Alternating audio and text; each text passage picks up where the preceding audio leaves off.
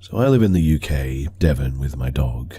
It's important to note that there's a huge expanse of woods behind the house that I live in. Now, early last month, this thing that looks and sounds exactly like me began to show itself directly to me, but I fear it's actually been around for much, much longer than that.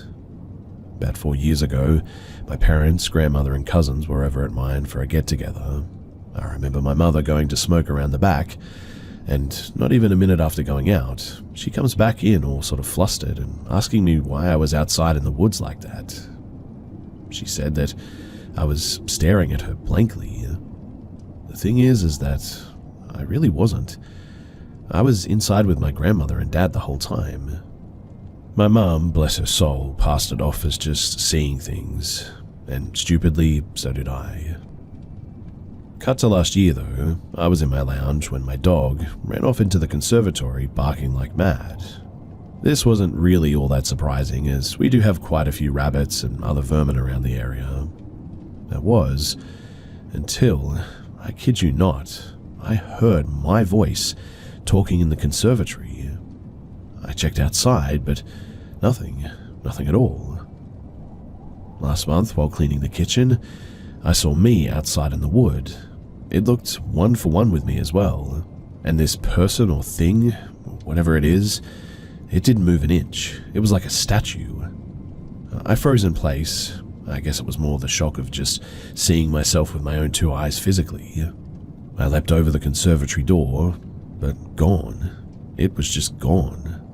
In the split time that it took me to go to the door, this thing was nowhere to be seen.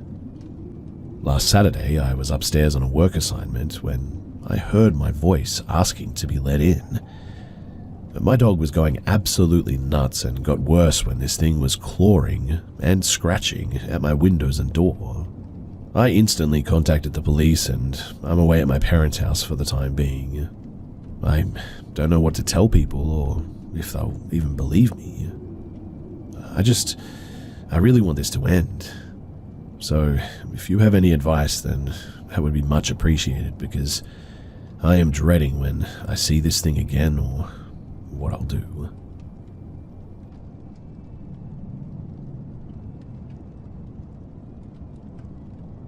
I've never really experienced anything paranormal in my life until, well, just recently.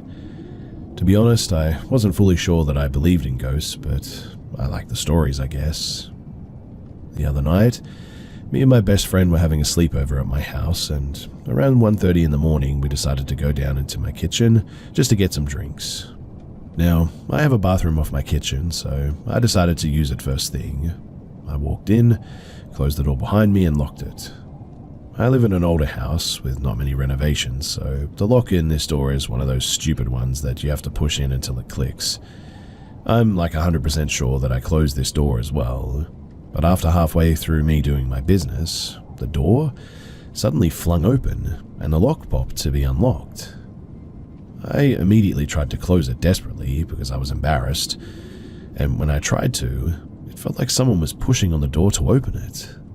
I opened it a little to see if it was my best friend, but no one was standing there. After that, it seemed to sort of let go, and I just closed it and continued on, weirded out, and quickening my pace to see what my best friend wanted, still telling myself that it was just him. When I walked out, he was halfway across the kitchen. I asked him if he opened the door on me, even though there wasn't a single chance that he did, and he obviously denied it. I just sort of shrugged it off and started pouring myself a drink. I then heard little light footsteps approaching me from behind, and I assumed it was my cat, but there was nothing there, and there was nobody there when I turned around. At this point, I'm not really scared, but just sort of confused, I guess. Me and my best friend wrapped up what we were doing, and we started heading upstairs. But in the end, me and my best friend just sort of wrapped up what we were doing, and we started heading up the stairs. From the top of my stairs, you can sort of still see into the entry of the kitchen, and I swear to you that I saw feet and legs standing there. I stared at it for a few seconds to make sure I just wasn't psyching myself out, or that it wasn't a shadow or something, but I know what it was. We quickly ran into the room and stayed up for a bit before we got my confidence to go to bed. That night, I had a terrible dream about this spirit in my kitchen, and it was extremely aggressive towards me. I woke up in a cold sweat and I just couldn't sleep again. Around 2 p.m. the next day, my friend had left and my parents were at work, so I was alone. I was in the kitchen boiling some water on the stove when my electric kettle randomly turned on behind me, and I mean full speed boiling as if it had been boiling for minutes. I quickly turned around and I looked at it until I realized that it wasn't even plugged in. And I mean, there's no way that this kettle would work without being plugged in. I pushed the button to turn it off and then plugged it in to see what was going on, and now all of a sudden it won't work at all. I quickly went to my room and remained there until my parents got home after that, because it weirded me out with what happened the other night. Later that night, I was in my room and my TV turned on out of nowhere. I didn't sit on my remote or anything too. I mean, it was across the room entirely. Now it's 2 a.m. and an hour ago someone started aggressively banging on my bedroom door. My parents are asleep and snoring and the cat is on my bed. Nobody else is here, but the cat is freaking out, so I don't know.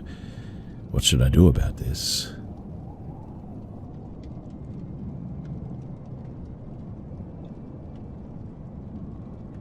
I went to Colombia for a vacation. I have always liked South American countries, more than anything because my parents almost always went there to spend some short vacations. So you could say that I followed their tradition, I guess. I had already rented a house to stay there when I was away. It wasn't the best in the world, but it worked. Anyway, I slept in a small room with the television pointed directly in front of my bed, just as it should always be. And behind the television there was a window that I always opened when it was very hot.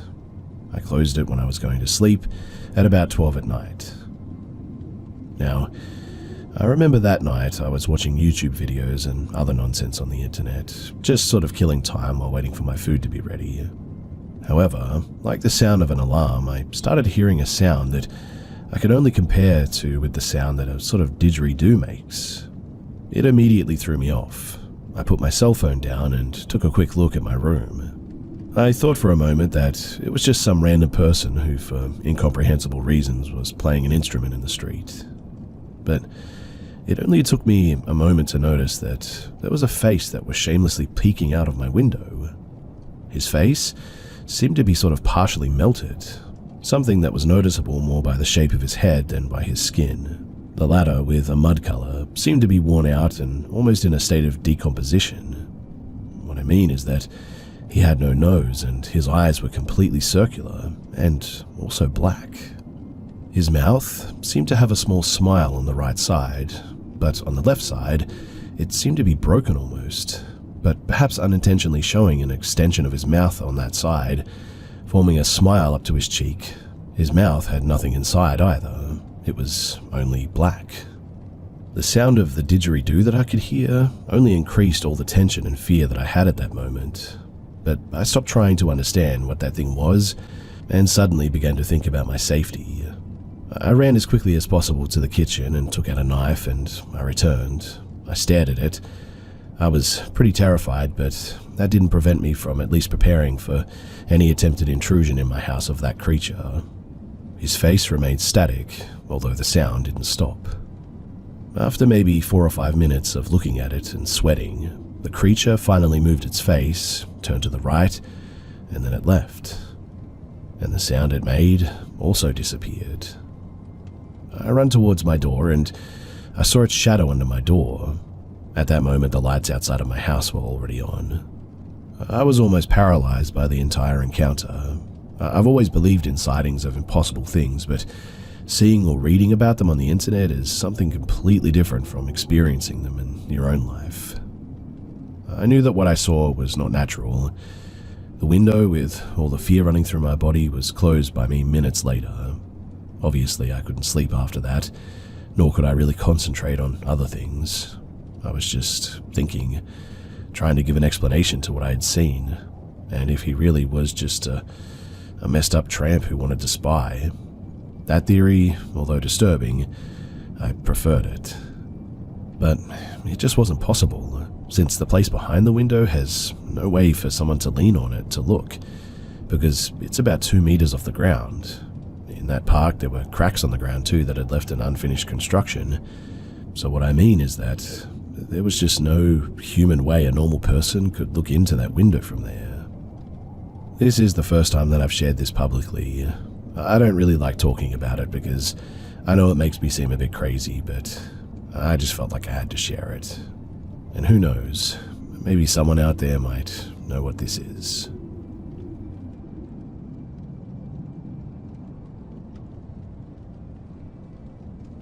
So one day, me, my parents, my sister, my uncle, my aunt, and my 2 cousins were out at the park or something. I don't remember what place exactly this was, but we were walking, talking, etc. until we got to a part where there was a rocky beach and I was following my older cousin while my younger cousin was behind me.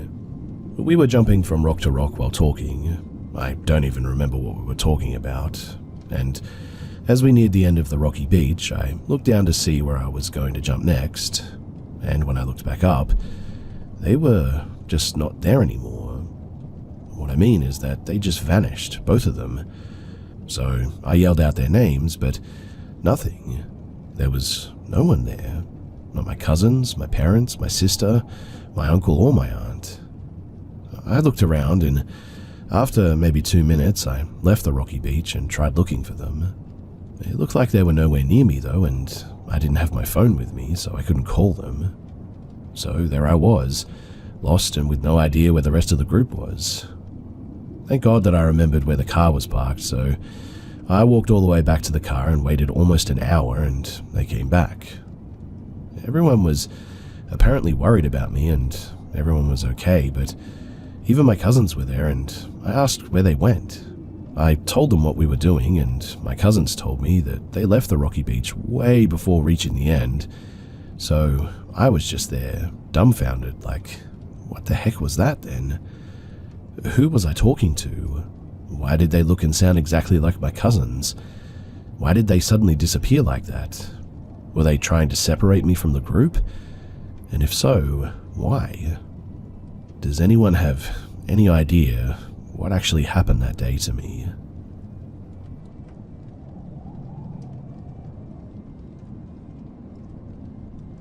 When I was about 18 years old, I was living at my mother's house, which was 2 houses down from my grandmother's. One day I was biking to my grandmother's house and I rode into the driveway, got off my bike, when I just felt something. Note that I'm pretty sensitive to things. When I sense something, I see a sort of image of what it is in my mind's eye. Anyways, I turned around and I saw a glimpse of a humanoid body with a deer head looking straight at me with my physical eyes. I then see someone who was also curious going over to it, where I saw it, that is, but they found nothing. I then went over and looked around the stone wall, but there were no signs of tracks or anything. I spoke to this person briefly and asked them, "Hey, did you see that?" And they were like, "Yeah, what was that?" So I know that I wasn't going crazy. But does anyone know what this could have been? I don't think it was a Wendigo or a skinwalker or anything, but I have heard that there's a Native American lore of them being called not deer, or like the deer people or whatever, so I don't know. But if you have any thoughts on this, then please do share.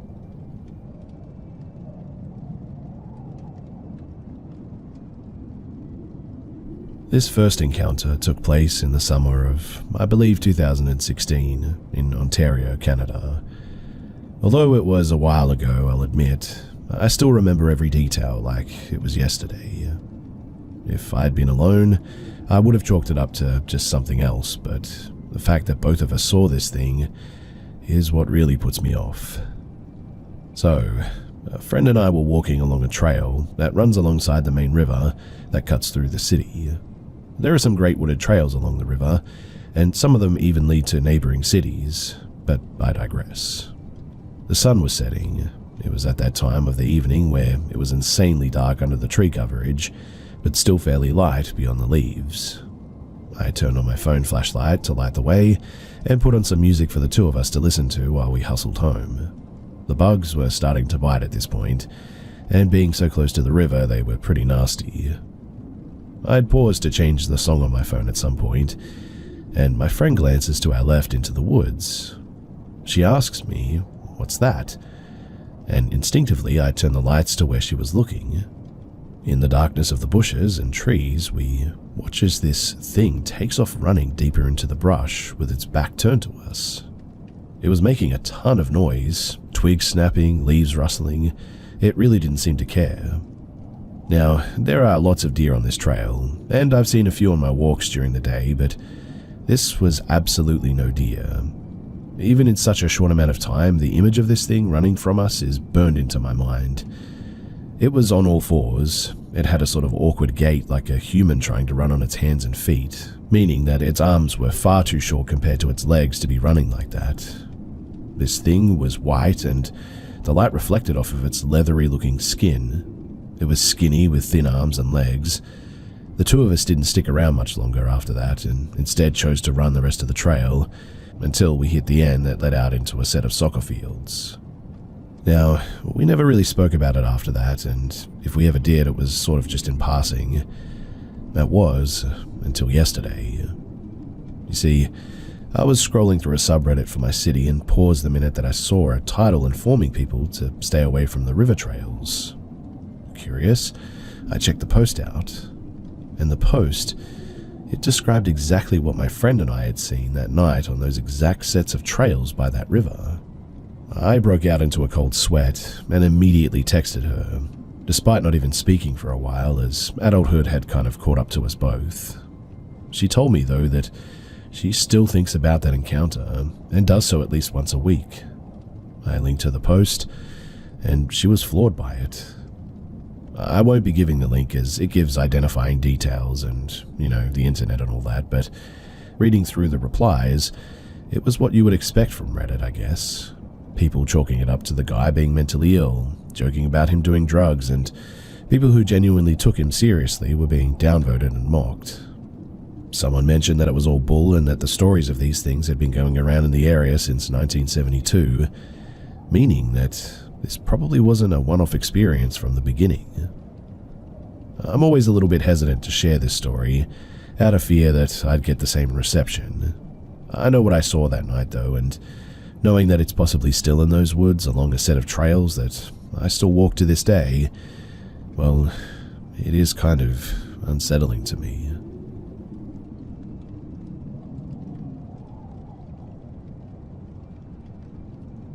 In the summer of 2022, my last camping trip with my family, we went to a popular camping location in Ohio. If you can figure it out, well, that's a bonus to you, but my sister and I, me 17 at the time, and her 14 at the time, shared a tent, so we stayed up giggling and messing around quite a bit, like or talking about boys that she liked. And mostly for week 1 in the 2-week trip, it was fine. We slept and talked like normal, until the second week where things took a bit of a turn. Now, I have a really hard time with sleeping, so when week 2 strolled around, my sister would be passed out asleep, and I would be sitting there, wide awake for hours at a time. While these hours where I sat awake just passed by, I heard noises, crunching, shifting, growling, howling even. The basic outdoor noises, though. For the next 2 days of week 2, I heard a lot of walking and talking in the woods, though. Things like "come here" or "help me." Sometimes I'd even hear faint whispering near my tent.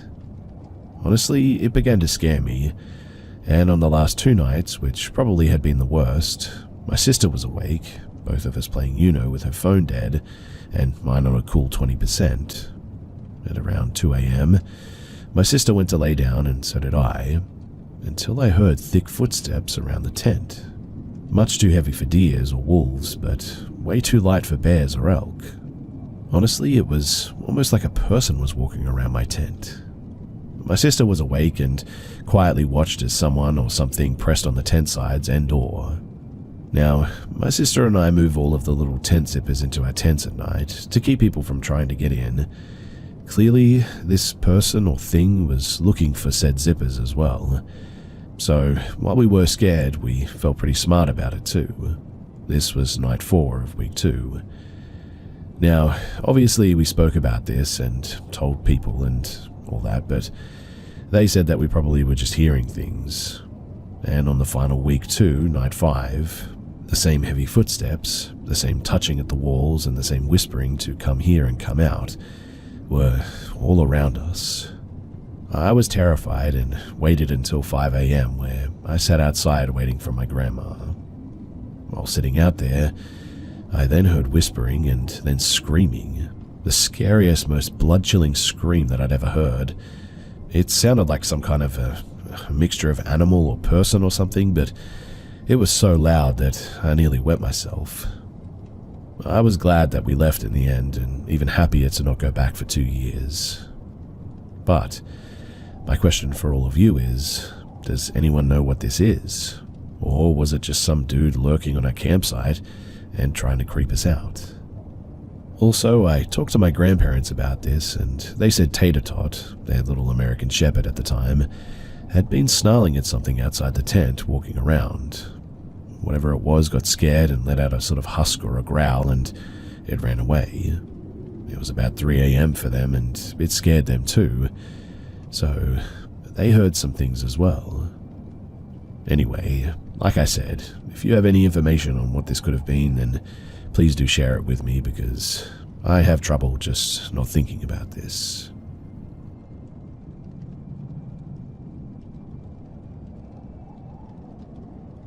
So I was 11 at this point, and I used to wake up at like 3 a.m. constantly when I slept alone. This would always happen when I would sleep in my room. I have no problem sleeping alone in my grandmother's house, for instance. And it really messed up my mind, but I got used to it over time, I guess. Sometimes, though, I felt really anxious and I would feel like I was being watched. Then I would immediately rush to my parents' room. And on this particular event, I woke up at 3 a.m. like normal and felt so anxious that I didn't even have a second thought and straight up ran to my parents' room. They took me in and I slept in between them, and after like 3 hours I woke up again, which is odd because I always slept peacefully when I was with my parents. So I started checking my mum, but she wasn't there. Then I started checking for my dad, and he wasn't there either. I remember I was sandwiched between them though, if that makes sense. So I started panicking. I immediately got up and switched on the lights, and they weren't in their bed. I checked under the bed, the toilet or the washroom attached to the room, my toilet, and then I went downstairs and checked the living room, dining hall and other toilets, and the kitchen too, and they were just nowhere to be seen. I started panicking to the point that I'm about to burst into tears. In the end, I actually did. Then I checked if their vehicles are still here or not. The vehicles are untouched. Then there was one more room left to check. It was my grandmother's room, paternal, and for some background information, she and I are not in good terms. She doesn't really love or see me as her granddaughter, from what I've seen, and she's unbothered even if my parents disappear in the middle of the night. So I banged on her door crying hopelessly, but luckily, she did open the door and I started explaining to her what had happened. And she said, "Oh, we'll look for them in the morning then," and eventually took me in. Luckily, I slept with her, and the next morning my parents came looking for me. They didn't even know that I was not there until they woke up and they were sleeping in that same room that I was the whole night. But I really need some answers to this. Did I just get transferred to a different reality or something? I don't know, but this experience just really messed me up. I mean, my parents literally just were not there. It's honestly like they just disappeared.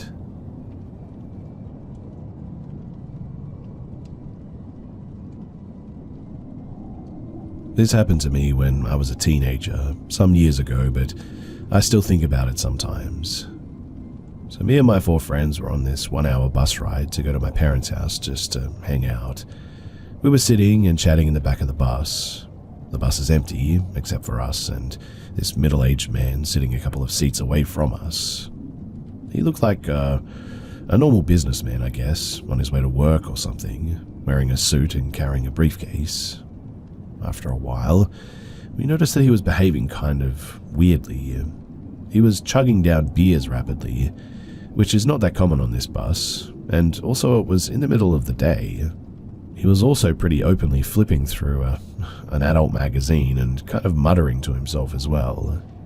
And I mean, okay, weird, but we didn't really get too bothered by it. After a while, though, he then began to approach us, sitting closer and small-talking to us a bit, asking how old we were, where we were headed, and so on. We kind of just reply politely, but try to end the conversation pretty quickly since he's creeping us out so much. Apart from the beer drinking and the magazine, you can really sense that something is wrong with this guy. I mean, he's grinding his teeth a lot and has this blank stare like he's looking right through you, not really there, if that makes sense.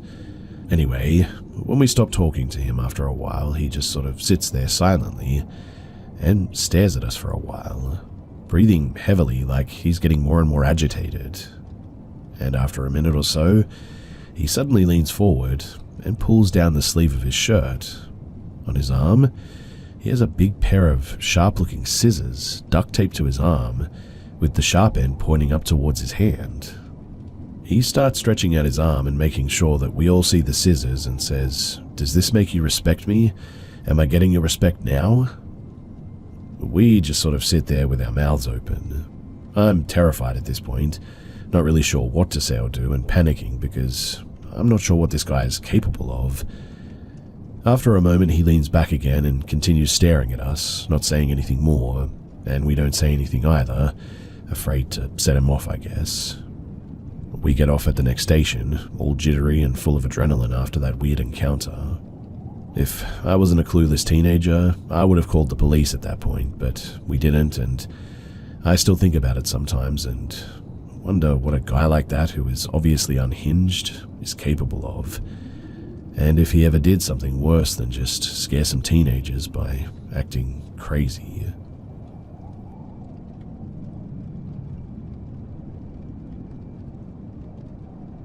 So, believe me that it is with extraordinary skepticism that I relay this story to you all, but I'm at the end of my rope.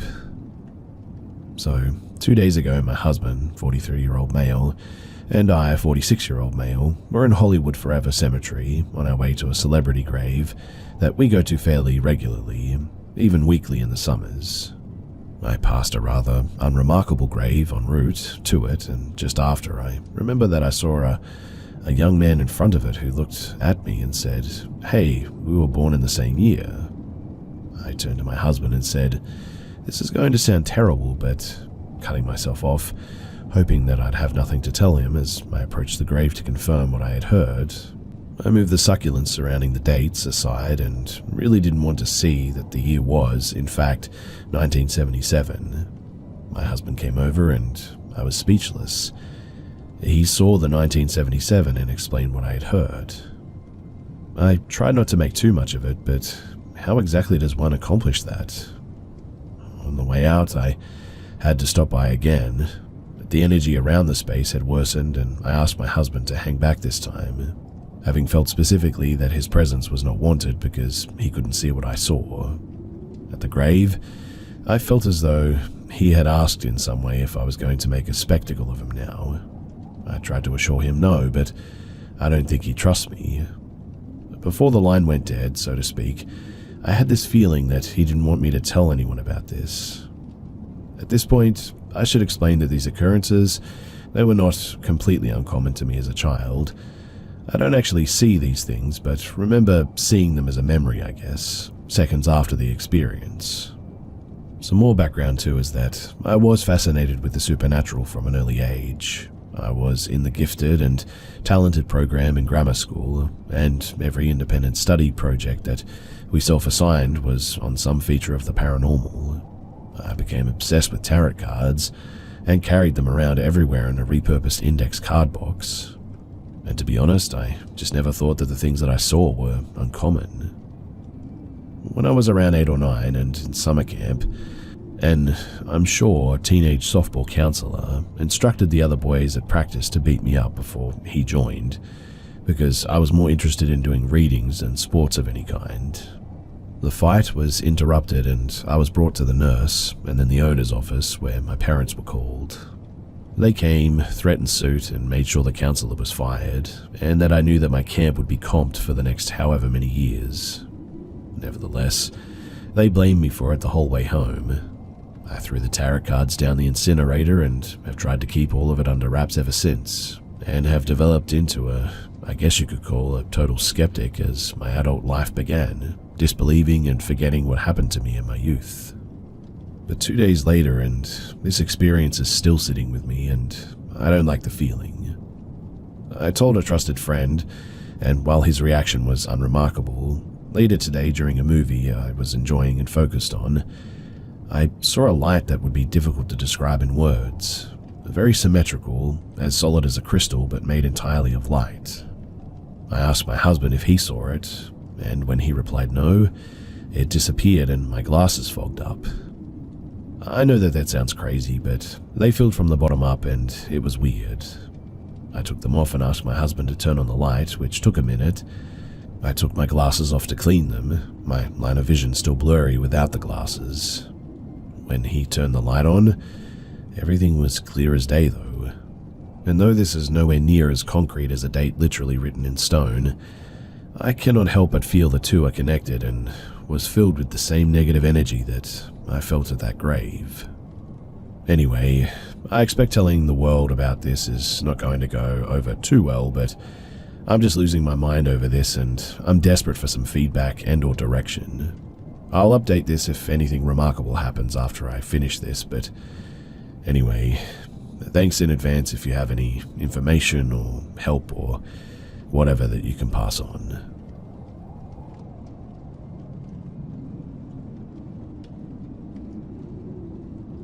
This happened around 2021 in India, around COVID period when the lockdowns were still very much in effect. My dad, he used to live in another city, my brother was in college, and my mum had a government job, so she had to go to her office every day, which meant that I was basically left alone from like 10 AM to around 6 PM. Now, we used to live in an apartment unit, but it had 2 doors.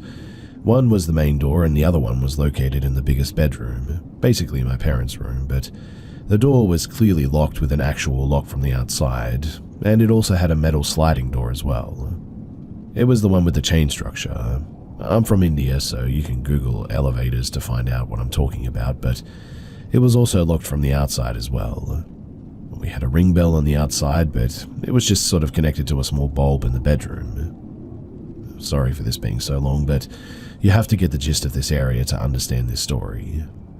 So, one day at around 12 PM, I was in my room, which was basically adjacent to my parents' room, and I felt, I don't know, sort of weird, so I just went to check their room. I went to the room to see the bulb blinking, and somebody was ringing the doorbell.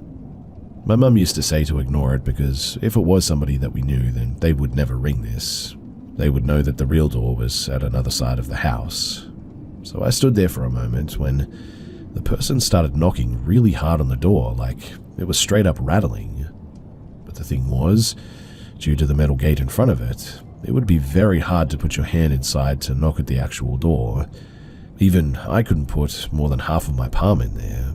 I was also a teen back then, so I wasn't that big. And this man was straight up banging on it somehow. I got scared and called my mum, who told me not to panic, but I was really weirded out by that, so I locked my parents' door with the lock that they had and went downstairs to chill in my brother's room. It was one of those days where my mum straight up wouldn't return till like 8 PM, so I was alone for a long time, and I was scared to even go upstairs at this point. Around 6 PM, our helper auntie came, and I was a little better that somebody else was in the house at this point. And during that time, I used to take private tuitions, and my teacher used to come at around 7:30, so I felt better that I'd be having some people over soon. Our main door had a big window just beside it, so whenever someone was at the door, we used to open the window to check who it was before opening it. But Auntie had a bad habit of opening it without checking, Like, you sort of memorize the timings of people, so you open it because you know that it's going to be them. Fortunately, that day, when the doorbell rang, she opened the window and then she came to my brother's room to tell me that I apparently had a cake delivery. Thing was, I didn't, obviously. So I went out to check through the window and there was a man with a cap hiding his face holding a very small box. Now, a cake box is very square and big, right? Even a pound cake has a pretty big box, and in India, we have a very small sweet box. So imagine like a 100-gram sweet box being called a cake box. And I asked him who the delivery was for. He didn't give me any name, not even the company, just told me that it was for our flat. I called my mother and asked if she had made the delivery, and she didn't know what I was talking about. So the dude was just like, accept the box and open the door. And by some miracle, my teacher walked up the stairs and asked what was happening. The dude saw my teacher and instantly ran up the stairs. We lived on the first floor, and we let our teacher enter. Later, when my mum inquired about a delivery guy coming to our flat with our security guard, he said that he wasn't there at his post for around half an hour when it had happened, and we didn't have any CCTVs in our building, so nobody actually saw him. Now, all of this, it definitely shook me up a bit, and I asked my mum to at least come quickly from her office on the next day, and I didn't stay upstairs when I was home alone too. It was a weird experience, and I still have no idea what that guy wanted, but the fact that he wanted to get us to open the door probably means that he wanted in on our house, and after that, I'm confident that what he wanted was no good.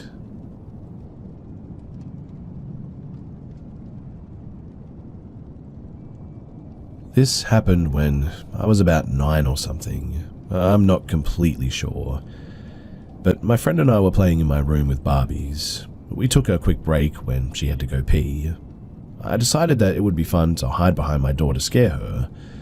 When I stood up and wanted to hide behind my door, I saw some sort of a creature though. I always thought of it as some sort of an alien, but it could be something else. It for sure did not look human though. I don't know how it looked exactly, but I do have a vague memory of how it looked. This being because it was just so long ago. When I saw it, I felt intense fear though. That I remember clearly. I couldn't move or breathe and my heart was going crazy. I don't know for how long I stood there, but eventually I walked out of my room and my friend came out of the bathroom. We both went inside my room and we just went to play again. At that moment, I don't remember what happened, but still felt extremely scared. I must have looked scared too, because she kept asking me if I was okay. I'm not sure when, but maybe a few days or weeks later, I started to remember what happened that day and got extremely scared to sleep. I never told my parents, and I mostly kept it to myself. They just had to deal with me being scared, I guess, but I told my little brother a few years after it happened. But every time I talked about it, or every time that he would joke about it, he didn't believe me. I would freak out and this intense fear would just fill up my entire body. The picture of it standing there and the fear I felt, it always stuck with me. I recently talked about it with my oldest brother because my younger one brought it up as a joke. My oldest brother really does believe that it could be an alien of some sort, since he also believes to have seen one when he was younger as well. So, does anyone have the same experience or any idea of what this could have been? I'm also planning to ask my younger brother if he remembers me telling him any details about how it looked, but yeah, we'll see how that goes.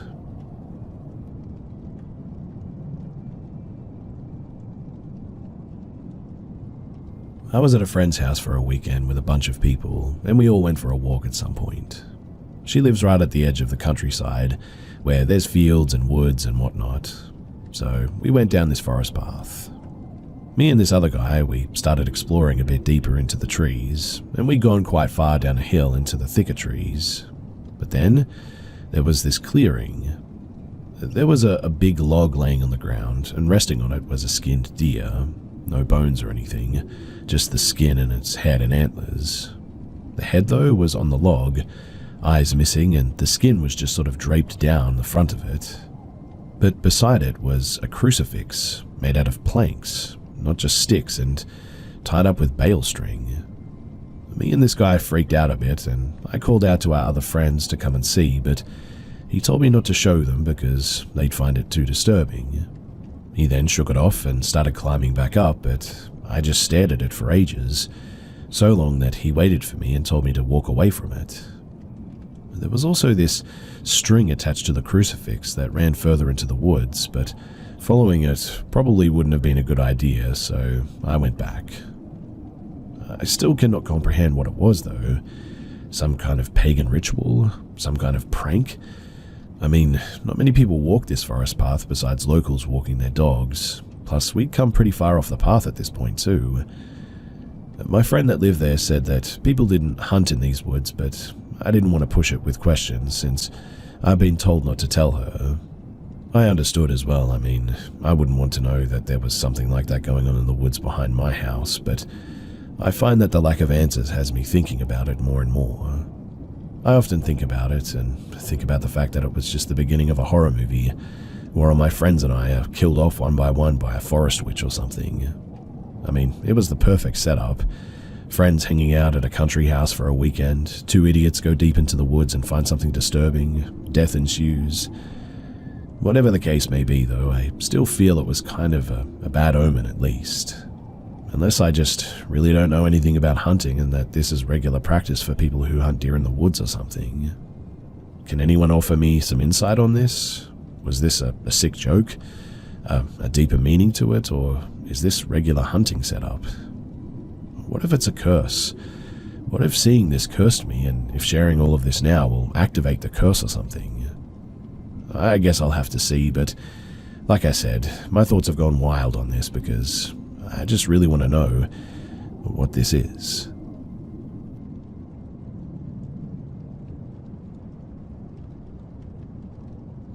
I, a female in my 20s, was in a new city, trying to navigate back to my hotel.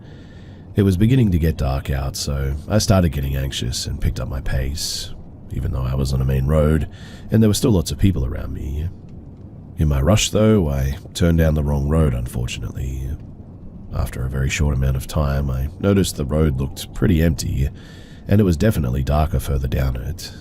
It gave me the creeps, which made me realize that I must have turned down the wrong road, so I turned around to go back to the main road. But that was when I noticed that some guy was walking close behind me.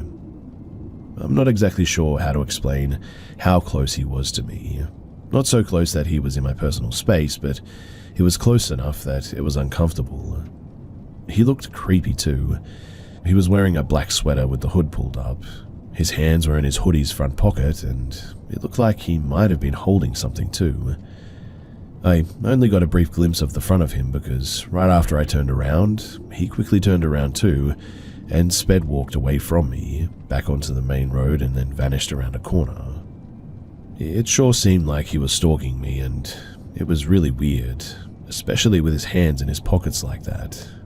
And I mean, why did he turn around right after I turned around too? And why did he walk away like that? Did he suddenly realize that he also went down the wrong road? I seriously doubt that.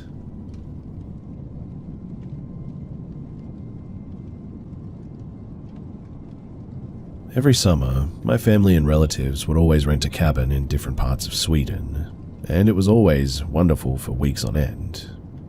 This one time, when I was about 10 or 12 years old, I saw something that still sticks with me 13 years later.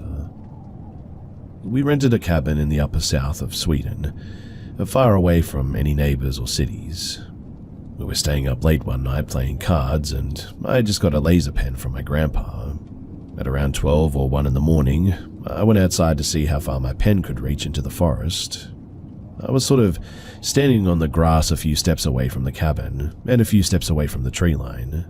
It was a full moon, and I was not at all afraid or feeling creeped out from the dark forest or anything, and just stood there playing with the laser for a bit.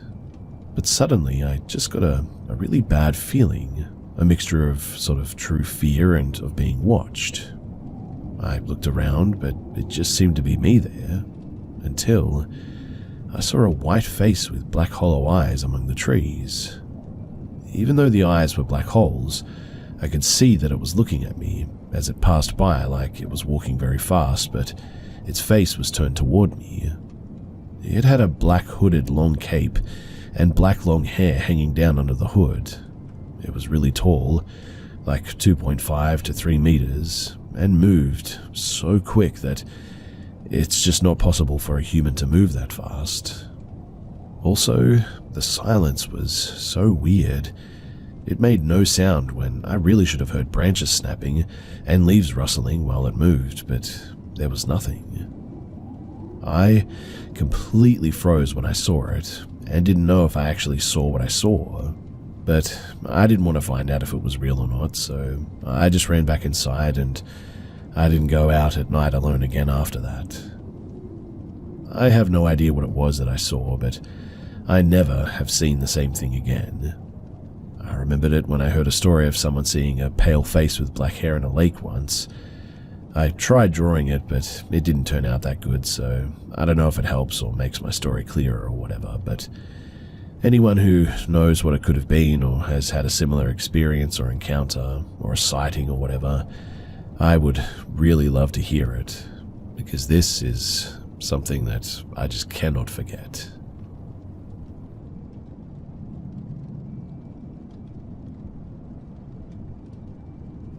So, I live in a 3-bedroom apartment with my husband and cat.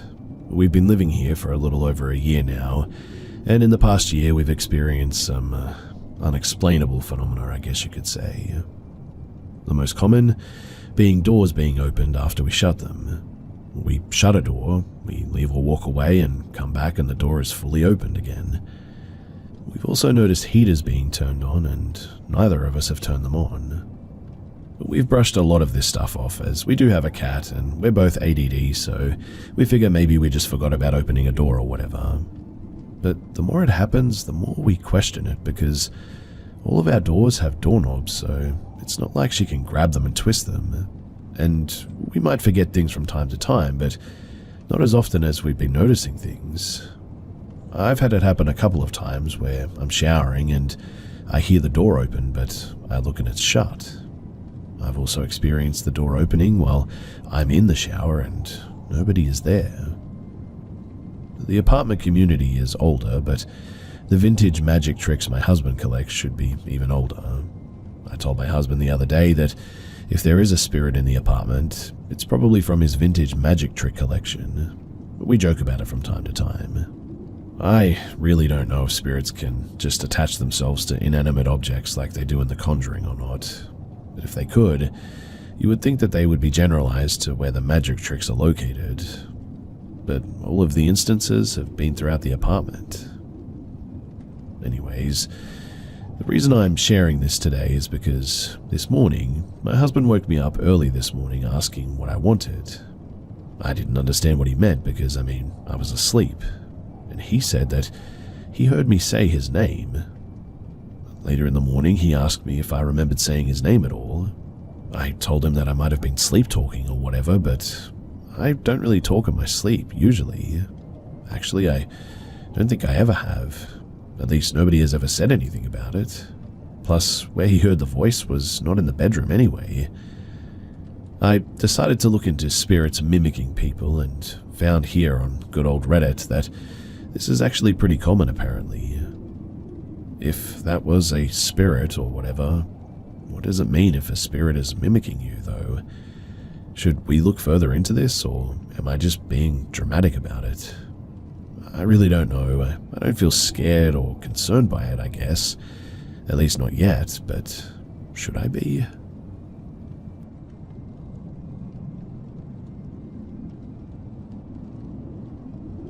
My story is from 2014. I was 19 years old, and it happened in the middle of the day, between 2 p.m. and 4 p.m. I can't remember exactly. I was in Morocco, in a very small village of 30 people, near a beach in the Atlantic coast. There were 2 dogs in front of the house to protect it. My family wanted to go to the beach, but I was starting to get flu symptoms, so I decided to stay in the house and just rest. even if I would be alone all day. I didn't want to catch a cold at the beach or whatever. From now on, I have to say that I did not take any medication or anything else to feel better, so it's not the case of hallucinations or anything. But I was laying in bed, just reading a fantasy book. No music, no TV, nothing that could do any sort of noise or whatever. At some point, I heard the two dogs barking really loudly, as if an unknown person was coming or whatever. I went to the window quickly, but nobody was there. No family member, no stranger, nobody.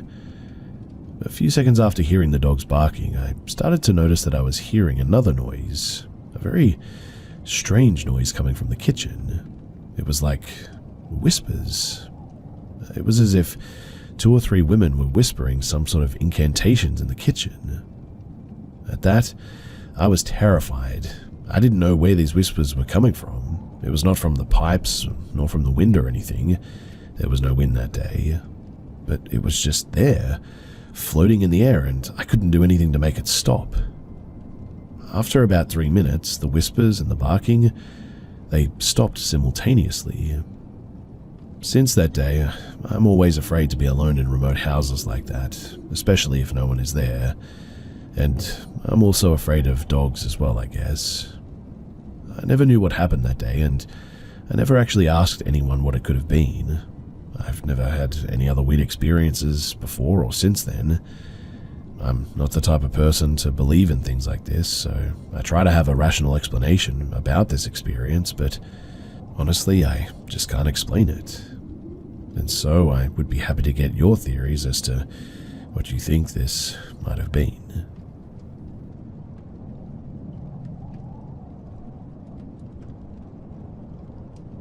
So, I used to work at a nursing home. As most of our patients are the elderly, there's obviously plenty of deaths that occur at our facility. I worked down in the dementia care ward, and there was a lovely resident that I cared for. Her name was Beth. She was unfortunately put on hospice a few weeks ago, and she met her untimely death 3 days ago. She was 92. As a residential care associate, it was my job to clean out the room for a new resident. As I walked into her room, it felt really cold. Too cold, in fact. And that is weird because all nursing homes are always hot because the elderly get pretty cold easily. I just felt a kind of cold that was bone-chilling, though. I tried to shrug it off as I took the sheets off the bed, but as I was bending over to take off the fitted sheet, I swear to you that I felt a push. It felt like cold hands pushed me with strength that I'd never felt before. It happened so quick that I was just confused and scared. I quickly grabbed all the sheets and I booked it out of that door. But when I turned my head around, I saw it. I saw a human-like figure, a shadow in the closet. It was a quick look, so I couldn't really identify the person, but I can't help but think that it was Beth playing a prank on me before she departed to the afterlife, as me and her would always play pranks on one another while I took care of her. But to be honest, I don't know if that is actually the case. So yeah, that's my encounter with the paranormal, and I really don't know what to think about it.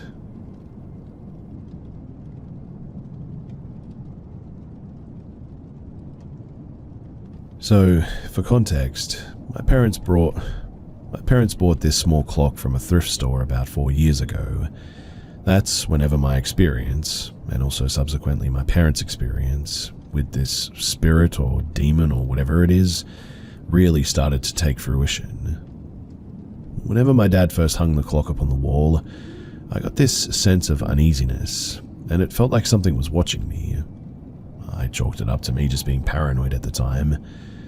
Whenever I went to sleep that night, though, I was woken up at like 1 in the morning due to some knocking on my bedroom door. I didn't get up to get out of bed because I was afraid of what could hypothetically be on the other side. I ended up falling back to sleep, and I get up the next morning at around 11 in the morning. I was eating cereal at the kitchen table. My mum was making breakfast and had almost all the cabinets open, and my dad was outside working. Why does this information matter? Because all of a sudden, a bag of chips that I had in one of the cabinets gets literally flung across the kitchen. My mum was near the cabinet the chip bag had just got flung from, but I know for a fact that she didn't touch them. After that weird occurrence, nothing else really happened for like 2 straight days. Everything weirdly seemed to just go back to semi-normal again. Until everything just wasn't normal again. It was 11 p.m. on Friday in October of 2021. Me and my dad were both awake at that time and we were just talking. He mentions that he feels something burning on his arm. He looks at it, and there's 3 scratches that had just appeared out of literally nowhere on his arm. All of a sudden, too, our box fan that we used to fall asleep to every night, it was just plugged in and in use, mind you, just turns off sort of randomly. I get up, walk out of my bedroom, and then the microwave turns on by itself, and then the kitchen light, and then the washing machine as well. And then every electronic and light that I'd mentioned was turned on, all got turned off together at the exact same time. Everything just goes suddenly quiet. Mind you, the power was still working. We checked that, so it was weird. The very next day after all of this, me and my dad got my grandparents to exorcise the house. I got some holy water, my grandmother had some anointing oil, my dad had a cross and some sage, and my grandpa had a Bible as well. Each of us go throughout the house, cleansing every last inch of it. After we were done, the house just suddenly began to smell like stink bugs for like 5 whole minutes. And then, just as quickly as it had arrived, it left. And nothing has happened since then. I mean, small things happen every now and again, like me waking up every single night in a cold sweat at 3 in the morning. But then again, I can't really sleep all that well, so it probably doesn't mean much. Oh, and I'm also really depressed now too. Like, I was super happy 3 weeks ago, but now I'm just sad and I find it hard to leave my room. So, my question for all of you guys is, have I been or am I living with a demon, a ghost? It's definitely something, because if it wasn't something, then I wouldn't be talking about it and asking for answers as to what this might possibly be, I guess. Is this something that I should just get used to, or is there something that I can do about it?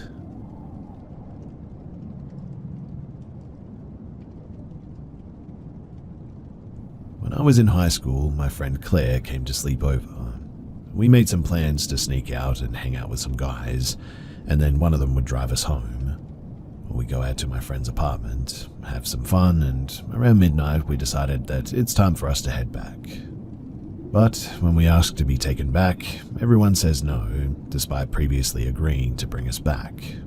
Everyone said that they were too drunk or too high, so eventually we decided to just start walking back, and we would make some phone calls to see if anyone could pick us up and bring us the rest of the way back. My house was a good 20 minutes away by car on the highway, so there was no way that we were walking all the way back. The apartment was towards the back of the complex though, so we start making our way to the entrance. We don't even get halfway there before a car sort of slowly starts rolling up behind us. I was 15 or 16 at the time and very naive to the ways of the world, so I wasn't too concerned. But Claire, she was a bit smarter than me on this night. She tells me to start walking quickly, so we start walking faster. The car also picks up their pace behind us. Again, she tells me to walk faster, so we start moving as fast as we can, and that's when the car pulled slightly in front of us and 2 of the passenger doors open and 2 men get out. Realizing that there's no walking faster to get out of this situation now, she instructs me to run, so she takes off running and I follow her. She runs towards a group of parked cars and jumps behind a pickup truck, and for a minute, we just hope and pray that we weren't spotted. This is where details get a little fuzzy for me, because this was like 10 years ago, but one of them must have gotten back into the car at some point, as there's only one of them following us behind the truck. We hear a set of footsteps quickly approaching, and she quietly indicates that we're now going into stealth mode. This man is on the other side of the truck that we're now hiding behind. He's circling the truck looking for us, and We're sort of slowly and quietly circling it on the opposite side to avoid being spotted. It felt like a scene from a movie or a video game, but we somehow managed to do 2 or 3 circles around the vehicle without being detected, and by the grace of the gods, he gives up and decided to go back to the car with his buddy. This is our one shot to get away. She tells me to run again, so we run for what felt like an eternity, but in reality was probably only 15 to 20 seconds. We find the pool house area and find a spot to hide. We were hiding behind some fences and bushes and were anxiously waiting to see if they discovered us. Their car pulls around to the pool house and we're biting our nails hoping that they don't stop and get out. The car slowly drives away and we realize that, thankfully, we haven't been spotted.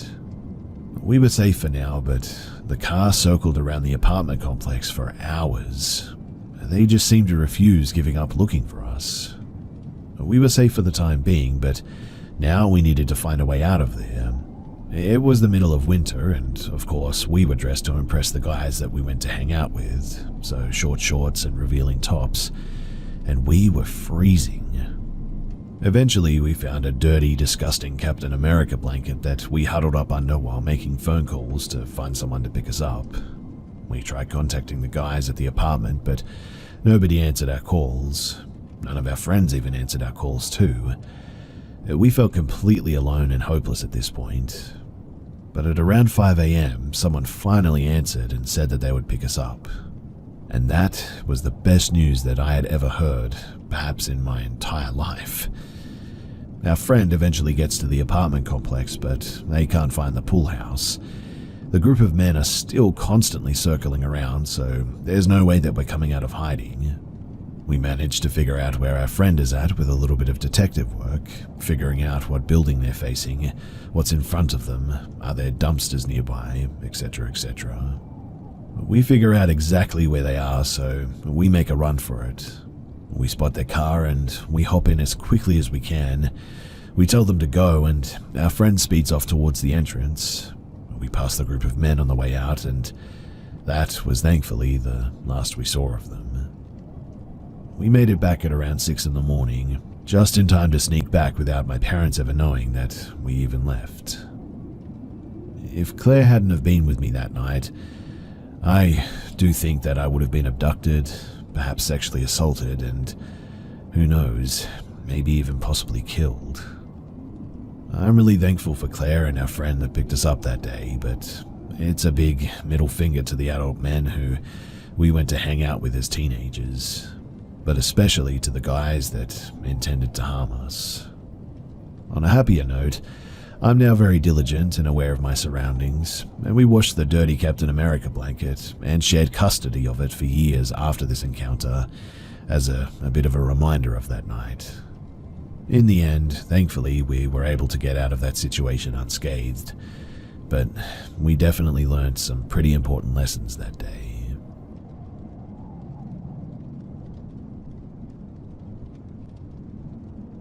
This happened to me just this morning, and while I don't know if this is a really big deal, I have a bit of a hunch that it might be.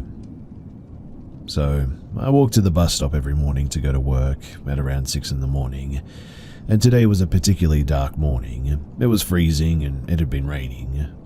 My street is the last one in the neighborhood. Behind my street is just the woods, no houses or street or anything. And for the 7 months that I've been working there, no one in my street really goes out to work at the same time as me. Only one guy in the next street that sometimes goes out in a hurry. Today though, I was walking, just had crossed my street, and all of a sudden I hear a noise not too far from me. When I turn back, there's like an older guy, I'm female and 23, trying to walk silently behind me. He doesn't look like he's going to work. He has no backpack with him and not even an umbrella. It was raining. Apparently he got out onto my own street at the exact same time as me, like maybe he was waiting for me to get out of the house. He was walking slowly, but when I started to walk faster, I looked behind me and he was walking faster too. So I kind of ran a little, terrified with my little taser that I always carry in my backpack, until I get to the bus stop where some guys always wait for the bus with me. I waited to see if the creep would show up in front of the bus stop. If he was going somewhere, he would have to pass the bus stop, because there's really no other way to go out. But he never did. I guess he must have given up when I ran. The worst part about this, though, is that I do know that there's an old creep in my neighborhood that was apparently in jail for being a serial rapist in like the 90s. He served his sentence and today is a free man, but like last month he was asking my mum to take care of our garden and he kept creeping around the house when my dad was at work.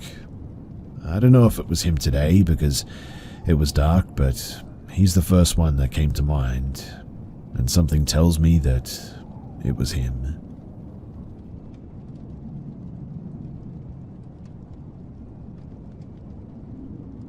When I was 17, I went to a concert with my friend. The concert was in the main city. I lived about 40 minutes drive away. I told my mother that my friend's parent would be giving me a ride home, because there was no way that my mother would have let me make my own way home during the night. When I think about it now, I really don't know why I lied.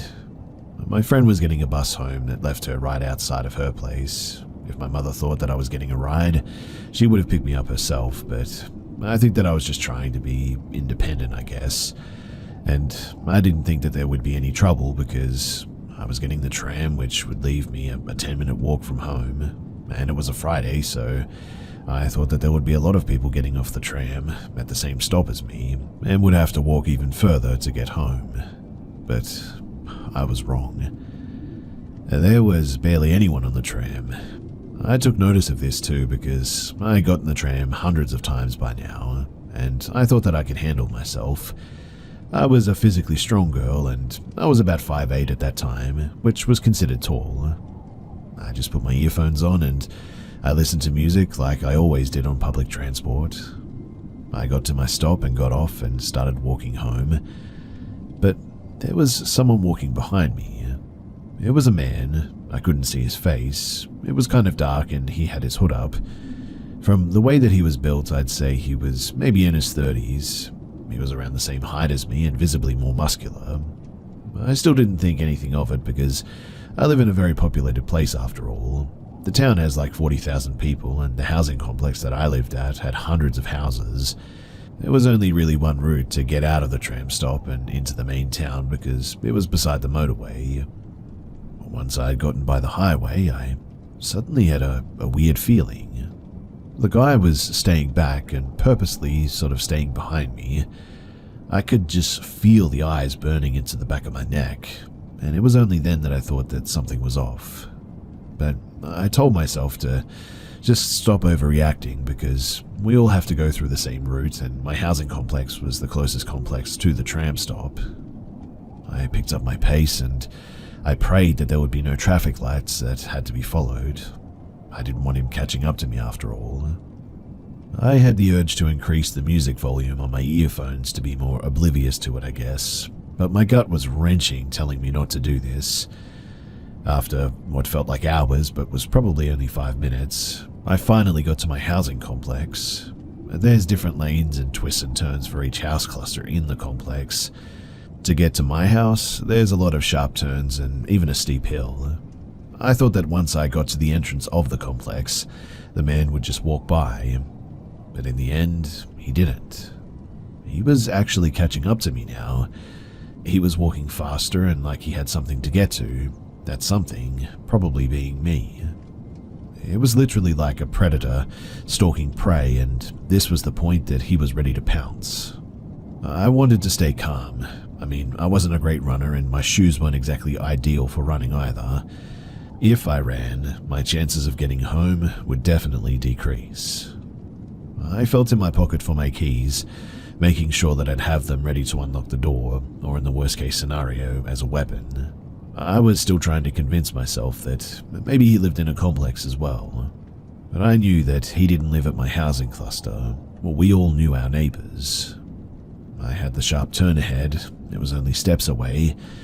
I was praying once I got there that they would just go in another direction to the other cluster of houses.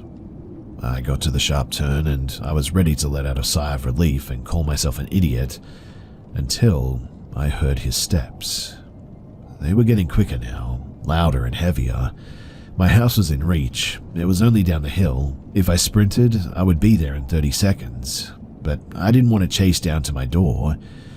I walked faster, not too fast to let him know that I had alarm bells screaming in my head, but not too relaxed to get caught either. I could hear my breathing hitching. I was finally walking down the hill. I didn't hear any steps anymore. I was finally at the last turn, and once I got there, I saw him. Out of the corner of my eye, he was standing at the top of the hill, just watching. At that point, it couldn't have been any more obvious that I wasn't being paranoid. I walked down the turn. My house was out of sight from the hill. I still heard no footsteps. I finally got to the point where I was unlocking my door, stepping inside and locking the door from the inside. I was finally safe. I didn't notice either until I was in my house just how much sweat was dropping from my forehead and my lip. I didn't notice how much I was shaking or just how difficult it was to really breathe, but it was okay. I was home, and I was in my home with my two parents in arm's reach. Thankfully, I never saw that person again, and I think I just sort of blocked it out in the end. I just kept denying how terrifying the encounter actually was, I guess. I once again just kept pinning it to my general paranoia. It wasn't until I was in my late 20s that I could look back on it and see what a dangerous situation that I was actually in. Every time that I think about it, it feels like my blood drains from my body. It was a really scary moment in my life, and something I really don't like to dwell on.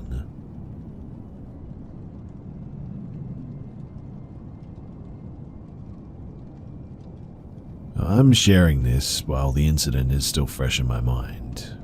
It occurred around midnight of Saturday, September 2nd, and each day that goes by I feel more unsure about what I really heard that night. To preface, this took place in the Olympic Peninsula, along the Hood Canal. My girlfriend's parents recently bought a beautiful riverfront property in a rural area, down a private gravel road that has a few other houses here and there. Their property is heavily forested on all sides, though the neighbors' houses are vaguely visible to both the left and right. The night, though, was winding down after watching a movie. Everyone had gone to sleep while I lay awake playing on my phone. The windows were open, letting in the pleasant sound of the river bubbling outside, and around close to midnight, I would say, I started hearing splashing in the river, which startled my dog but was easily explainable as elk or deer crossing the river since the area is pretty wild.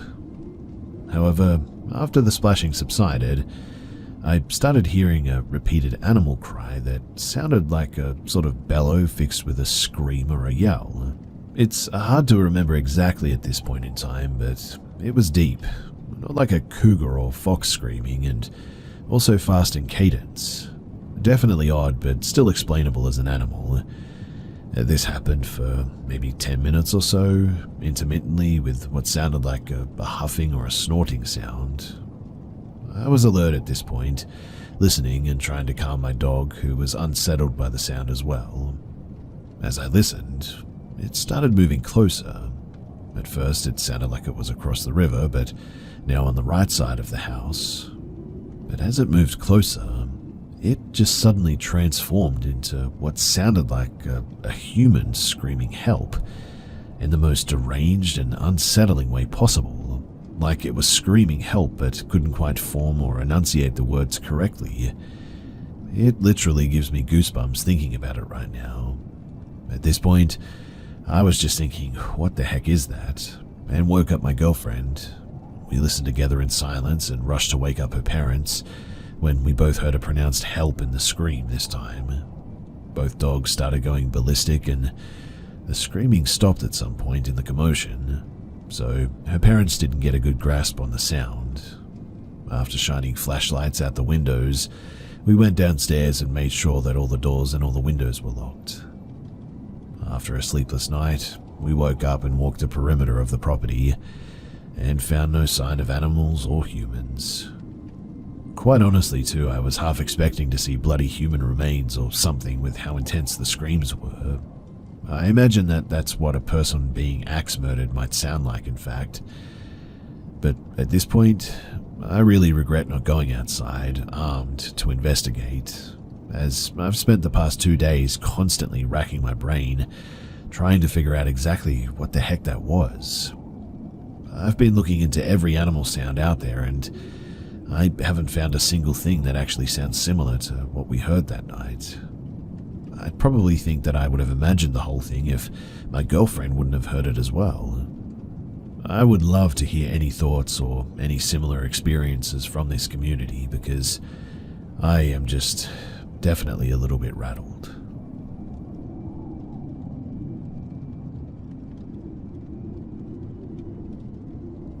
This started around 5 years ago, shortly after my youngest turned 1. I've always been sensitive, I guess, but this had started to frighten me. One night, I was getting ready to put my youngest to bed. He had fallen asleep on the couch at some point. We kept all the bedroom doors closed at that time, as he was walking and had already brained himself on the door multiple times trying to close it.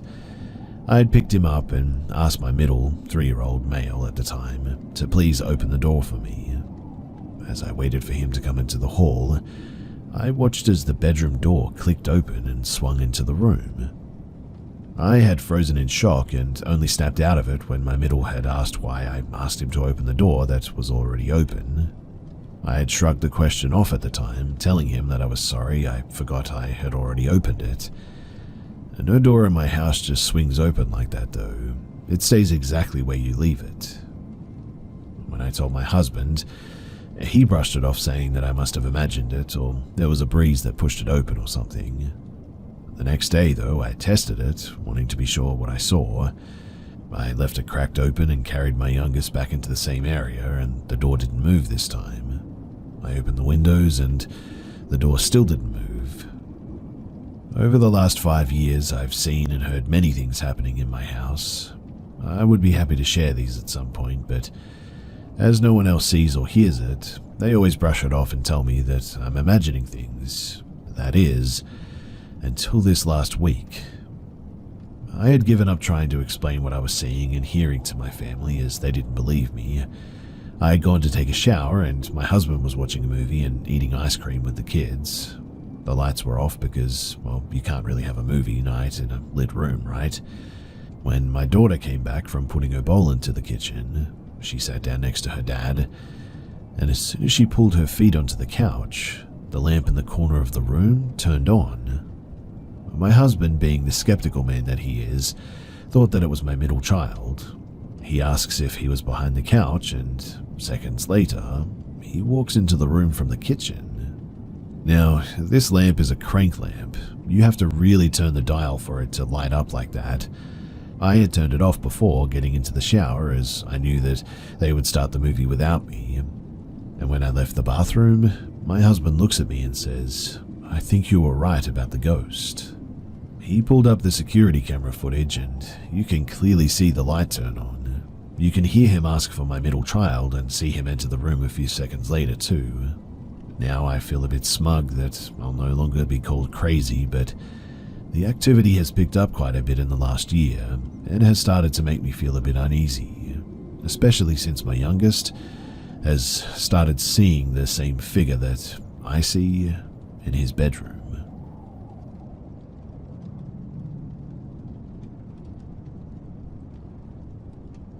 This was when my sister and I were younger, her being 8 and I being 10.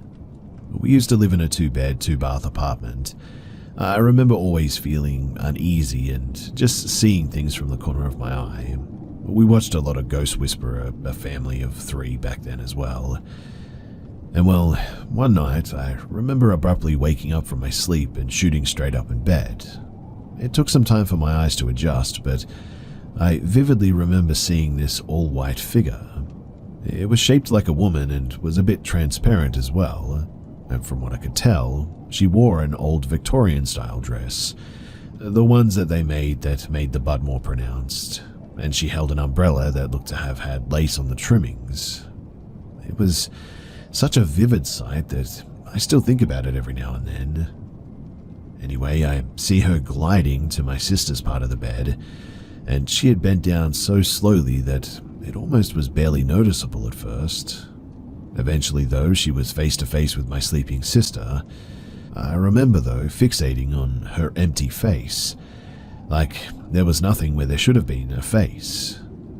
As I'm trying to find even a slight facial feature, I just felt like she wasn't even looking at my sister at that point, but me. She stayed in that position, not budging even the slightest. I remember feeling panicked, almost like I wasn't supposed to witness what I had seen. I remember feeling as if time had stopped whilst I was trying my best to go unnoticed in laying back down. And once I was, I immediately pulled the covers over my head, just in case she planned to be face to face with me as well. I didn't want to wake up seeing that. Once the morning came around, I wanted to ask my sister if she heard or saw anything the night before. I was really conflicted with her being so young. I didn't want to scare her, but I just had to know. I said something along the lines of, "Did you wake up in the middle of the night too?" And I kid you not, she told me that she was scared to tell me that there was a woman who was just staring at me. I had asked her to describe the woman, and she gave me the same description.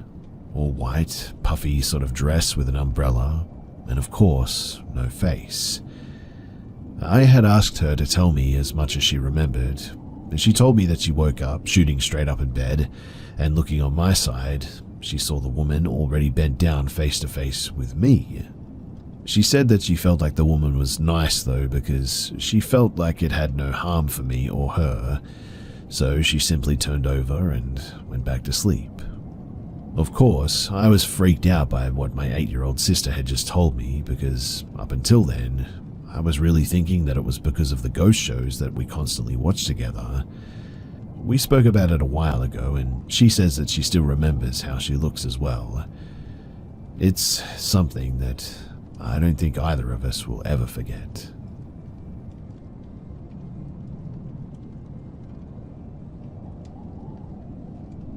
This happened back in 2020.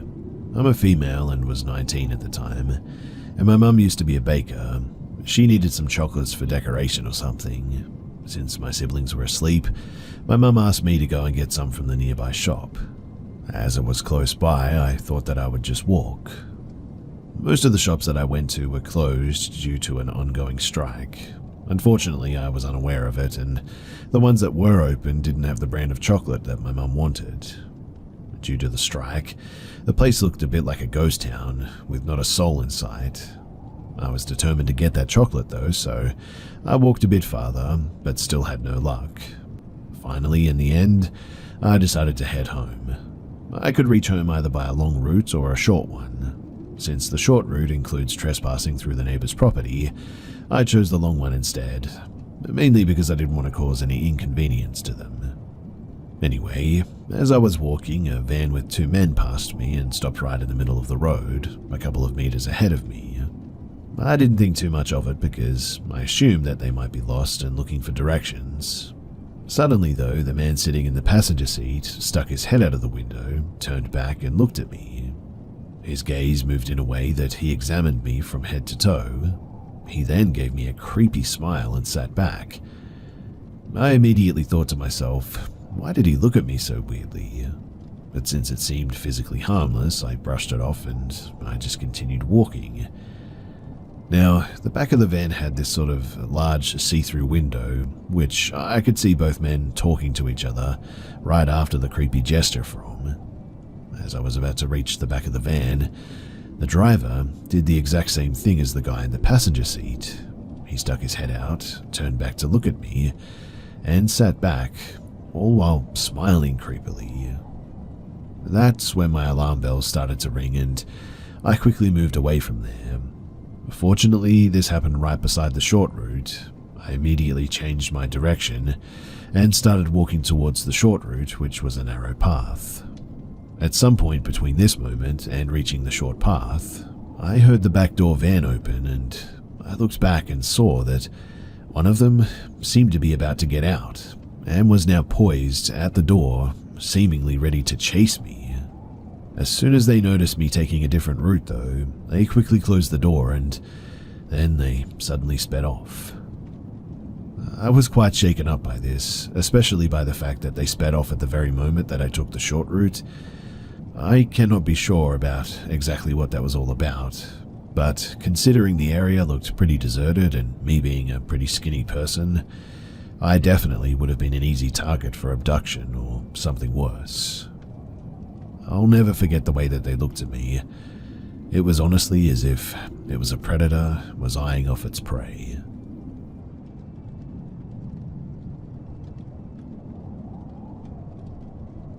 When my dad first told me this story as a kid, it gave me chills. Before going into the details, I'll give some context to set the setting and background of the incident. Bear with me too, it will all add up to the scary element of the story. So back in 1985, my 19-year-old dad was serving in the Greek Army Special Forces in the paratrooper division. Kind of irrelevant, but I'm a proud son, so I thought that I'd mention it. Army service in Greece is mandatory for every male that has reached their 18th birthday, and so everyone has to go. Military camps where each company is stationed at are mostly positioned in the countryside, and usually there isn't much going on near and around the camp, but they are fairly secluded. Closest town to my pop's camp was like 3 kilometers away. So one night, while serving, it was my dad's turn to go on guard duty in the camp that he was posted in. Every night, 5 to 6 soldiers were selected for guard duty, and they slept in the same barracks. Half hour before it was time for the previous guards to be relieved, another soldier would come into the room, wake up the new batch so that they would get ready and go to their positions. Each shift was 2 hours. The 12 to 6 a.m. shifts were the worst according to my pops. It gets extremely cold in the winter, and you're half asleep standing beside your booth, freezing your butt off while keeping watch. Only way to be vigilant and keep warm is if you take a few steps up and down constantly.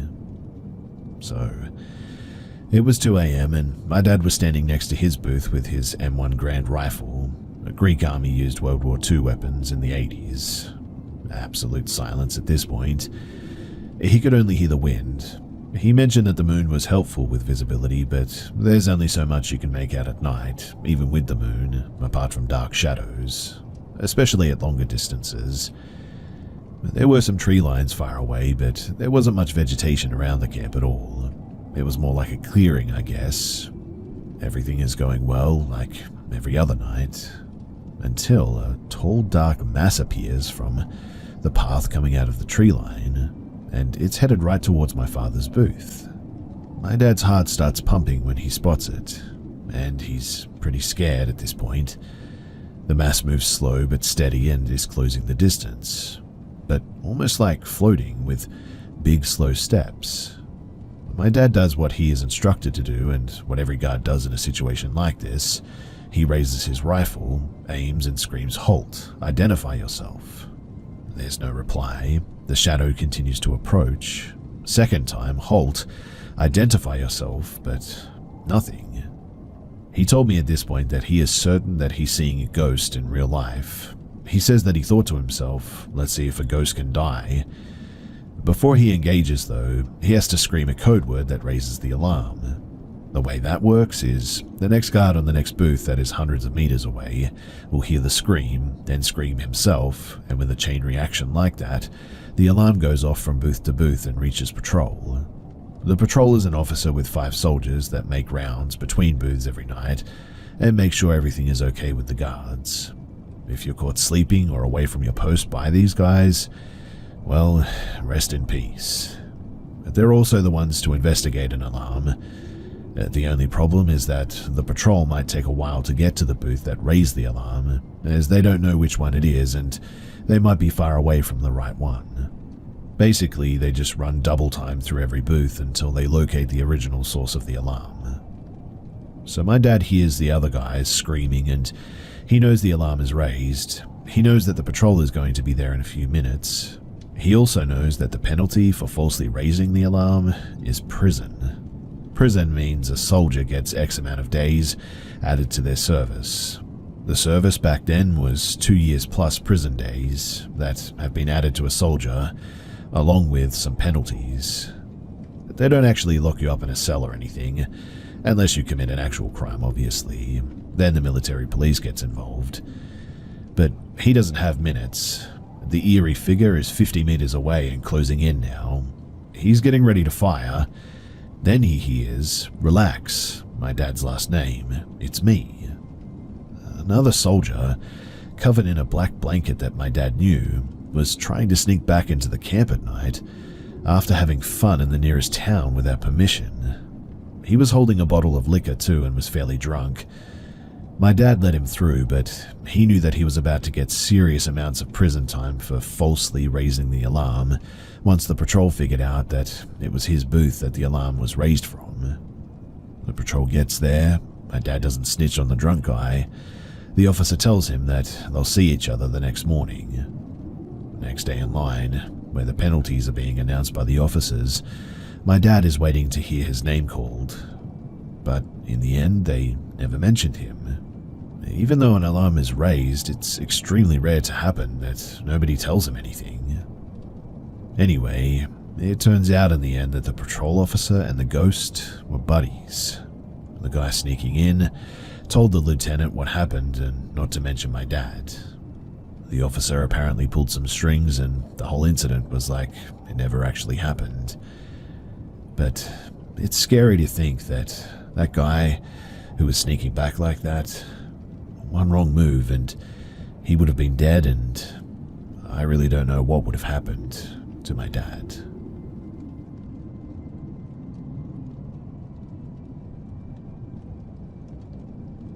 This is my first time speaking about this, and I'm curious to learn more about my situation. So, when I was 13, I was in a really dark place, cutting, messing with Satanism, etc.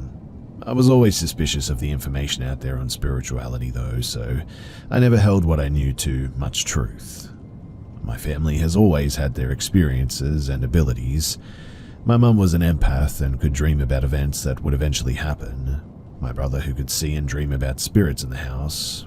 I never knew what my thing was, but my mum always warned me about messing with anything evil since I'm an energetic beacon apparently. I didn't listen in the end, and I got a Ouija board for Christmas. I was in terrible depression and was all around the perfect feeding ground for something evil. For a week, nothing was happening though.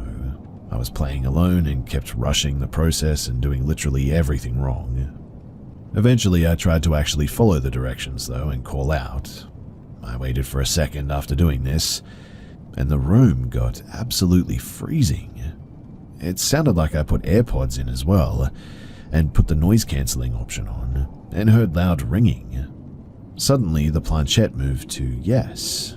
It was way more than what I was prepared for, so I freaked out and closed the session without anything but an okay, goodbye. And that seemed to tick off whatever was there. It got so cold, and the hair on my body immediately stood up. I looked in my mirror across the room and I see this goat-legged figure with wings and squinted eyes lurching towards me, open-armed. I immediately ran out and tried to tell my father and stepmom what happened. They just all laughed and said that I was being ridiculous. The next few days, I really couldn't sleep either. I couldn't eat, I was constantly crying and felt sick to my stomach. My father said that he didn't believe in that type of stuff, but he still made me take the board home to my mother with me, and that was that. My mum, though, immediately felt that something was off. I was too afraid to tell her the truth, so I kept it a secret. That entire week, we all had this strange dream about a woman with an unhinged jaw screaming over us with no sound coming out, waking up at the same time at night, and dogs running from me or hiding under furniture when I entered the room. My mum threw so many things out of the house that had any sort of energy tied to it to get rid of it. After a fight about why I hadn't eaten in a week, I fessed up and brought the board to them and explained everything. My mum wasn't mad, more relieved since she knew how to fix it. From there, she set up a safe environment to exorcise me, poured salt around me and the board, candles, holy water, the whole thing. Everyone left the house except for me and my stepdad. We both held our hands on the planchette, and the spirit was already going crazy, trying to move off the board, counting backwards, going to letters, all of it. He kept saying to leave our house and to leave me alone. Eventually it stopped after doing this for 5 or so minutes. In the silence waiting for a sign, my stomach rumbled so loud. I suddenly felt a type of hunger that I'd never felt before, and devoured an entire large stuffed crust pizza. My stomach looked disgustingly bloated for my 13-year-old body, because I hadn't eaten in almost 2 weeks at this point. But since then, I've never felt the same. My mother said that the entire week she couldn't feel my presence, like I was muted. And I know it sounds weird, but I've always wondered if it sort of ate a part of me or something, or if it still follows me around even. Since that incident, I threw out all of my creepy things or anything that reminded me of that incident. I converted to Wicca and have been consistently practicing purification rituals and clean energy practice. Still though, when I'm really depressed, I always see a shadow figure in the corner of my eye, or in the corner of a dark room. It could be my paranoia, I admit that, but still, a part of me thinks differently. But what do you guys think? Have you had any similar instances or insight to something like this? If you have, then I would love to know.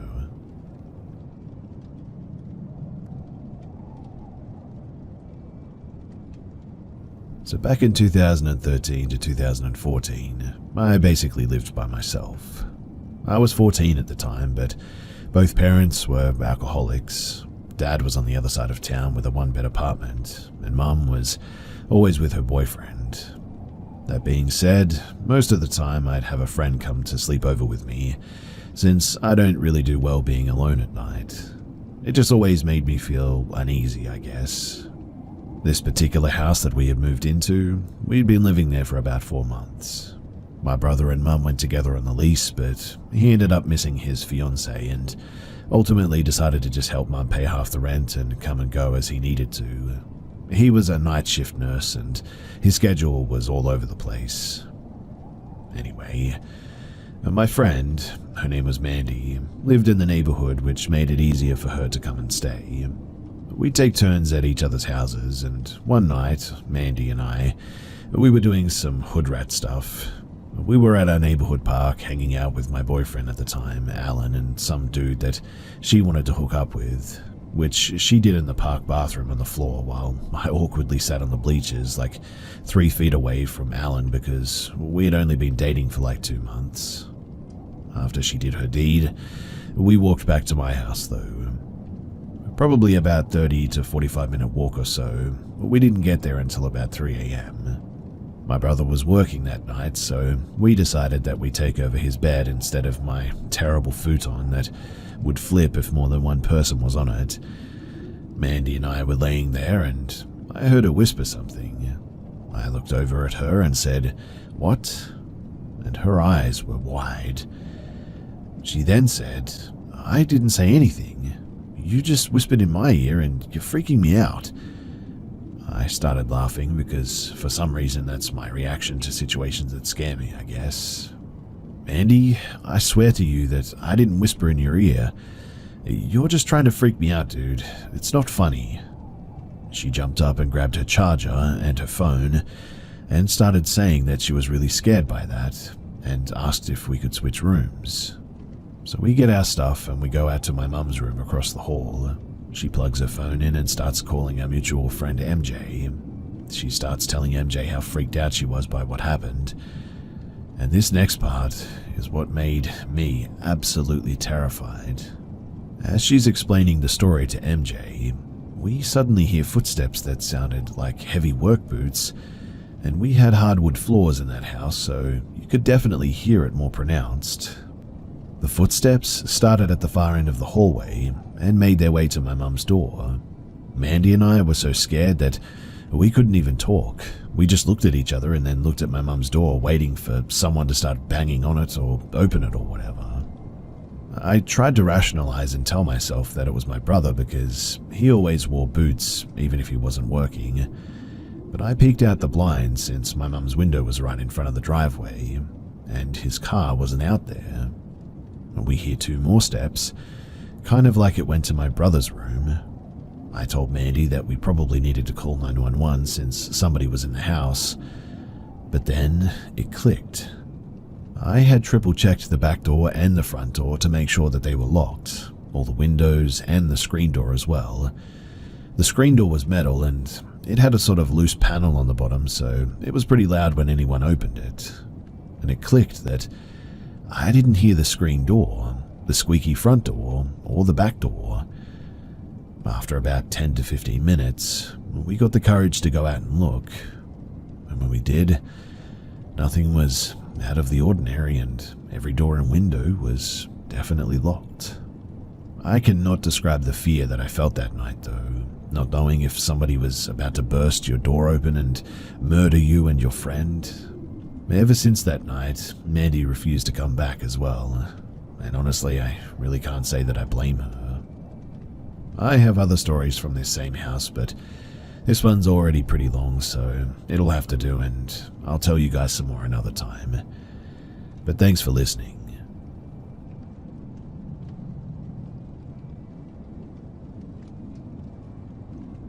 So something really creepy happened to me yesterday. I'm still processing it because I really don't know what to think about it. But before I get to it, here's a little bit of context. So I live in Ireland, pretty peaceful country. Recently moved from Galway to Dublin. I moved to North Dublin, which is the rougher part, but it's still not too bad. I lived with my family outside the city, could be considered the countryside, I guess. But the area is pretty rural, it's just houses and farms, pretty much, with no shops or stations nearby. Mind you, there are a lot of houses around, but we're all distant as we have big gardens. But there are no sidewalks, and the road is pretty narrow and worn out. And it's rare to see cars, so it's fine to go on the road. Now, I was going on my daily 2K run. Usually I go at around 6 p.m, but yesterday I had some studying to do and I went out at around 9 p.m. It was pretty dark by this point. Now, imagine on the left that there will be a house that's lived in, lights on. Then on the right you'll see a field or a farm. Then you'll see an abandoned building right beside, and then an area of trees for like 200 meters or so. This is pretty much the whole road. Not abandoned by any means, but creepy enough to scare me at night. Anyways, I usually listen to music on my run, with the volume all the way up so that I can't really hear anything. I reach the area with the patch of trees. It's basically pitch black, the lights don't work properly. Occasionally they turn on and sort of flicker back off. I need to use a flashlight to navigate at this point. A song from West Side Story is blasting on my headphones and I'm just sort of vibing. And then the lights flicker back on, so that's good. But that's when it hits me. There's a figure standing around 30 meters away, like 20 meters from the road and the trees. First I thought that maybe I was seeing stuff, but no. He was just standing still, not moving at all. I'm sort of creeped out, so I just keep running. I turn down the volume of the music just in case to hear the figure move, so I can make a run for it if I need to. I speed up, past the figure. I still don't turn up my music. And after around maybe 100 meters away, I turn up the music and try to process what had just happened. Maybe I was seeing things because it was pretty dark. At this point, I'm pretty much long gone. However, I still have to come back home, and usually I walk back the distance that I ran, so basically I run 2Ks and walk back 2Ks. Again, I came to that spot. This time the lights are flickering, but they're almost staying on, I guess. I try to observe the spot where the figure was standing, but I see nothing. At this point, I'm pretty creeped out. I turn off the music and start to run past that spot because I'm a little bit scared. And then suddenly, a man jumps across the street right in front of me. It looks like the same figure. I come to a halt for a second. I'm shocked, and then he starts moving, so I turn around and I start running as fast as I can.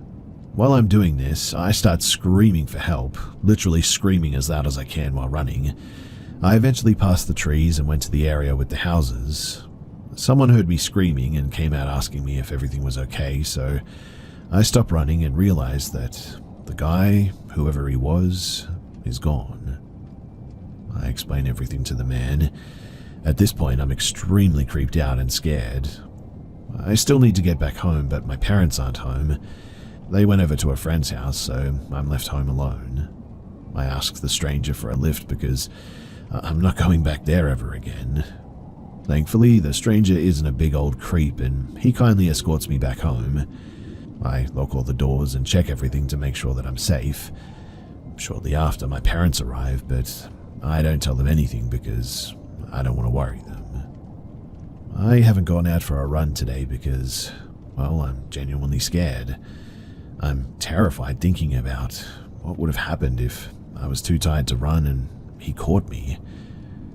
I'll update you guys if anything happens. I don't think anything else will happen though, hopefully, but I'll definitely be keeping my ear to the ground and listening out for any stories too. Because who knows, maybe this isn't the first time.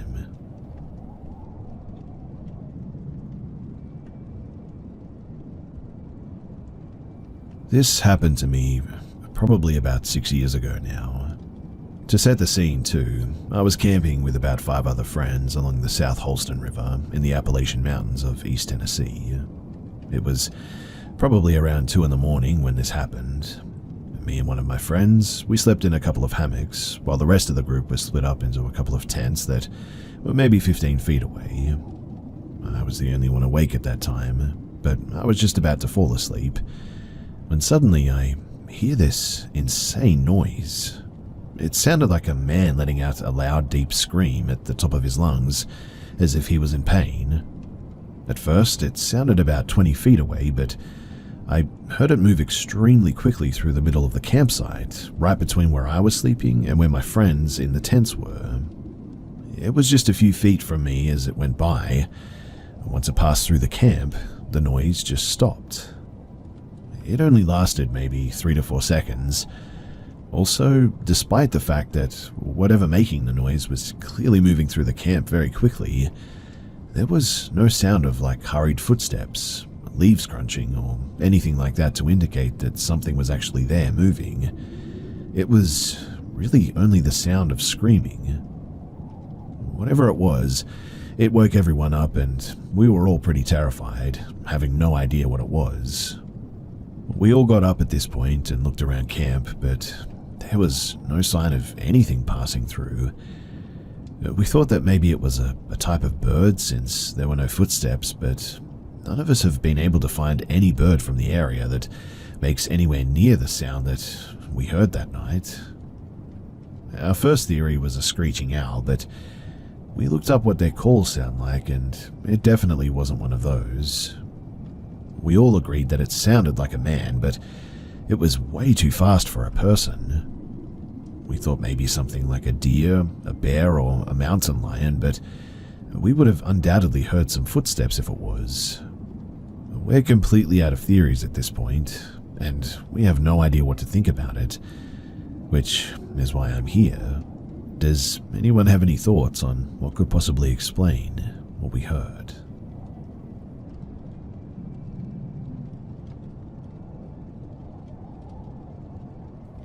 So this happened on 2 occasions in a sort of vice versa way. The first time was from my dad's perspective, and the second time from mine. It all happened when I was in high school, so about 6 years ago. My dad and I would get home and would sometimes get home at around the same time if I didn't have cheerleading practice, but it wasn't often. This time my dad had made it home first, and inherently knew that he was the only one home because my car was not there yet. He recalls doing as he normally would when he got home. Usually this entails going out to our first floor bathroom, and he was in there when he says that he heard me come through the garage door, drop my keys off, unload my lunchbox and grab a snack. He heard me run up the stairs, which is a very distinct sound, only amplified by our older poorly built house, and heard my bedroom door close. He figured that it was me, obviously, and once he got out of the bathroom and walked to the stairs, he called up to me. My bedroom is right by the stairs, but the door is sort of out of sight if you're looking from the bottom of them. Often, I'm able to talk to someone downstairs from my bedroom, which is why when he heard me respond to him, it was normal for me to have my door closed and not to have to peek out. He said that he asked me if I had practice later, to which my voice responded, "No, I do not." Now, the stairs are sort of set up where the end is right by the garage door, and as he stood there and listened to me respond, I suddenly walked in behind through the garage door. I came in and my dad was instantly pale-faced and asked me if I had come in earlier. I said no, because obviously I hadn't, and he said, "But I was just talking to you upstairs." We go upstairs and my door is open, and obviously nobody is there. Now, the second time we experienced this, I was the first one home and heard him come through the garage door and go straight to the bathroom. I was in my room at the time, sitting on my bed, so I was going off of what I was hearing rather than seeing, the same as he had done before. Needless to say, I called down to him saying hello, and he said hello back before I heard the sound of the garage door open and close. I really thought nothing of it at the time, but got up to sit at my desk, which was facing the window. I found his car not in the driveway, which was odd. There's no way that he could fit his car in the garage itself, as it's a work van. I look around to make sure that he didn't park on the street somewhere. I texted my dad asking if he was home yet, and he said no, not yet, and that he was almost there. I waited till he got home, and I didn't leave my room, and I told him about what had happened.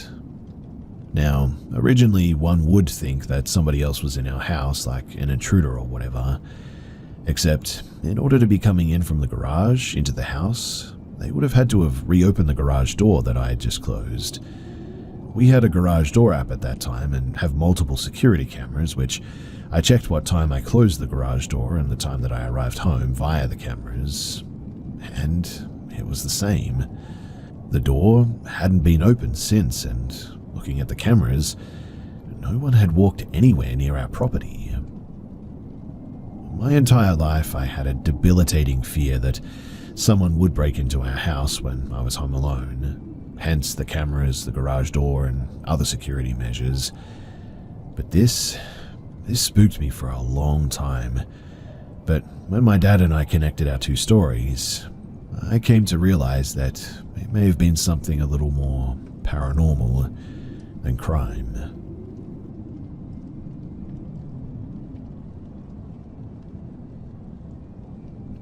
So I, a 25-year-old female, have a husky that I walk around my quiet neighborhood and brush outside for obvious reasons. Yesterday, around 3 p.m., I'm standing in my front driveway brushing my dog when I turn around to see a complete stranger, a grown man, standing behind me. He begins by asking me if he can say hi to my dog because he's seen me around a lot. And already I'm hesitant, but I allow it. At this time, I notice that he's on FaceTime with his phone pointing at me too. Then he tells me that he just moved here from South Africa and bought the house at the end of the road. That's been abandoned for like over a year now and was never posted for sale. He starts asking me if I'm 16 because he likes 16-year-olds, following up with, "Are you alone right now? Is this your house? Is this your car? Do you live alone? Are you around often?" etc. I politely say that I'm not willing to answer questions like that and tell him that he should leave at this point. He then walks into the woods across the street, coming back 15 minutes later, attempting to invite himself into my house and asking more questions this time, along the lines of, "Do you lock your doors? And are you alone at nighttime?" Getting upset with me for saying that I do not want him on my property, and I would be calling our cop neighbor to come outside if he didn't leave me alone. He stood in the street, watching me walk into the house and lock up before walking away back to that abandoned house. Now I'm just left thinking if I'm overreacting or if being totally creeped out is the correct response.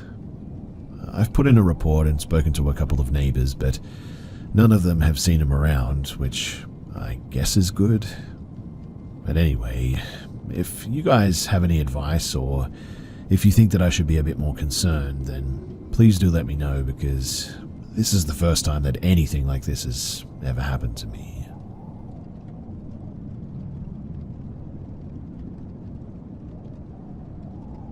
So this occurred a bit over a year ago now.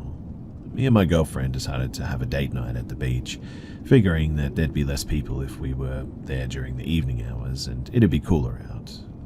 Important to note too is that we're both young women, 20 female and 23 female, but I in particular have a younger looking face. So we came with our bathing suits, found a quiet area away from everyone, and put down our towel to hold hands and look at the stars and waves. It was a super nice time too until, well, the creep approached. Dude approached us from the direction of the general entrance area, looked about mid-30s. I'm going to try and paraphrase too here a bit, but he said something along the lines of, "Hey, me and my family are new to this area. My wife and my 4-year-old daughter want to sit with someone so we can be a little less lonely and make some friends. Can we sit with you guys?" It was weird vibes immediately. It was like 9:30 p.m. at this point, and we were distance away from people already hanging out here. Who would bring a 4-year-old out to a beach this late anyway? Why would you want to sit with some strangers, and why would a family choose to hang out with some college-aged women? This was clearly just made-up stuff, and also, of course, no woman and child matching that description was in sight. My girlfriend and I, we politely declined, but he becomes more and more insistent and animated. I start to panic and fumble for my pepper spray in my tote bag. I was nervous and trying to be discreet, but it took an agonizing amount of time to find it at the bottom of our towels. Somehow he didn't notice, and once I had it clutched, we got a little more bold, trying to get him to go. Girlfriend lies and says that we're underage. The guy gets visibly mad at this and says, "No, you're not." I respond, spray in hand, "Dude, you need to leave." And the look that he gave us was the absolute scariest thing. He took a step back and looked at both of us like he was sizing us up. Then he goes, "You guys are liars," and wanders away. We watch him, and the dude does not return to a wife and kid. Me and my girlfriend go back to our car ASAP, and we called the police. The sketchy vibe was unreal, and we gave them his description, and we just took off. As far as we know, nothing ever came of it, and the question that we still have is, what was this dude trying to do? He wasn't under the influence as far as we could tell, and his story seemed so rehearsed. But we still theorize on what his plan was, and neither of us came to reach a conclusion about what could have happened that night. And I'm sharing this because I would like your thoughts and theories. What do you think he was up to?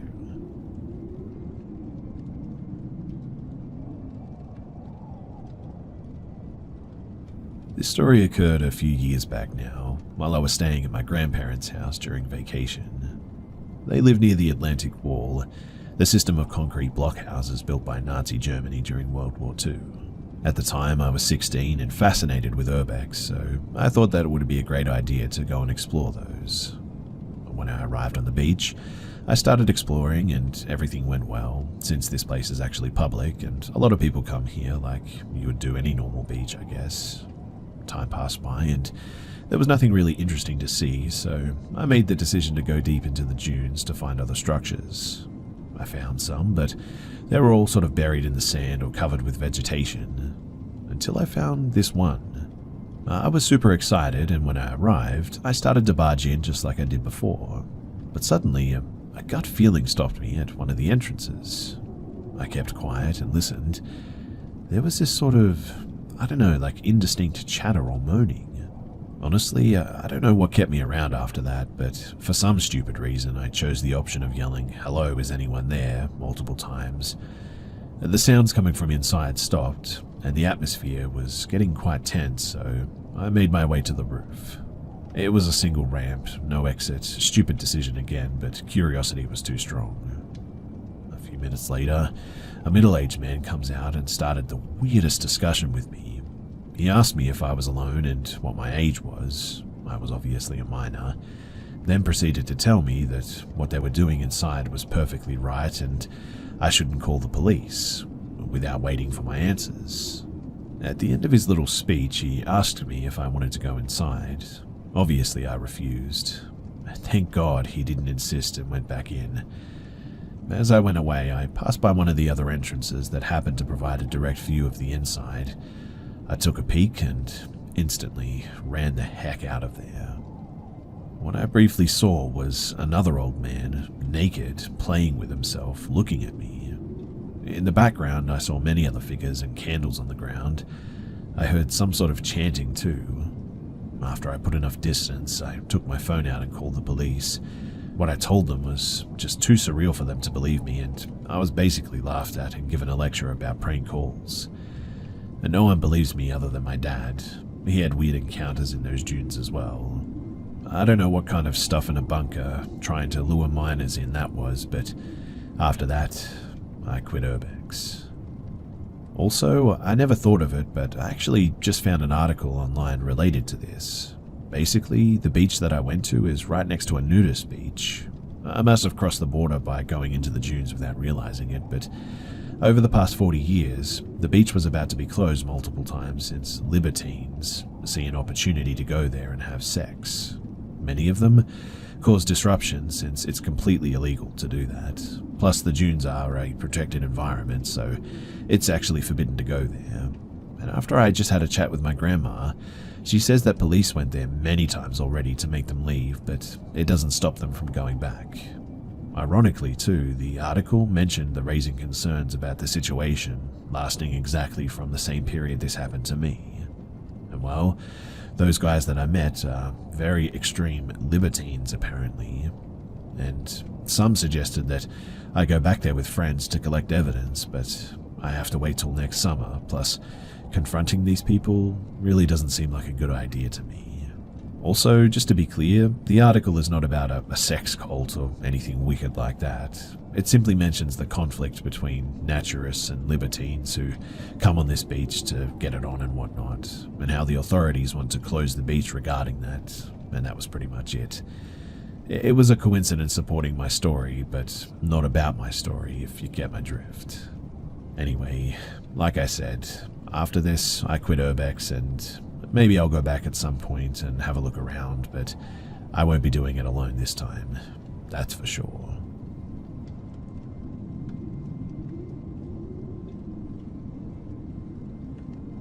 A few years back, I was living with my aunt and uncle after moving to a new state. They had just moved into a new home in a new subdevelopment. In this area, door-to-door salesmen swarm new developments and new buildings for water softeners, cleaning supplies, solar panels, generators, and the Kirby vacuum people. They wandered the neighborhood all day knocking on doors, but were usually gone by around 5 p.m. This particular evening, I was home alone with my dog, a mutt who was mostly black lab and an unknown mixture. He was roughly the size and weight of a full-breed Labrador, but he had a sort of stockier build and long wiry hair. He was a gentle, sweet baby who was upset if someone spoke harshly to him. I'd never known him to be threatening to anyone. My aunt and uncle were out celebrating their anniversary. This time of year, the days were getting longer and we would have full dark by around 8 p.m. It was around 7 p.m. and starting to get dusky when someone rang the doorbell and knocked on the door. The door was one with those sort of thick glass over windows, and I could see the door and who was there from the kitchen.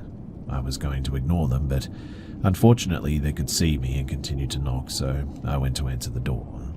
The dog followed me, but stood off to the side in the shadows of the dining room. The person at the door was a young man, about college age, dressed in a collared shirt and tie and khakis. I looked a bit like a Mormon missionary with style, I guess you could say. He was thin and about my height, 5'8", 5'9". I figured he was a salesman of some sort, but thought that it was a bit odd that he was out this late in the day. I thought that I'd open the door a crack, tell him that I'm not interested, and then just lock the door. So I opened the door a few inches to speak through it, and he starts his spiel about Kirby vacuum cleaners and he wants to come in and give a demo and all that. But one, It's not my house, and two, I know once they get in that they aren't leaving without selling something, and I have no need for an overpriced vacuum, and I don't have $1,000+ to spend anyway. So I tell him no thank you, I'm not interested, and begin to close the door when he puts his foot between the door and the door jamb and throws his hands up to stop the door from closing. This is when I think, what the heck? And I hear a vicious growling behind me to my right, and then a loud deep barking as my dog lunges for the door.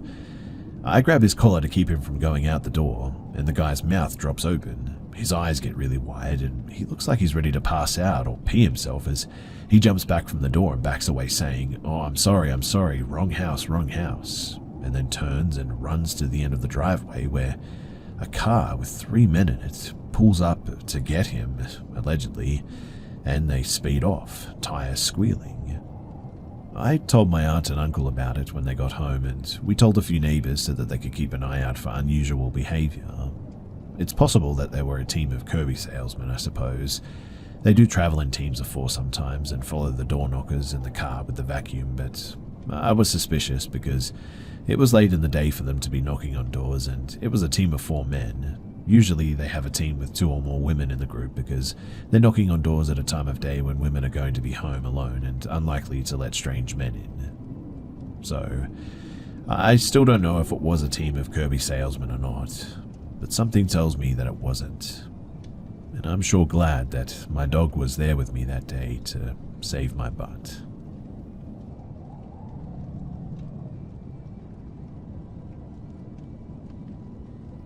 So one summer, I was traveling in East Africa. I was fairly young and hadn't even finished high school, but I was with a small group of people who were about my age. Our group had 2 trip leaders who stayed with us the whole time, in addition to local guides who accompanied us for different legs of the trip. During the trip, we went to Serengeti National Park to spend a few days going on safaris. Following our first day of safaris, it was time to go to site where we would be sleeping. We arrived at the site, which was in the middle of the national park, in the evening, and I was quite surprised to see that the only things there were basic camping tents and an outhouse. I'd been on safaris before, but we stayed in actual buildings, so this was a bit unexpected. Anyway, night finally comes and it's time for everyone to go to bed. Our group was split up by gender. The girls were in one tent and guys in another, with trip leaders and local guides in their own.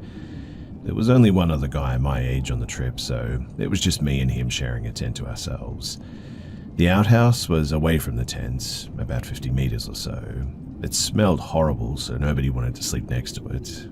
Our local guides instructed us to always go to the outhouse in pairs because of the dangerous wildlife in the park, which we were camping right in the middle of. I assumed that this was a standard precautionary warning that they'd issued as a just in case. But about halfway through the night, I suddenly was desperate to take a pee. I didn't want to wake up the other guy in my tent to go to the outhouse, so I decided to just pee right behind our tent by myself. So I grabbed my headlamp, put on my shoes, and I head outside. As I'm peeing, I hear something on the ground nearby crack, though. It couldn't have been more than 10 meters away, and I instantly turned my head to shine my dull headlamp in that direction, which illuminates 2 pairs of eyes that are intensely staring right back at me. If you don't know, animal eyes have a reflection when you shine a light on them at night, and I was completely paralyzed by how close these creatures were to me, how still they were being. We stared at each other for 10 to 15 seconds before I decided to hurry back into the tent and tried to fall back to sleep. The next morning, as our whole group is eating breakfast, the girls start talking about how something brushed up against their tent in the night and scared them half to death. I tell them about the 2 pairs of eyes that were staring at me and how it scared me too, when one of our local guides chimes in to say that it was just hyenas and that there's nothing to be afraid of since they're scared of humans. This calms the group down a bit. I deer hunt a bit though, so I knew that different animals reflect different colors when you shine a light at their eyes. So I asked the guide what color hyena eyes reflect, and he said blue. I told him that the eyes that I saw were gold and asked what animal reflects that color. He seems a bit shocked by that, but replies that the only animal that could have been was apparently lions.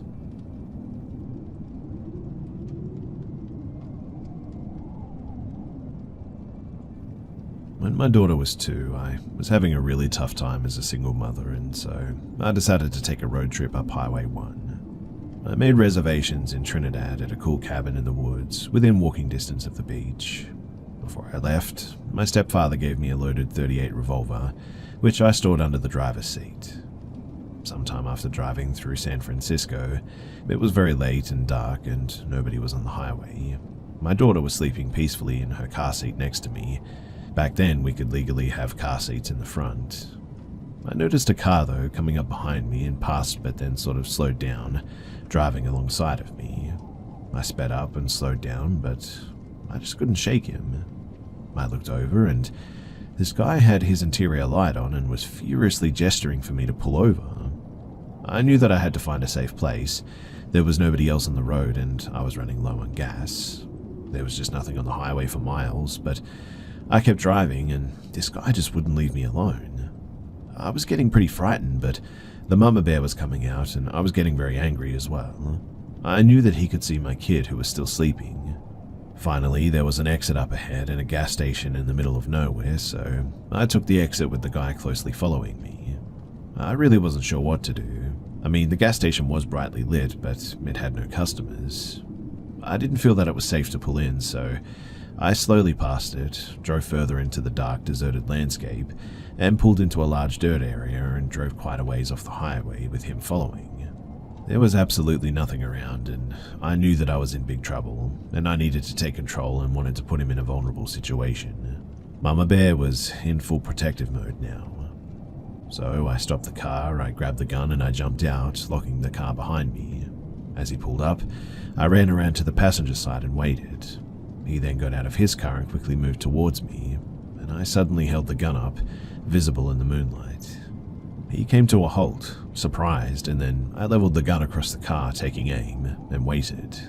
He stood there, seemingly weighing his options, and then just turned around, got back in his car, and he left. I think the eeriest thing about this whole thing, though, is that not a single word was spoken the whole time.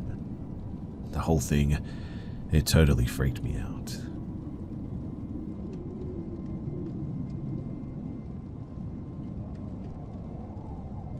This occurred around 1999 and 2000. So my best friend and I were avid outdoor adventurers and also amateur pot growers. We would frequently find secluded places in the woods that allowed for ample light and shade for plants to grow and that would not allow them to be easily found. One particular day, we went to an annex of trails located near a New Jersey State Park trail system. The trails weren't actually in the park, but I had hiked them before and knew that they weren't, frequented that much. We had gone out that day with our seeds, partially sprouted in moist paper towels. We parked the car at the trailhead and we started hiking in. We covered a mile or so and then ventured off the trail and into the woods. We found a clearing, planted the seeds, and tied a few barely visible ribbons off to mark the way to the plant spot to check them in the future. My friend and I got back on the trail and we started walking back to the car, when my friend noticed a man in the other direction just sort of staring at us. He was probably in his 30s or 40s, bald head, normal clothes.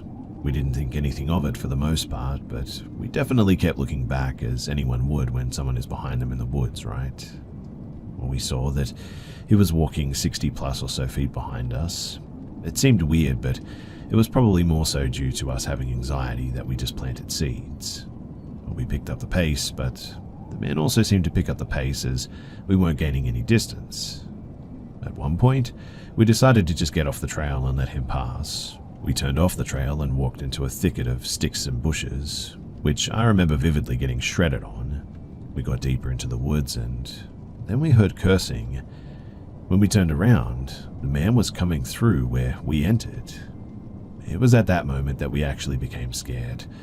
Mind you, we were two strong 19-year-olds, but a man following you in the woods is pretty darn creepy. We made a kind of U maneuver to sort of outflank him and came out of the woods a bit further down the trail, and once on the trail, we ran. As we were running, there was a fork in the trail and my friend went right and I went left. I realized my mistake as my buddy was going down the correct path and I wasn't. So I turned around and started running back towards the fork to follow my friend. As I was running towards the direction that we came from to get to the fork, I could see the man running towards me down the trail. He was a distance away, but not far enough in my eyes. Survival mode kicked in and I ran as hard as I could. I caught up to my friend who was sort of walking at that point. I screamed, "He's after us," and we both booked it all the way to the car. We got in the car shaking and out of breath. We backed up and started to get out of the parking lot when the man appeared at the trailhead. He stopped there and just sort of stared at us as we finally drove away. Now, I always wonder what all of that was about. Did he want to kill a couple of 19-year-olds there and then? Was he also doing something illegal in those woods and wanted us gone? My buddy and I still laugh and talk about that day 22 years ago, and we also wonder if those seeds ever took root.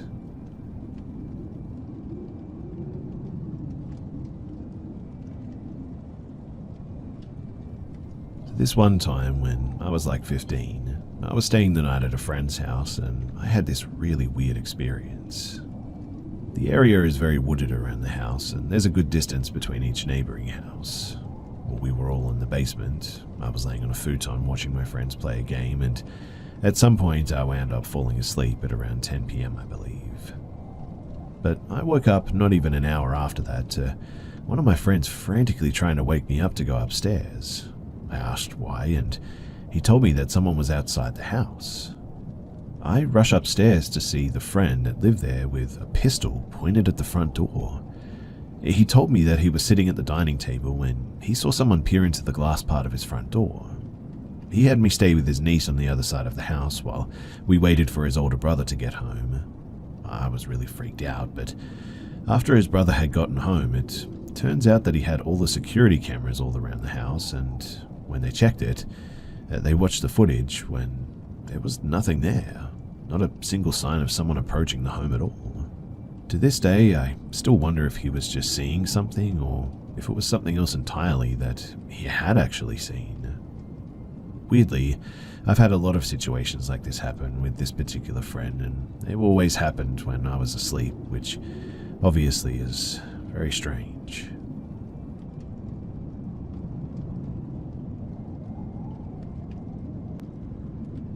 I'll begin this story with a quick note about the home that I grew up in. The home was an old mill home that was moved from one location to where it stands now, and a basement was dug during the construction by my family.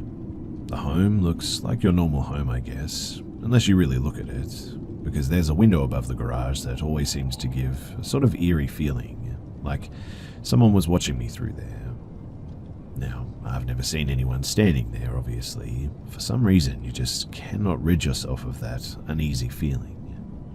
Growing up, I had multiple paranormal occurrences. My father raised me and my sister in that home, so she and I had spent plenty of time alone. When I was a younger child, I never slept without a light, TV, or radio on. I needed noises, light, or something to distract me from feeling uneasy and watched. I don't know any other history of my home except that it was moved. I feel like whatever is in that house is unhappy about that fact too. The house almost feels, I don't know, like cursed in a way. I don't have the same nostalgic sense that people get from seeing or visiting their childhood home. Even today when I visit, I feel uncomfortable still. Anyway, one day I was left alone in my preteen years. I was a fairly responsible kid, and I was just playing on the computer while my father was out running some errands. I heard a voice coming through the speakers, which was impossible as the computer was not hooked to the internet, nor was I playing a game that had voices, as I was playing solitaire on Windows. Next, I heard heavy, loud footsteps coming from the hallway towards the room that I was in. They sounded a lot like the cowboy boots that my dad always wore. So I said, "Hello, Dad?" But there was no answer. I wasn't freaked out until I peeked out of the room and I didn't see anyone. At that, I ran outside and the truck wasn't there either. I instantly picked up the house phone to call my dad and went hitting the green call button. The phone made a sort of loud screeching sound. I dropped the phone where I stood without hanging up and I ran outside until my dad showed up about 30 minutes later. Of course, I tried to tell him what happened, and he replied, "Oh, you probably just picked up a semi-driver's radio on the computer and you're just hearing things." I couldn't believe that he thought that I was making it up, to be honest. So, over the years, I didn't have many problems with the home, until I was alone again in my bedroom, studying on my bed, my cat Spock sitting with me on my book. After an hour or so, he suddenly just got up and fluffed up, first standing on edge, staring towards my open closet. He hissed and spat at what seemed like nothing, but then the room got really cold, and I of course got up to see what he could have been so frightened of. But nothing was there, nor did I hear anything. That was until I heard whispering outside of my bedroom door. I quickly swung it open, but again, there was nothing. In the end, I wrote it off as the heater making noise, and I went to bed, or tried to at least. I laid down, lamp still on, when all of a sudden my radio turned itself on. This was an old radio without a remote, so there was no way that it could just turn on without hitting the button. And because of that, I didn't sleep that night. My story picks back up again when I was 18. I lived alone in the house as my father had picked up a job in another state. I had a friend over for the night, and after our movie marathon, we tried to go to bed. As we sat there in the quiet dark, he said, "Do you hear that?" "Hear what?" I asked. "Those voices. There are people talking." "What?" He shushed me, and as we sat there in the darkness, you could hear two people whispering to each other outside of my bedroom. I got up to investigate, and there was nobody there. "Screw this," he said. I picked up my cell phone to call my dad, and instead of the phone ringing, I got a sort of message saying that the number wasn't in service. That was impossible, I said. So we ran outside, and I drove to a church parking lot. I dialed my dad again, and it went through, but he didn't answer. I called my best friend to ask if we could sleep at her house for the night, and she agreed. That friend spent many nights at my house as a child, and she also felt the unease in my home, and she understood. My last paranormal experience, though, that happened when I moved back into my parents' home after a failed relationship many years later in 2017. I was taking a nap on the couch while my dad was out, and I was woken up by someone whispering in my ear, "Hey." I swung up off the couch, looked around, confused, and I grabbed my cell phone. When I tried to call my dad, it did the exact same screeching sound that the home phone did all those years ago. Again, I just sat outside crying, waiting on him to get home. He still didn't believe what I had experienced, and to this day, he still writes it all off.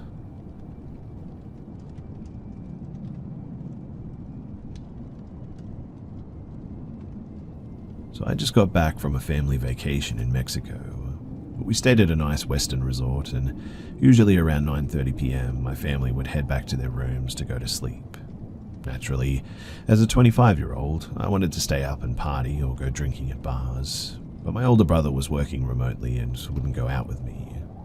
After the family went to bed, I went out to a bar around the corner from my hotel and ended up befriending the locals there, and a 29-year-old guy from San Diego named Luke, who was there for a wedding. We got together and we sort of had a bit of fun. We started hanging out every night, in fact, after my family went to sleep, and on the third night of the trip, Luke asked if I wanted to meet him downtown with his friends. I really wanted to, but I was at an important dinner with the family that went on later than usual. I ended up staying home that night, but the next night I met him at this huge Pablo Escobar-esque mansion they rented on Airbnb, and he told me that it was good that I couldn't make it out the night before because of how scary of an experience it was. He went on to explain to me that the night before, his buddy was taking a pee outside and someone approached him and held out a key with a bump of coke on it. Without thinking, he snorted the bump, and the person who offered it was now demanding that he buy an $80 bag from them. He was drunk and refused while getting pretty aggressive towards them.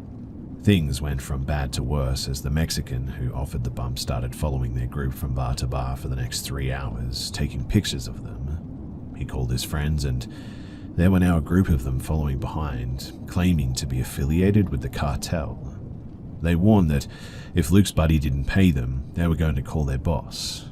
Luke eventually went over and tried to smooth things over. They told him that his friends had stolen from them and that it was going to cost him his life if someone didn't pay up. The cartel member also pulled his shirt up, revealing a 9mm pistol at his waistband. Luke did the right thing and remained calm while offering to take them to an ATM and pay out the pocket $160 US so they could be left alone. The cartel members gave him an empty Coke bag and abruptly left. Even after him doing all this for his friend's safety, his friend denied any responsibility or wrongdoing, and even had the audacity to blame Luke for trying to help by getting involved. He also didn't offer Luke a single dollar. After this event happened, Luke got robbed again too in the same night with a girl who ripped his $200 gold necklace right off of his neck.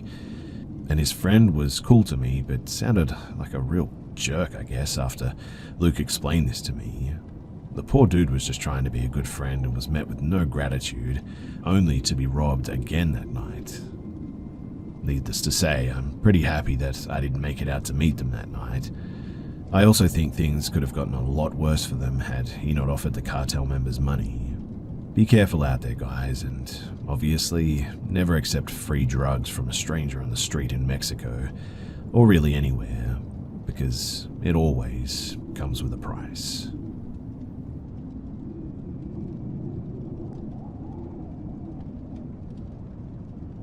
For 12 years, I've worked as an actor for a local haunted house attraction. It's a lot of fun as I get to play a variety of horror characters and act out different scenes. And while the tours that we put on are clearly fake, there's a lot that goes on behind the scenes that, well, just isn't. I should start off by explaining that the building that we do this out of is extremely old and was once an elementary school. We gutted the section of the building that was classrooms and we constructed it to what we needed. And this is when we actually started having weird experiences. Now, there's plenty of activity that can be just shrugged off, such as feeling watched and hearing footsteps running in areas where no one is. But then there are things that are just not so easy to disregard. Such as one evening, a member was working on hooking up our sound system by himself. He had not even hooked up the large speakers yet when he stated that a large, deep growl came booming through them. This terrified him so much that he ran out of the building and just wouldn't go back in, even to look up until another member came down to go in with him. He never worked alone in the building again after that too. It just really shook him to the core. Other activity seems playful and childlike, I guess, such as hearing small giggles and whispering in the halls and in the rooms that are empty, things being moved from where we last placed them. But one year, I was in a rocking chair that I would jump out of as a group came through. The thing about the rocking chair is it was more like a glider and it was sort of broken, and I would have to use a lot of force to get the chair to rock backwards at all. It was right before showtime. I was sitting in this broken chair getting mentally pumped up for the night ahead. I was completely alone when I swear that I felt someone grab onto the back of the chair and harshly pull it backwards. I felt myself flying backwards with the chair, and I honestly thought that I would flip out of it. Thankfully, that didn't happen, and as soon as I stabled myself, I jerked to see who had done this. But the room that I was in was large, and no one could get out of this room without me seeing them running away in the split second that it took me to look behind me, and there was absolutely no one there. I was suddenly covered in goosebumps. No one was even in the area around my room at the time. Later that same night too, the lights were off, my stove was on, and a group had just left my room when I noticed a small figure in the far right corner of the room. It looked like a small child crouching down looking my way, and I was immediately worried that a child had been left behind from the previous group. As I headed towards the figure to ask if they were okay, the strobe flashed and the figure that I saw was just gone. This same year but different night, I was again sitting in my chair waiting for the next group when someone or something growled right into my ear. It was so loud that it caused my ear to ring, and when I turned to see who was there that could have done this, again, there was nothing but an empty room. I changed rooms the next year and did not experience as much creepy stuff, that's for sure. There's not much history that I've been able to find out about the building too, but I'm really curious as to what could be causing all this weirdness.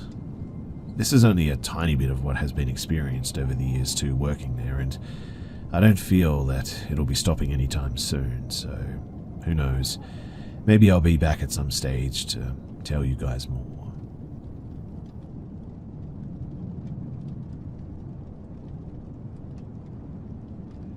So every morning I wake up at 2 a.m. to let my dog out, and then we get back to sleep together on the recliner. I have neighbors, but they aren't squished right up against my house or anything. There's a sort of field behind my house too, and behind that field there's a few miles of dense woods. So I take my dog out towards the field because he doesn't like doing his business right up against the house. This morning, I hop up and take him out like normal. Leash goes on and I grab my jacket. We walk out towards the field and he starts sniffing around and doing his thing. When out of nowhere, I hear a clear male voice say, "Hi there." I played it off as 2 a.m. groggy brain, but my dog heard it too. His hair shot up all down his back and his tail was tucked. He started looking around and growling. I was instantly freaked out and we hurried back inside. Mind you, I had a flashlight and I saw no one there. There couldn't have been really anyone near me too. It's 2 a.m. and my backyard is fairly large, but there's really nowhere else to go. The field is large too and the grass is about a foot tall, I guess, but the voice sounded like it came from only a few feet away. I still can't wrap my head around it, but I went out at 2 again and didn't hear anything this time. I was on edge the entire time and my poor dog was too. The spot where I take him is right at the edge of my property and the large field, so there's no way anyone was hiding near me or anything. The woods start about 40 yards away from the edge of the field. The only thing near me during this experience was a single tree on my property and the field with 1 foot tall grass. My tree is about maybe 18 foot tall and too skinny for a human to climb up. But I even flashed my light on it after my dog started growling because possums like to sit in it. I have another dog who doesn't like getting up at 2 a.m, so her fat tail will just wait until 6 to go out. Strangely enough, she won't go near the edge of the field anymore too. That's where she did her business, and even in broad daylight she won't go there anymore. Also, I'm going to start recording my dog's nightly bathroom trips because I'd honestly prefer this to never happen again, but if it does, then I want to catch something. And it would put me at ease knowing that I have proof of the event, I guess. I still don't know how to feel about it. I've never really paid attention to anything paranormal. I've only ever had another experience, but it's pretty mundane to be honest. To me, the smaller and rarer the event, I guess the more terrifying it feels though when the realization sets in that something actually did happen. And that night, I can say for sure that something weird definitely took place.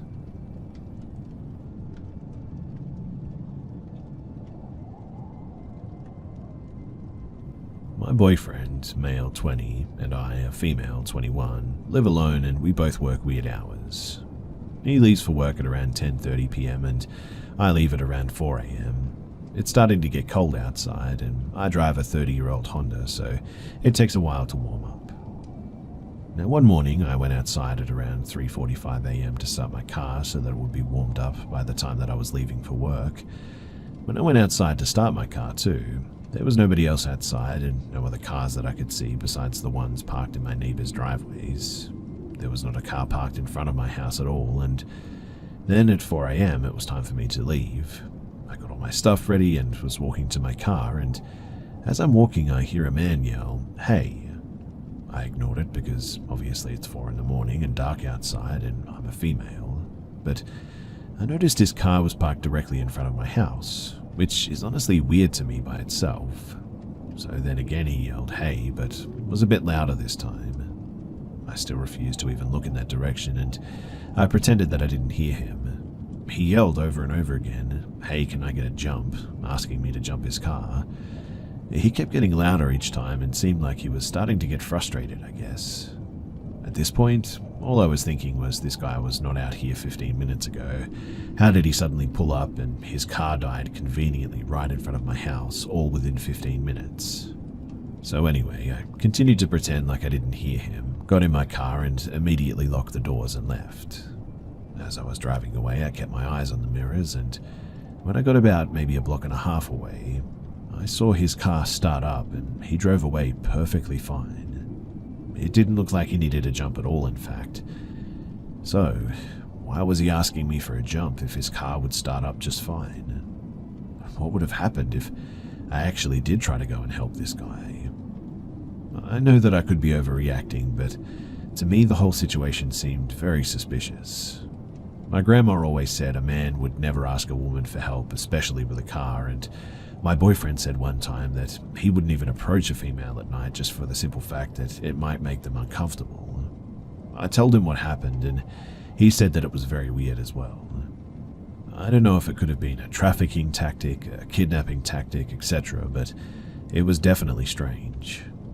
One of my friends joked that someone could be watching my house, and I get that they were trying to be funny and lighten the mood, but it's definitely kind of scary when you have an experience like that. Especially because if someone was watching my house, they would know that I was completely alone for a few hours at night. Anyway, do you guys have any thoughts? I'm still trying to wrap my head around this and figure out if I'm just overreacting or not.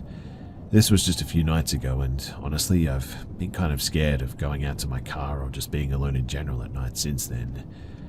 I guess I'm just wondering if maybe somebody is watching my house. And if they are, what should I do?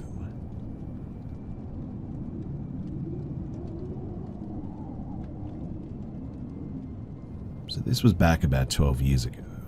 I was 19 years old, 32 now, and my dumb ass decided that it was a great idea to join the group of people who came to my door to try and sell magazines. I had just gotten out of a relationship and wasn't working, so why not, right? To start, it was shady as heck, but I didn't care. They all partied and made a few bucks to boot. I thought, what could go wrong? I started in New Hampshire, and by the second week was across the country in some hillbilly town in Alabama. I walk up to this woman sitting on her porch, and I try to sell her some magazines. I notice that she's drinking and ask if I could have one. I'm almost done with my sales for the day after all. The woman is about 5'9", I guess, 300 pounds. Maybe around age 40 to 50 if I had to guess. I don't think much of it. I mean, it's a woman, I'm a woman, what could go wrong? I walk into a house and I see a huge cage with a wolf in it. Yeah, a wolf growling at me. Still, I'm pretty ballsy, so I don't think much of it. The woman offers me a drink and we small talk, and before I know it, she is in my face accusing me of stealing her wallet. I hadn't left her sight, mind you, but she threatens to let her wolf out. I am literally in shock because I now know that she is a complete psycho. After about 10 minutes of her threatening my life, me crying, saying that I'm not a thief, she then just starts laughing. She says, "How old are you?" I tell her my age. She then goes on to say that this is a life lesson, don't go into strangers' houses. She apparently knew exactly where her wallet was the whole time. She then tells me to get the heck out of her house and leave this neighborhood and never come back. And all I can say is, well, I guess she had good intentions, but for 10 minutes of my life, I genuinely thought that I was a wolf's dinner and an old hick lady's amusement.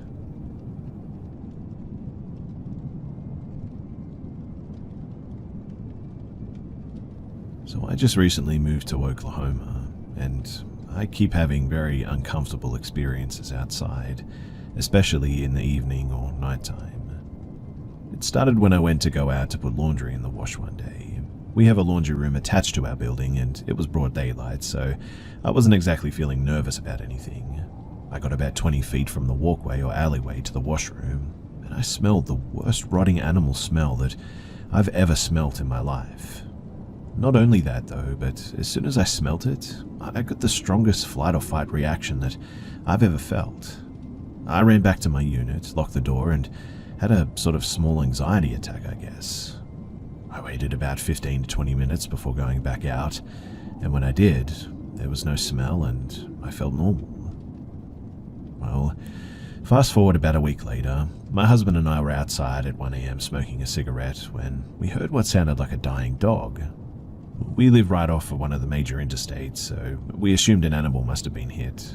We started walking towards the direction of this noise, sort of wheezing and whining, a terribly sad noise. And when we got to the edge of the parking lot, as we got onto the pavement, the wheezing dog noise turned into what sounded like an owl hooting. I understand owls making strange noises. I was raised in Texas after all. I've heard many, but this was not an owl. The longer we listened to it as well, the more it sounded like a person trying to mimic an owl. My husband called out, "Hey, is somebody there?" pretty loudly, and just silence was the response. We stood quiet a few moments before the owl noise completely stopped, and the sound of an unnatural laugh echoed from the trees. Now, the only way that I can describe this noise is it was like when a deaf person laughs. Like they can't hear how they sound, so it just kind of sounds a bit off. I don't mean to sound rude at all by any means, truly. That's just really the only way that I know how to describe sort of what it sounded like. It felt like ice water was in my veins, though, as soon as I heard it. Both of us just felt extreme fear in that moment, and we ran back into the house. And I could explain off all of these things if I hadn't seen what I had seen next. So a few days later, I was outside smoking around 7 p.m, and I saw two men walking on the side of the street where I had heard the noise a few nights prior. They walked past the trees a little ways, but then stopped. It was dusk, so light was low. One of them turned on their phone light and shined it into the trees before sort of jumping back. Both men took off at full sprint away from the tree line. I have no idea what they saw. I didn't hear anything, but there was pure fear there. The most frustrating part, though, was I was looking right at them and I saw absolutely nothing. Fast forward about a week later, though, and I get a text while I'm at work from my husband telling me that he heard our daughter talking and laughing in the field across the street. He was 100% sure it was her until he realized that she was inside of her room. He said, though, that it sounded just like her. Fast forward again a few days later, and I found dried blood on my door jamb, as well as scratches near my doorknob, and more dried blood at the bottom of my door. My neighbor, too, had their internet cables cut and told me that someone had tried to open their door the night that it happened and then slammed their body against the door trying to break in. My neighbor said that he forced himself out the door ready to confront whoever was there, but when they did, there was no one. Mind you, they had just popped out just after whatever was banging on their door slammed against it, so that just makes no sense. We constantly hear things on the roof too, things in the valley behind our place. Our dog will run to the door at random hours and sniff and growl like somebody is there. I've probably made a mistake by calling out to this thing, whistling at night, trying to sort of antagonize it, I guess, because I desperately want a recording. I have one recording of its noises, and it sounds just like an owl, but towards the end there's this sort of low, inexplicable moan that comes from the same place the owl's sounds are coming from. It's hard to hear it and ends very abruptly, so I don't feel like it's good enough. But nobody believes me. But I know something is out there. It knows that I know it too. I feel it sort of watching me. If I curse at it or try and lure it out, it goes completely silent or does that horrible laugh. I can never seem to catch the laugh too, or any of the noises. As soon as I hit record, it usually just stops. I don't know how to explain that too, but I know that I'm not going crazy. Anyway, please, if someone can help me, I really want to know what this thing is. I have pictures of the blood on my door, the scratches, and the video of the owl, the sounds and the moaning. I just feel like no one would take this seriously, though. It always smells like a corpse when it's around too, and that's the biggest sign that something just isn't right. I brought it up to one of my native co-workers and he said, "Leave it be, wash the blood from your door and stop trying to talk to it." He wouldn't tell me anything else. I don't know if this means that it's a Wendigo or a skinwalker or something else entirely, but I've never felt such, I guess, dread and fear as I do when I hear or smell it out there. Please, anyone, if you know what this is, then please tell me I'm not losing my mind, and if it's real, how do I make it go away? This thing is causing me so much stress, and I've just had enough, and I want this to end.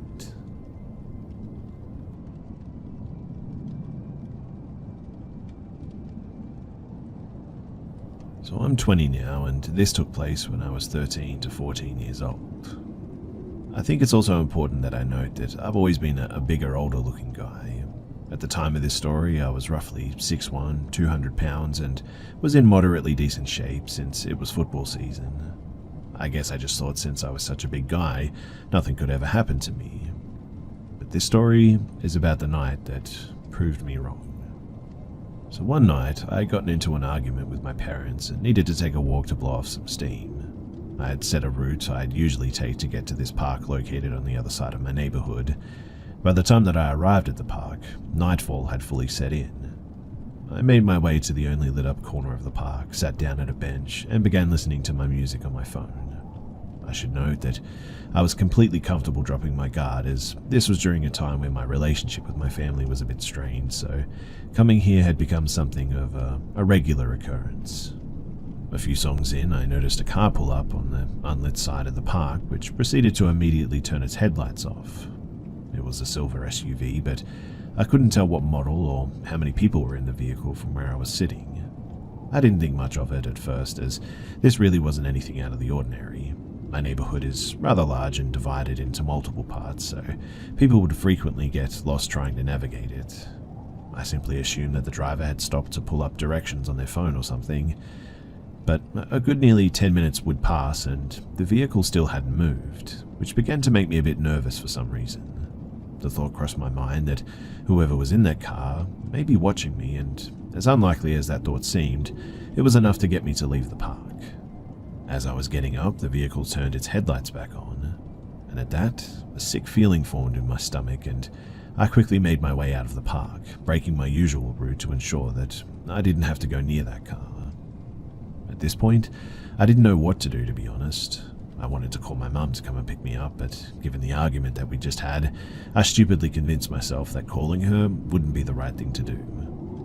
I made my way to the end of the block, mentally preparing myself to wrap around the block and start heading back in the direction of the park that was my only way home. Just seconds later, though, as I reached the end of the block, the same car pulled out in front of me and came to a screeching stop. Not quite processing what was happening, I simply stopped walking and watched as the driver, an older man with a baseball cap and an unsettling smile that I could just barely make out in the darkness of his car, says, "Hey, you okay, buddy?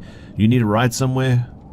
There wasn't anything out of the ordinary about his voice, but as he spoke to me, my stomach tied itself in knots. All I could do was mutter out a soft no before the man reached all the way over and opened the passenger side door. "Hop in, we can go anywhere you like, buddy." Snapping out of my state of shock, I darted off behind the car without saying another word. I heard the man try to call out to me as I had started running, but I couldn't make it out. I heard his car speed off as I continued trying to put as much distance between me and him as I possibly could. I made it a good few blocks away before I felt comfortable enough to stop running, and decided to finally start making my way back home. Not long after, though, I heard a car coming up behind me in a quick stop, which made my heart feel like it was about to shoot out of my chest. My nerves settled pretty quickly as I realized that it was my mum, who set out to look for me after I didn't come home. She rolled down her window and began yelling at me to get in the car, but something was off in her voice. She didn't sound angry, but more panicked, I guess. I did as she said, asking what was wrong as we pulled off, and she told me that she had just been by the park to look for me and saw a car which had the same description as the one that I encountered, partially blocking the road to shine its headlights into the park. She says that as she pulled up, the car quickly pulled back out and sped off. Call it mother's intuition, I guess, but she immediately assumed that I was involved somehow. Though I denied anything happening, as I've never really been someone who can talk about anything real with my family, my mum still reported the car to the police, and that was that. I've never told my family what really happened, and haven't really ever spoken about this until, well, now, really. This situation didn't stop me from going out for walks when I needed to de-stress, and I guess you can just credit that to me being a stupid teenage boy. I was certainly more cautious of my surroundings, but like I said, that was that. I never saw the man again, and I moved on with my life. I can look back now, though, and use this as an interesting story to tell people, I guess, but I truly was incredibly lucky to get out of that situation unharmed, I think. who knows what would have happened if I hadn't decided to leave that park, or if I hadn't been able to get away. Would I really have been able to bring myself to fight back if needed? Maybe I wouldn't be here now, or maybe I'd be left with much, much worse memories of that night. All I can say without a doubt is that that man had truly awful intentions. Of that much I'm sure, and I am very lucky to be here now. Moral of the story, be careful when you go out for walks at night. Always be aware of your surroundings. It doesn't matter who you are, how big you are, anything can happen if someone has bad enough intentions.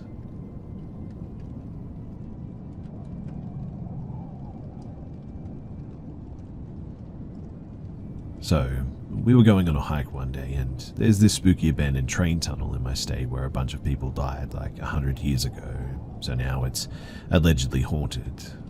I brought one friend with me on the hike since it was a long one. The area and the scenery were beautiful, but the tunnel itself was something else. My buddy, his name is Ed, was a bit more nervous than me and didn't want to go too far in. I wanted to go as far as I could, which turned out not to be far because the tunnel was blocked by impassable debris. But wait, there was a small hole in the side of the debris mound, and it turns out that I could crawl through it. So I asked, "Hey Ed, you feel like crawling?" "Nah, no thanks dude." So I took my pack off and coat and I squirmed through on my own. On the other side was the rest of the tunnel, but with water that went up to nearly the top of the mound on the other side, as far as the eye can see. I was disappointed too because I would have to swim in ice-cold, nasty water for who knows how long to keep exploring. So I decided no and to crawl back. My buddy Ed was nervous, but we weren't done yet. Next, we busted out just one tool for detecting ghosts, an EMF reader. As someone who is pretty scientific, I guess you could say, I tested it multiple times and made sure that it was working before bringing it. We decided to try and contact ghosts in the tunnel. I was pretty confident nothing would happen. We turned off all of our electronics and lights so it was pitch black and just the EMF reader on. I asked pretty basic questions, I guess you could say, to the ghosts. Asked it to come in front of my scanner so I'd know that it was there, etc. We did this for a while too, and there was nothing. No reading, no surprise, and so we headed back. We decided to keep my EMF reader on, and then as we're sort of walking back, suddenly it goes to 2 lights. I thought maybe our flashlights were causing it, so we turned them off. But no, it's still 2 lights. I reset the device, 2 solid lights.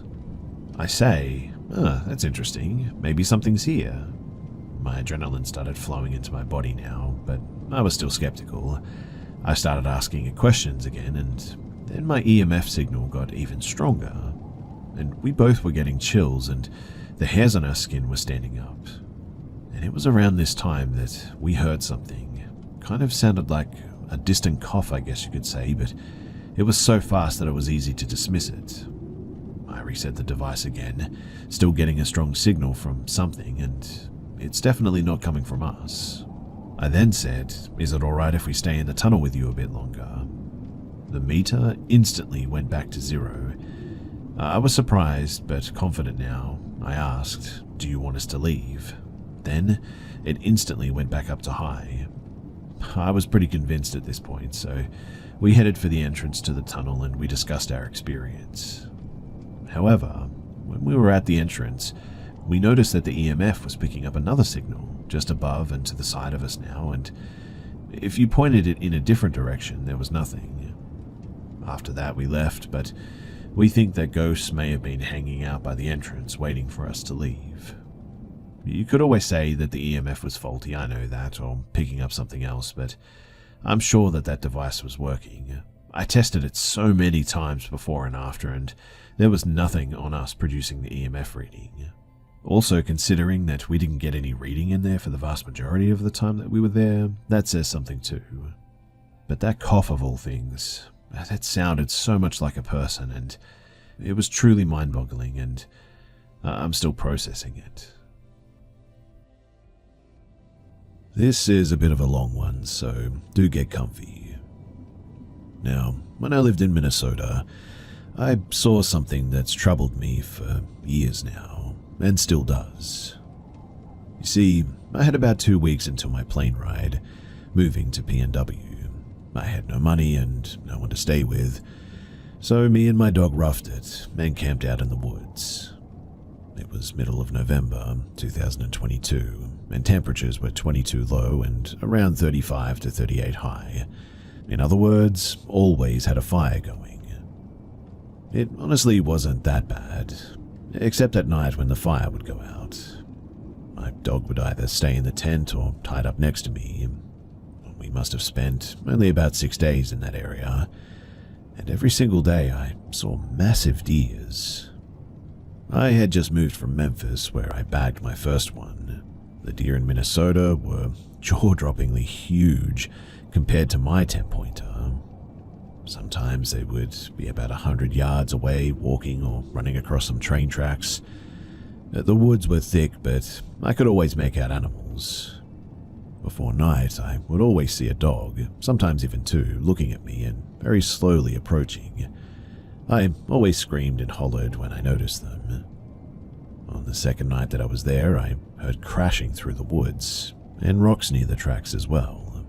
I stepped out of my tent, and I would see about 10 or so deer running down the tracks, and then blindly dart back directly towards me. I figured that I'll see or smell fire too, so I just sort of stood there and was just in awe of nature. But they weren't really veering off. The trees were huge and the woods were thick, and they were running and jumping so fast and far that I would feel the ground shake. The two leading deer, they came within 10 feet of me easily, and honestly, I was petrified. I genuinely thought that I was about to be pierced or something, but as soon as I stepped my leg over to dive into the tent, they turned 90 degrees and just jumped, running away.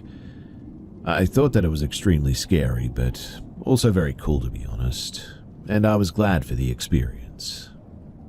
Now, at about 10 p.m. I'm stoking the fire and I noticed something off in the distance on my side of the tracks. Not even towards the tracks, but parallel with me. It looked like two people with headlamps on, processing a deer. On my first day there, I did see and quickly talk to a guy passing by, saying that he was looking for deer skins. I made nothing of it, and stopped shining my light towards them. After failing to fall asleep, I stepped outside and the two headlamps were still on. Same spot and making the same motions. It looked like they were maybe about 5 or maybe 4 feet apart. One would fiddle with something on the ground and hand it over to the other. At this point, I was alarmed because, it's now 1 a.m. I shine my light, watch very intently. It was so dark and so far away that by that time my eyes would focus and I would need to blink, but I would always lose what I was seeing. I would watch one headlamp and see that headlamp split into 2. So I knew that what I was looking at was a pair of eyes now. 2 individual sets of eyes. They were behind fallen logs and a standing tree. The motions that I saw were that of them moving back and forth, peeking around different spots of the trees and log. I moved my head side to side and they did the same, but on different sections and heights of the tree, like they were crouching and then sort of standing, but never looking away from me. When I got back into my tent, I zipped up the door, leaving the top open about an inch or 2. I zoomed my flashlight in, peeking through the hole, and I could see when they stopped and when they started this motion back up. The harder that I tried to focus, the more agitated the movement seemed. I was getting on a plane soon, so all I had were knives and a couple of flares, kept them close and snuggled up with my dog. Around 5 a.m, I peeked through my tent and was still being watched. When the sun came out, I stepped out, and when I did, nothing was there. I figured that they were wolves, but I don't know, the motion and the mimicking of mine was pretty insane. I had a great spot though, and I worked hard on cleaning this area up, so I thought that I'd stay there at least another night, not trying to psych myself out over, well, nothing really. Now, on night 3, I never did see them again, but it was around midnight when I heard crashing through the tracks again and thought that it was the herd of deer. Following it with my flashlight, I noticed that it was only one animal, moving way faster too. It did the same thing the deer did before and started running directly towards me.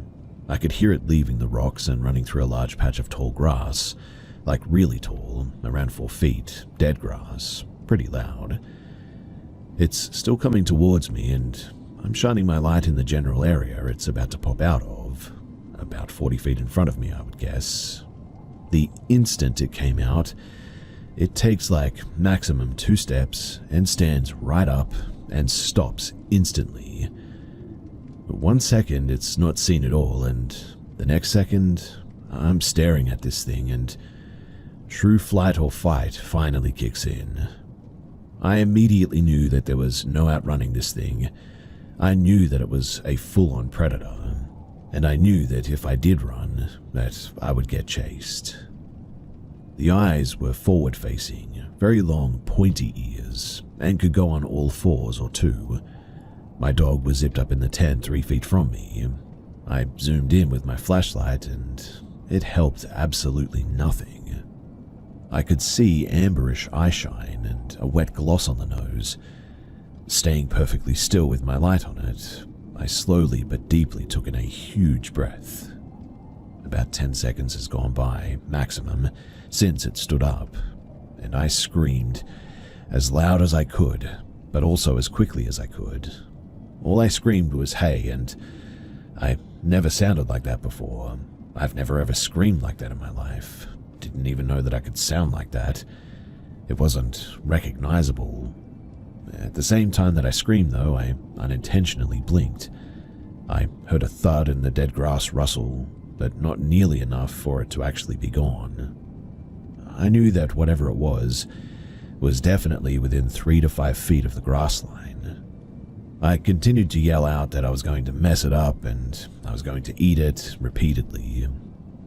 Before my initial scream, I saw this thing about 7 feet at the tips of the ears. The ears were 100% the same shapes as Anubis as well, if you've ever seen that. Stupidly long and pointy, very pointy. Well, after not hearing anything for quite some time, I just decided that I would take my chances and head back into my tent, and I just stayed there all night, awake and trying to figure out what to do. Thankfully, I made it through the night, and the next morning I walked out into town and went to Caribou Coffee for some Wi-Fi. First thing I did when my phone turned on, I needed to charge, was I searched up images of Anubis. And quite honestly, I started crying silently right there in the store, staring at this picture. I contacted my family in PNW to get a new plane ticket for an earlier arrival. My 2 weeks had now turned into 1. Getting back to camp, I started packing everything up to relocate my camping spot. This was a mistake though, because that giant thing that I saw, I totally forgot about the 2 things that I saw on night 2. So I grabbed my things and I walked right past that spot, the trees that I saw them at. I went about half a mile further, into more of the denser part of the woods. Thinner trees, but denser. That night, night 4, was terrifying too. This was the first night that I'd heard yipping from a pack of coyotes. This was about an hour before the sun went down, and it sounded like a person screaming, but it went on for so long and so loudly that I knew that it wasn't a person. They all started at the same time, and it went on for so much longer than I expected. Probably around a minute, I would say. Very far away, but still made me turn my head at first. About an hour after the sun went down, that's when I heard wolves howling. That definitely made me pucker up a little bit. More chills, and I decided to make a large fire, or at least throw some logs on it. Fewer trips outside in the night and all that. When doing this, I see that the 2 pairs of eyes are back and they're watching me. Again, I kept being loud and screaming that I was going to eat you and all this, along with other things. The next night, though, it only got worse. Every single night after that, too, just got worse and worse. First night at this new location, the 2 pairs of eyes come back. The second night was 6 pairs, and the next 8. All of them were at a distance, but very, very still. They stood in the exact same spot every night that they returned, with the main 2 mimicking my motions, peeking around trees for a better view, it seemed. I even saw them vigorously bobbing up and down like a monkey would when I unzipped my tent. When it was finally time to leave, I quickly packed up what I could bring and I left everything not allowed on the flight behind in my tent, not even really caring anymore and just happy to get the heck out of there. To this day, I think about those days, almost every day to be honest. I still have no idea what exactly I saw or what to make of it.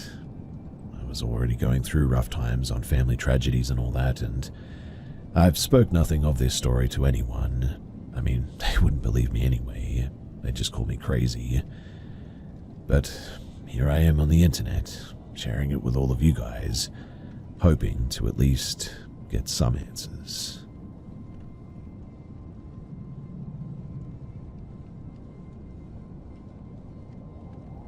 I've been living next to this giant graveyard for around 2 years now. It hosts around 50,000 graves.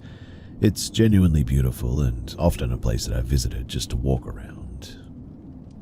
So, I had this awful day at work. This was about 12 years ago now, but I remember it vividly. Horrible day. One of those days where I just didn't want to go straight home and deal with all of the home sort of jobs and socializing, cleaning, dinner, etc. Instead, I planned on driving to a mountaintop lookout where there's a cool ice cream venue, grabbing a cone and watching the world drift by while I just sort of decompressed. But at some point, I took a wrong turn and I ended up in the neighborhood surrounding the cemetery. So I figured, to heck with it. It's quiet and a cemetery walk would be the peace that I needed. It was dusk outside, but plenty light enough that I could clearly see trees, houses, names on the gravestones, and if anyone else was around too. I knew in about 45 minutes to an hour that it would be dark outside, but for now I felt comfortable. I parked my car and walked over to the berm into the graveyard. Now, this graveyard is massive, by the way. Without signs and streets, it would be impossible to find your way through this maze, and there was no way in heck that I was planning on walking that far in. I just kept to the sidewalk where the berm and the houses were, while the massive graves were on the left of me. I called my then boyfriend, crying to him about how awful my day had been, and he was trying to calm me down and talk me through my day. In my peripheral to the left of me, I thought that I saw a big black shadow at some stage, maybe 50 meters in. It was only brief that I saw it, or I think that I saw it. I wasn't sure if I saw what I even saw, and had I left just then, I probably would have shrugged it off, but my fight or flight instincts definitely had kicked in. I was still on my phone, but became extremely wary of what it was that I think that I saw, if I saw anything at all. So, I'm walking and looking in that direction while I'm still on the phone. My eyes peeled just in case something happened, but I definitely began to start feeling uneasy, and I'm now absolutely focused on anything that might be there with me. I'm a woman walking alone in a graveyard after all. I'm more concerned with a creepy guy skulking around than I am anything paranormal, but I still feel very uncomfortable and on edge.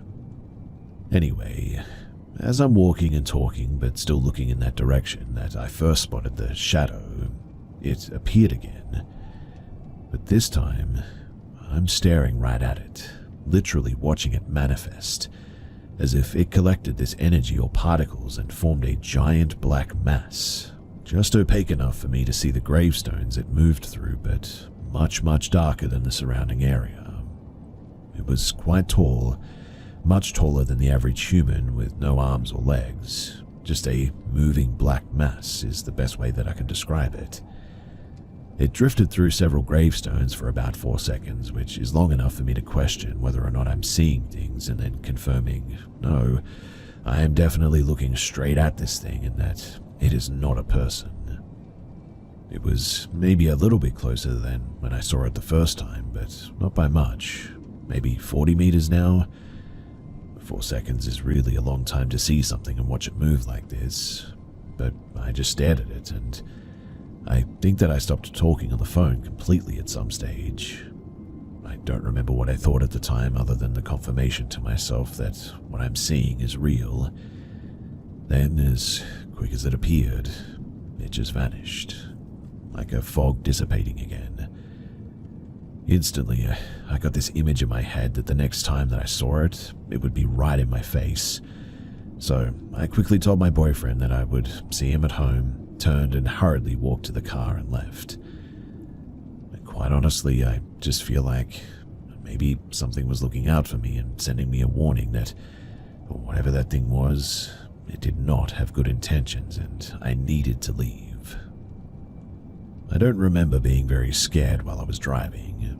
I don't feel like anything followed me or was in the car with me or anything, but it definitely snapped me out of whatever mood that I was in that day. When I got home, I told my boyfriend what happened immediately and, well, he just shrugged it off, saying that it must have been me hallucinating since I was super emotional. I was really irritated at that response. I mean, I know what I saw and I am usually a really calm, rational person, so there's no way that I just got so carried away with my emotions that I started seeing things. That felt so unreasonable of a response to me and so invalidating. I lived with my uncle at the time and told him what had happened and how I was really disappointed with my boyfriend's response. That's when he suggested that maybe I saw something because I was emotional and vulnerable. Maybe my walls were down and it was drawn to me. And the more that I think about that incident, the more that just feels right. I think that whatever it was, it seemed curious about me. Maybe I did have some walls down. I don't know, but I don't think that whatever it was had good intentions. I'm just glad to not have any lingering experiences with whatever that was. It's been so many years and I remember it so vividly, and I'm always racking my brain wondering what the heck that thing was. I've even considered talking with psychics about it just to hear what their opinions are, but anyway, I'm just curious about your guys' thoughts and I wanted to share my experience.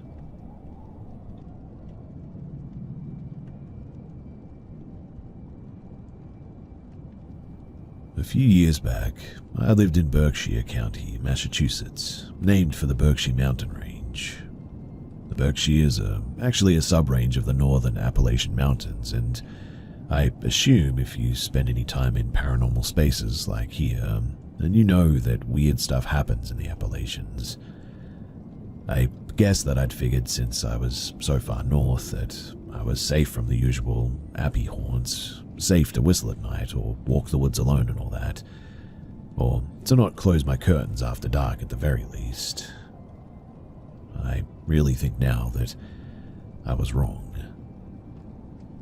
Now, it was either late summer or early fall of 2020, and my fiancé and I were leaving the tiny suburb where we lived to go to a nearby bigger city for cheaper groceries.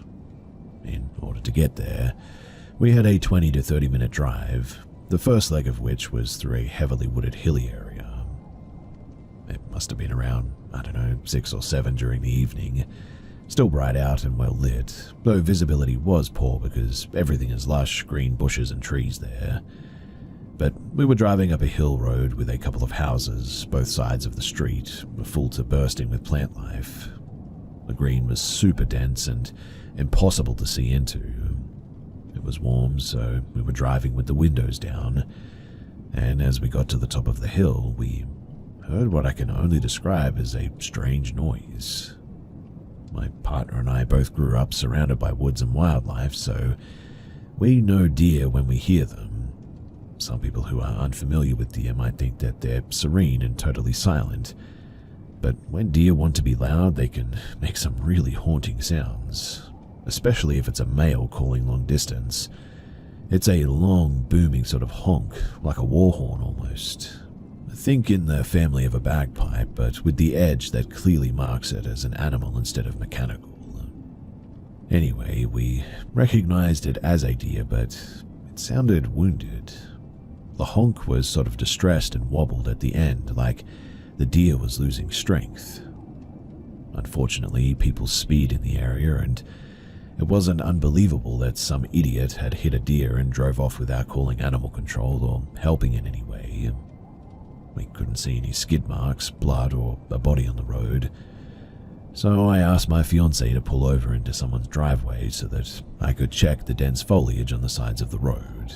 Deer like to hide themselves and hide their babies, and I, a bleeding heart animal lover, and also an idiot I know, was on the verge of panicking about how we were going to help this injured baby deer.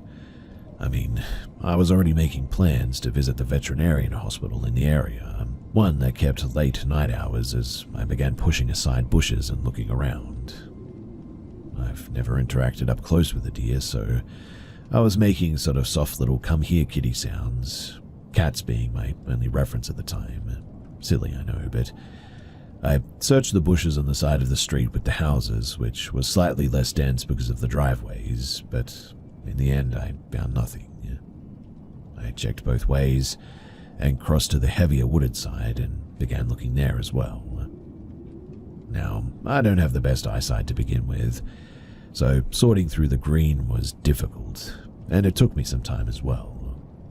My fiancé was busy speaking with the homeowner of the driveway that we parked in. He had come out to see if we had had an accident or a flat tire and if we were okay.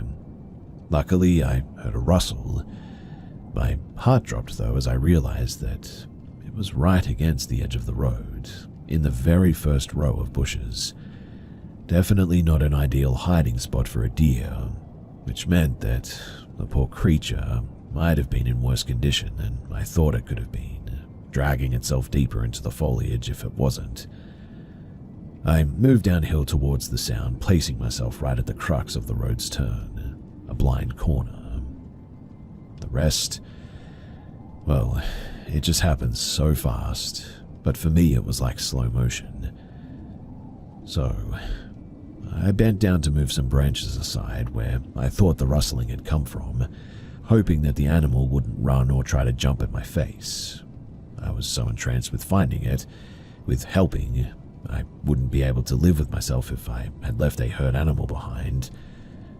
I finally cleared the bottom of the bush, seeing the ground with its leaf litter.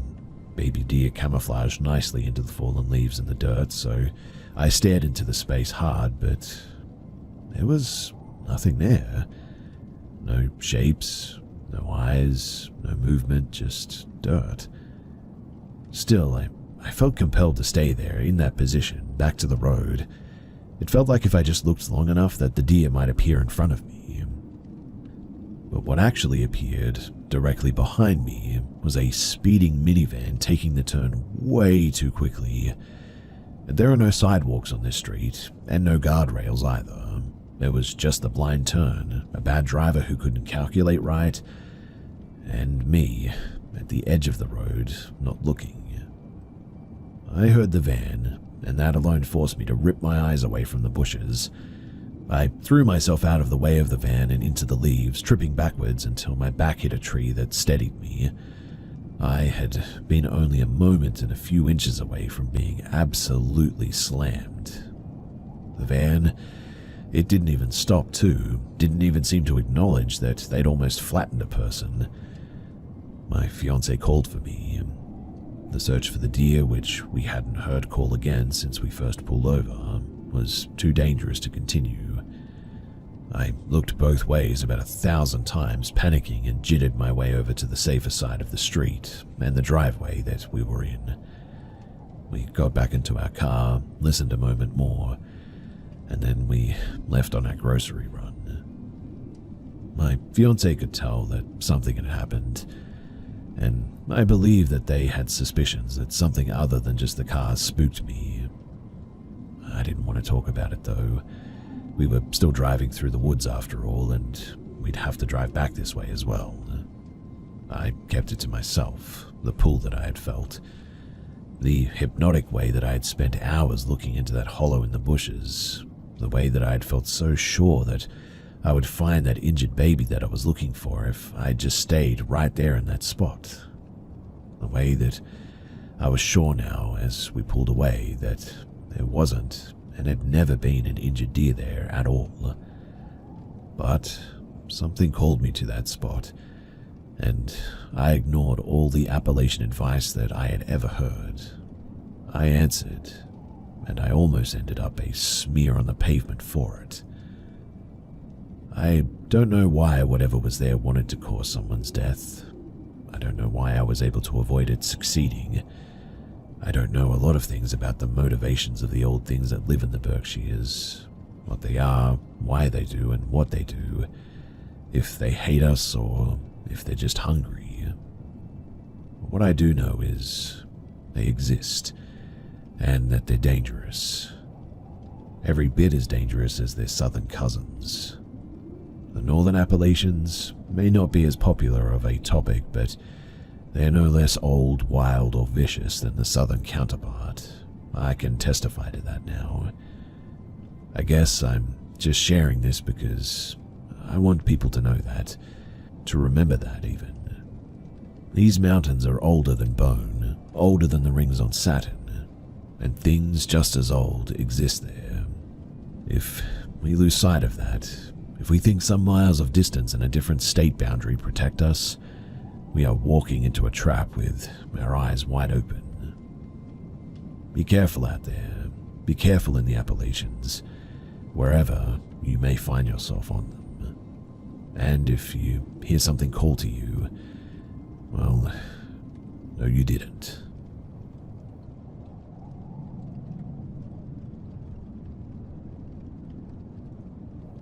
This happened around 2010 when I was a kid living in northern Florida.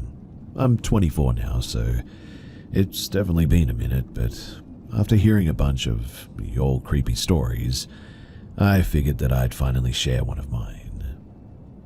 So, I grew up in a super haunted apartment, and this is one of the freakiest things that happened to me there. I lived with my dad and sister in a small apartment. By the time that this happened, we'd been there almost 3 years. Paranormal stuff had already been going on, like footsteps, knocking, or hearing people talking when nobody was home. Nothing too wild, but just the kind of stuff that you could brush off and blame on upstairs neighbors. One thing, though, is that I hated sleeping alone, and I was terrified of the dark there, so I would usually stay up playing my DS under the covers. That night, I was doing exactly that, until my dad came in, took my DS, and moved the nightlight from the hallway into my room to try to get me to sleep. It was one of those sort of projector nightlight things that lights up the ceiling with stars and planets and all that. So I was just sort of sitting in bed, staring up at the solar system, still wide awake and wired. Then the whole room suddenly just went pitch black for a split second, almost like somebody put their hand over the light. Right after that, too, I saw what looked like the shadow of a man's hand slowly pull away from the projector, like I could actually see fingers moving and curling back in a fist before pulling its wrist back. Then the ceiling lit up again like nothing happened. I just sat there frozen, like, did that really just happen? And then, a minute or two after, I saw a black shadow mass dart across the ceiling, blocking the light again for a split second before the room was illuminated again. Well, that was enough for me. I threw the blanket over my head, pressed myself against the headboard, and tried not to move. A few minutes passed, and then I heard and felt 2 loud bangs on the right wall next to my head, like someone full-on punched it, hard. The whole wall and the headboard shook, in fact. I didn't even think. I just ran down the hall to my sister's room, dove under her blanket, and stayed there until morning. The next day I went back to my room and I saw that a fairly large painting that I had hanging right above my headboard was halfway off the wall now, which means that whatever hit that wall, it hit hard enough to nearly tear the nails holding it up on the wall completely out. Well, I literally slept with my sister for 2 weeks after that, and have slept with a lamp on until my adulthood after this. That was just one of many paranormal things that happened to me growing up in Florida, but I think this one stuck with me the most because the activity in that apartment got worse up until in my teens after this had happened. So yeah, don't move to Florida, I guess, is the moral of the story. I think the swamp holds stuff in it, and every time that our landlord paints over dust in an apartment, that it just becomes cursed or something. There's something wrong about that place, and it's hard to put my finger on it.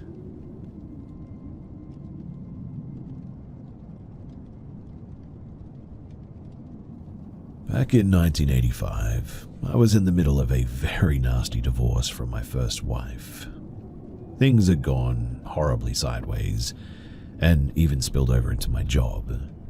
Sparing all of the nasty details here, suffice it to say that I had a breakdown of epic proportions. For weeks I couldn't function. I couldn't eat, couldn't sleep, and when I did sleep, I was plagued with nightmares. And so, early one day, I grabbed a few things and I just began to drive. I had little money and was in a very dark place mentally. Although I had been raised Christian and grew up in a church, I was very far away from God and was living a very non-Christian life. As I drove, I was in a cloud. I could only see darkness, pain, and despair in my future. I could imagine no happiness, no joy, and no future. Again, suffice it to say, I considered my life over at that age of 22. I drove north from Texas and eventually I found myself in Oklahoma City. There I turned eastward towards my childhood home of Tennessee. As I drove, my despair clouded my perception and I became more and more depressed. I really felt like I was driving myself straight into the gates of the abyss. Somewhere in eastern Oklahoma, I pulled in for fuel though in a restroom break. As I resumed my journey, I noticed a man standing at the side of the interstate on a ramp looking for a ride. He was dressed rather peculiarly for the weather at the time, wearing a long old West-style rain slicker and ivy cap, sometimes known as a flat cap or a duckbill cap as well. One reason that I noticed him was because, in my mind, his appearance bore a striking resemblance to the gyro captain from The Road Warrior with Mel Gibson that had come out a few years earlier. I didn't stop, but I continued on my journey and thought nothing more of it. Soon I was forced to stop again as I suddenly needed to use the restroom very badly, which was unusual for me as I could and still do often drive for hundreds of miles without stopping. In any case, I completed my bathroom break and turned back towards the Interstate 40. As I turned onto the ramp, my eyes were drawn to another hitchhiker looking for a ride, only it was not another hitchhiker. It was the very same person that I had seen a short time earlier at my previous stop. I'm quite sure that I did a double take on seeing him because I was so shocked by it. For reasons that I didn't understand at the time but have become clearer later in my life, I pulled over and I offered him a ride. He got in the car and thanked me for the lift. In short time, he began to make what I first assumed was small talk. It was far from small talk, though. It was as though he could read my mind. He talked about life's heartaches and troubles, and it soon became clear that he appeared to know more about me and my troubles than he should. He turned the subject to God and his many blessings, and now, nearly 40 years later, I don't remember exactly what he said, but he seemed to have just the right words that I needed to hear at the time. It was, for lack of a better word, miraculous, the way that he seemed to be able to speak to my soul and lift the burdens that I felt that were crushing my very spirit. He rode with me for the rest of the afternoon, and by the time that we were approaching Little Rock, Arkansas, I felt like a new person. He promised me that everything would work out. He said that I was just beginning on a new journey, and he assured me that there were good things in store for me in the future. It was late in the day as we entered Little Rock, and I decided to get a motel for the night. I stopped at a convenience store to let him out of the car so that he could continue on his way. Before exiting the car, he asked if I could spare a little money for food. I told him that I never give money to strangers because I couldn't know if it was just going to be wasted on alcohol or drugs, but that I would, however, be happy to buy him some food. He graciously accepted my offer, and I turned into the parking lot and went into the store. All these years later, I can still remember exactly what I bought for him that evening. I purchased a pack of bologna, a half a gallon of milk, and a loaf of bread. I also believe I picked up some condiments as well as a candy bar for dessert. After paying for the items, I exited the store and found him waiting at my car.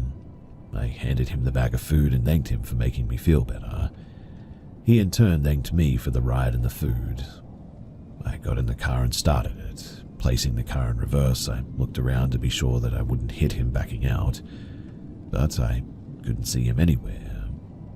Now, because it had only been a moment since he walked toward the rear of my car, I was concerned that possibly he may have tripped and fallen behind me or something. I mean, I didn't want to back over him, so I placed the car in park and I got out to make sure that he was clear. But he was nowhere to be seen. I walked around the car and then I walked around the only other car in the parking lot and nothing. I went into the store and asked the cashier if he had seen where the gentleman in the long coat had gone, and he said that he had not seen anyone in the last few minutes but me. I was confused as the cashier should have had a clear view of the parking lot from the checkout counter. I walked back outside and walked out into the street corner and looked all four ways, and there was no one to be seen. I walked around and looked behind the building and nothing. I even got down on my knees and looked under my car as well as the other car in the parking lot, but nothing. The man had disappeared as though he was a ghost. There is no way, even if he had run, could he have gotten out of sight as fast as he did. I mean, the man, the bag of food, and the jug of milk that I had given him were gone, vanished without a trace as though they never even existed. Finally, I gave up and I went a short ways down the road and rented a motel for the night. I went in, took a shower, said a short prayer, and then for the first time in weeks, I slept like a baby all night, peaceful and dreamless.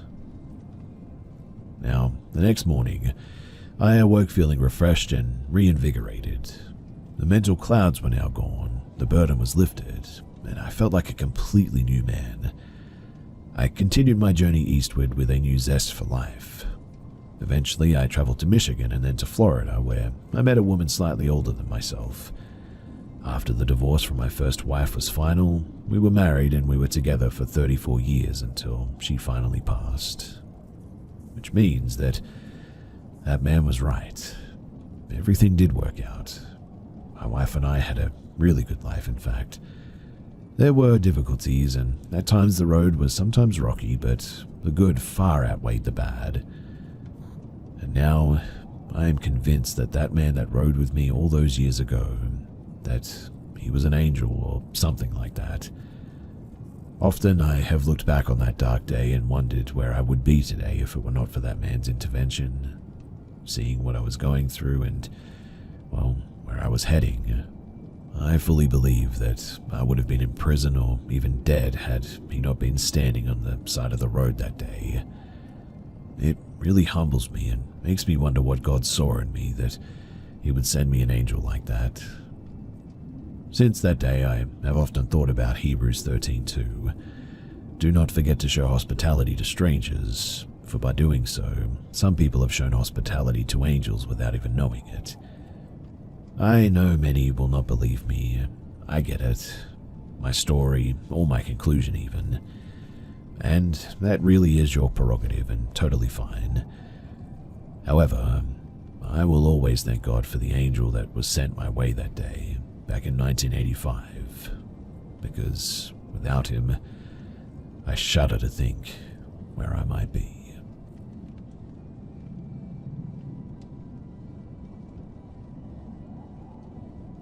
The other night, around midnight, my mother-in-law, who lives on the opposite end of an adjoined 1-acre plot of land as my wife and I, called my wife telling her that she was hearing a loud wailing sound out back of their house past the tree line. We live in the mountains at the base of a forest. My wife got my attention and told me to come to the window, where we listened for about 10 minutes. And there was a very loud feminine wailing coming from the woods. It was something like the sound of a fox or a coyote makes, but each wail was much longer, louder, and way more human. I have since looked up every wild animal in my area and have yet to match the sound that I heard to one of them. Right around the time that I thought to record the sound, though, it stopped. I've listened to the recording a few times to see if maybe I could get a glimpse of the sounds that it was making, but I don't think that I caught it. In the recording, though, my mother-in-law talks about how when she first heard the sound, she turned the back porch on and walked outside. She has 2 German shepherds, and they will bark at just about anything, and they spend the majority of their time outside laying in the yard anyway. But weirdly, neither of them made a sound, or did either of them want to go outside with her that day. She said that she went outside and clapped her hands to try and scare whatever it was away. After a little bit, she saw what she said was a small grey cat, looking to be about domestic size. It walked up to the far side of the creek that separates the backyard from the woods, but it didn't move any closer and then proceeded to go back up the hill into the woods. She said that it felt like it was trying to lead her somewhere. She, being an animal lover like my wife, said that she was worried that there was an animal trapped or hurt, and like some video from the dodo, she was going to go into the woods and find some helpless animal to nurse back to health. Being of sound mind, though, she called us to tell us this and say that she was afraid to go out there by herself, and asked if I would be willing to bring a gun to protect us, in case there was a coyote or something else once we got up there. At the sound of gun and woods and afraid, I was all ears, so I grabbed my plate carrier, a couple of knives, my pistol, shotgun, my Milwaukee chest-mounted bar light, and a small hand torch. My mother-in-law met my wife and I in our backyard, and I told them to drive up the side of the road and see if they could position the car to shine a light into the woods. I said that I would walk across to the back of their property and go into the woods from there so as to not wake up my father-in-law or alert the dogs or anything. I made my way over and approached the woods from the right side of the property. Just so you understand, the left side of the property is flanked by a long fence that stretches about 2 acres in length. It goes back deep into the woods, separating our property from our neighbors. And on the right side of the property, it's flanked by a small road that leads to a few more houses set far back behind ours.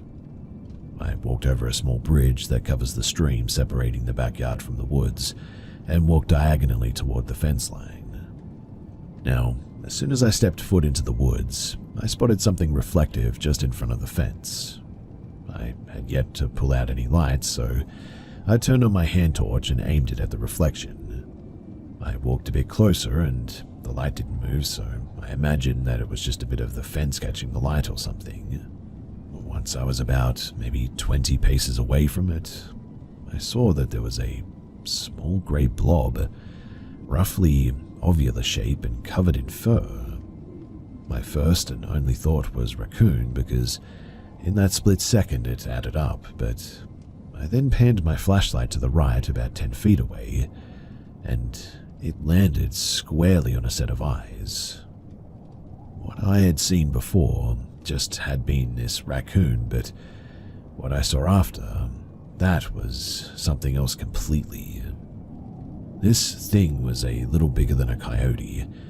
It had grey fur, and honestly I cannot recall if it had a tail or ears or anything else, but it was both canine and feline in characteristics, leaning more toward canine in appearance.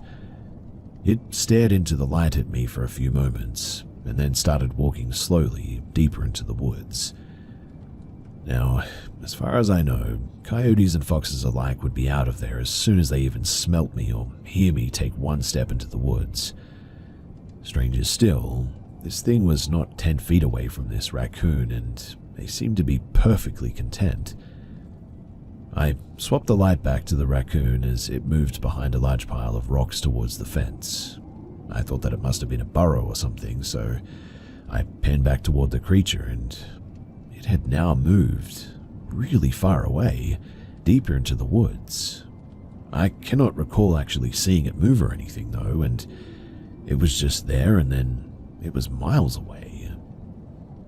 I cannot recall seeing its rear end as well. I just sort of looked up into the woods towards a crest at the top of the hill and saw its eyes again staring at me. I'm not one to just waltz through the woods in the middle of the night. In fact, if I was asked to go into the woods at night, armed the way that I was, I probably would have been freaked out, even if there wasn't anything out there. But strangely, I was completely calm. As soon as I met its gaze, I turned on my chest-mounted floodlight and started making my way towards it. I walked probably about 100 feet deeper into the woods. It still hadn't moved. I kept walking until I saw my neighbor's house. The stretch of woods between their house and the fence narrowed out between the two where a hill sat. The creature, it had been at the top of the hill just barely over the crest when I hear a crunching far off behind me at the base of the woods. It was my wife and mother-in-law. I looked back and saw their flashlights, and when I turned back to look for the eyes again, they had disappeared beyond the crest of the hill. I kept walking until I had a realization that I must have been past our property line at this stage. I pulled out my phone and called my wife and asked her where it ended. She told me that there's a line of small red flags where they had installed out electric fence last summer or something. I looked all around and I couldn't see any. Keeping my eyes toward the hill, I started walking backwards toward our property. I had walked back about 100 feet before I saw the line of small flags. Once there, I turned and made my way back down the hill, and I met them at the base of the woods and showed them where I had seen the two animals. We made our way back down the yard and just barely made it back to the porch when another wail was let out. This time, it was different. It was similar, but it was a deeper pitch, and it came from the direction of the creature that I had followed. From the moment that I pressed record to the moment that I left those woods, not a single sound was made. I was completely silent. The whole time I felt no fear, just an urge to follow it. It was just pure curiosity, I guess, but now when I think back on it, the whole situation makes me really nauseous. Listening to the recording from the other night makes me nauseous too, and I'm really not sure what to think of it. And so, maybe someone here can shed some light.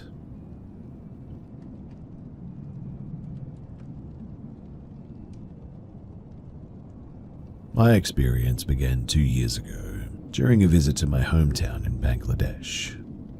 It was certainly not the first time that I had encountered something strange there. Back in 2008, I had heard footsteps echoing outside the house at night, yet when I had looked, there had been no one there. But that was nothing compared to what I would face this time. The nights in Bangladesh are heavy with heat, thick and suffocating. To survive the stifling air, we leave the doors and the windows open, praying for even the faintest breeze. Iron barriers protect the openings, so even with everything wide open, no one can just slip inside or anything. I've always been a light sleeper, and that night I shared a bed with my little niece while my mother and aunt slept on the floor nearby. It was deep into the night, a black and airless hour. The phone was dead and there was no clock in the room. But I awoke to the faint clattering sound of a can skittering across the ground outside. I froze, my senses sharpening. I waited, heart pounding, until the sound stopped. Relieved, I let my body sink back into sleep. Just as sleep began to claim me again, a sound floated through the darkness, the soft, eerie laughter of a woman. It was faint, almost blending into the stillness. At first, I brushed it off. Perhaps it was just one of the mad women who lived down the street. I mean, it happened sometimes. I tried to ignore it, willing myself back to sleep. But then, suddenly, the laughter stopped. A heartbeat later, a scream shattered through the night, so sharp and close that it sounded as if it had been unleashed right outside of our barrier. I shot upright in bed, my blood running cold. I squinted into the darkness beyond the door and the window, but the world outside was an impenetrable black void. The screaming ceased, and the laughter returned. Only now it was no longer distant. It was just outside, right there, laughing as if it already knew that we were listening. But it made no sense. Our driveway is long, winding from the road to the house. Even sprinting, it would have taken someone minutes to reach the gate. And yet, somehow, she was there already, laughing and waiting. I sat frozen in terror, terrified that my niece might wake and see whatever horror was lurking out there. Moving carefully, I slid out of bed and shook my mother awake. She opened her eyes, and I could see immediately that she had heard it too. Together, we roused my aunt, a woman whose fearlessness was legendary in our family. Without a moment's hesitation, my aunt seized a torch and moved to the barrier. She shone the light into the night, sweeping it across the yard. The laughter stopped at once. There was no one there. No figure darting away, no rustle of retreating footsteps, nothing. Refusing to be intimidated, my aunt flung open the front gate and stepped out into the suffocating darkness. Mum and I watched through the barrier, hardly daring to breathe. Minutes dragged past, then my aunt's voice rang out, sharp and fearless. "Who's there? Come out before I come for you." She called again and again into the emptiness of the night, but there was no response. She searched everywhere. There were only 2 ways in or out, both wide and clear. If anyone had been there, they could not have escaped unnoticed. That much was for certain. Still, though, she found nothing. She locked the gate behind her and returned to us. And just as she reached the door, the laughter exploded again, louder, crueler, and right outside once again. We stared at one another in shock, hearts thundering in our chests. It was impossible. My aunt had just searched every corner of the yard. No one had entered, no one had left, and yet the sound was closer than ever. Panic finally seized us. We rushed to wake my brothers and uncles, hammering on their doors. They stumbled out, grabbing torches and sticks, and surged into the night. They unlocked the gate, ready to confront whatever it was. The moment that the gate opened, the laughter stopped. The night seemed to press in on us, thick and unbreathable. They scoured that yard, the porch, the rooftop, searching every shadow, but there was nothing. No footprints, no movement, no sign that anyone had been there at all. Eventually, they returned, telling us to go back to sleep. They offered hollow reassurances about coyotes or wind tricks, but their faces were pale and drawn. I could see the truth in their eyes. They were as shaken as we were. The next morning, no one spoke of it. In fact, they acted as if nothing had happened. But the silence between them said otherwise. I spoke in hushed voices with my cousins, desperate for answers, and they told me about the Farotni, a spirit feared across Bangladesh, a ghostly woman dressed in white, her hair black and tangled, who wanders through the night, laughing and shrieking. She apparently hunts the living, throwing some sort of filth at them if they're unlucky enough to cross her path. She lives to terrify, to haunt. Whether it was truly her that night, I do not know, but all I know is that something was there, and whatever it was, I am confident that it was not human. And I pray that when I return to Bangladesh that it does not find me again.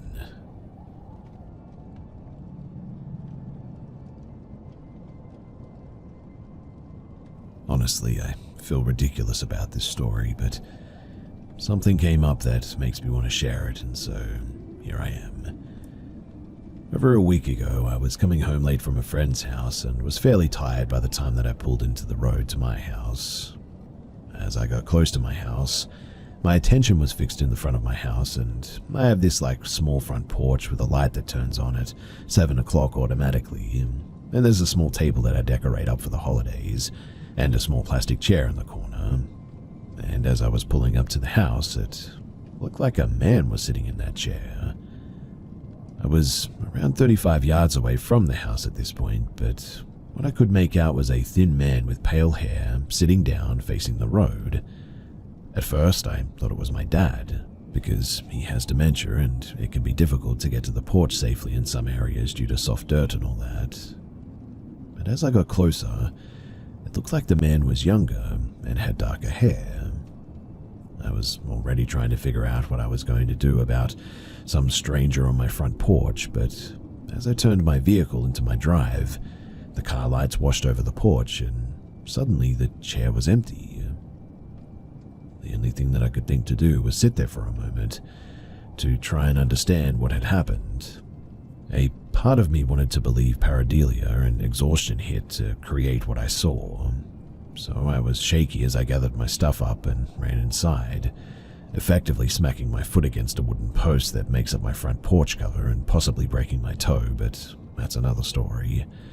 And I was telling myself that my brain made it up. But the next day I was telling my mother about what happened. I live on my parents' property, so my mother can see my porch pretty easily. And she admitted that she had seen shadowy figures standing on my porch and had thought that a man was sitting on my porch a few weeks before this. And not only that, but she heard a man's voice at my door one evening when I was out. I'm single though, and so she thought that maybe it was one of my brothers or guy friends. She said though that nobody was there, and she heard him talking when she had barely taken a few steps inside of my home. I didn't know what to make of any of that, but last night I saw the man again.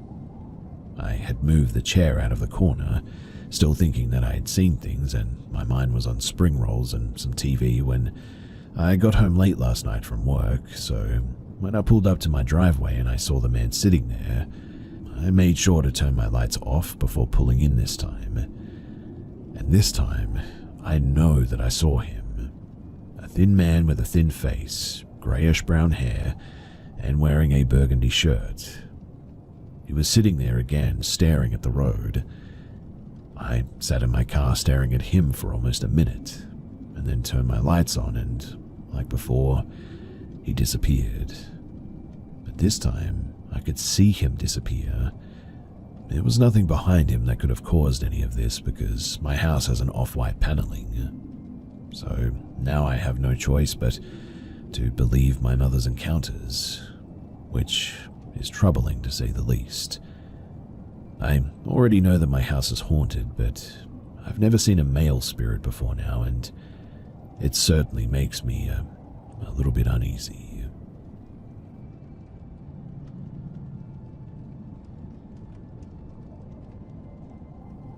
After I went to college, my little brother still lived at my mum's house.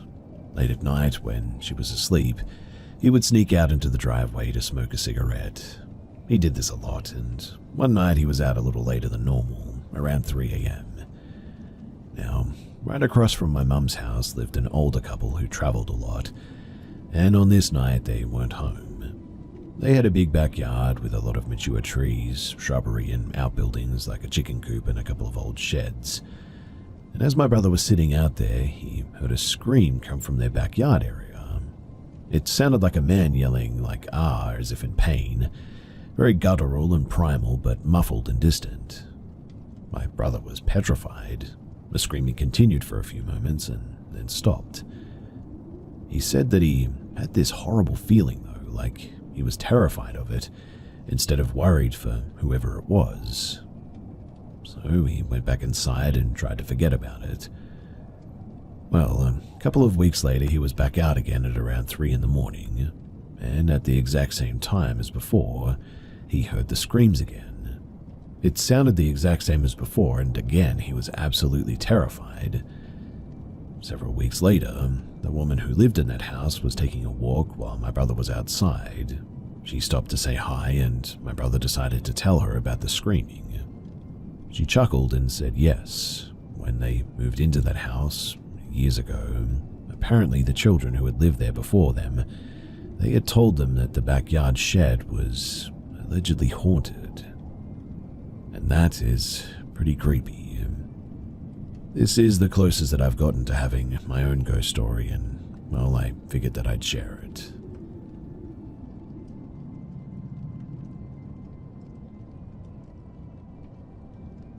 I honestly don't even know why I'm sharing this.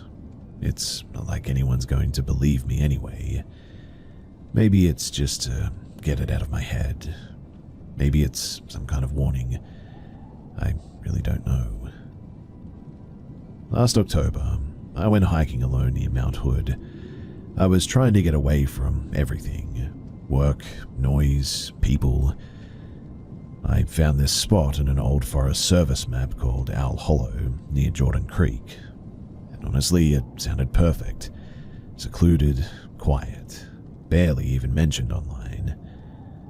Well, the first few hours were fine, peaceful even. Just the sound of the creek and my boots crunching gravel. It felt good, like I could breathe again. But sometime in the afternoon, that feeling started creeping in. You know the one, right? Like somebody's watching you? At first, I tried to shake it off, told myself I was being stupid. Big woods, alone, so of course you're going to feel a bit jumpy. But it kept getting worse. Around 3 p.m., I looked off of the trail and into the trees, and there were a pair of eyes staring at me through the brush, not blinking, just watching me. It wasn't a deer. I mean, I know what deer look like. This was different, lower to the ground, wrong shape, no sound at all. I kept hiking, probably faster than I should have, but I was a bit spooked. About an hour later, I came around a bend, and there they were, a man and a woman standing in the middle of the trail. Now, I don't know how to explain it. Everything about them just felt off immediately, though. Their clothes were weird, like they'd walked out of an old photograph.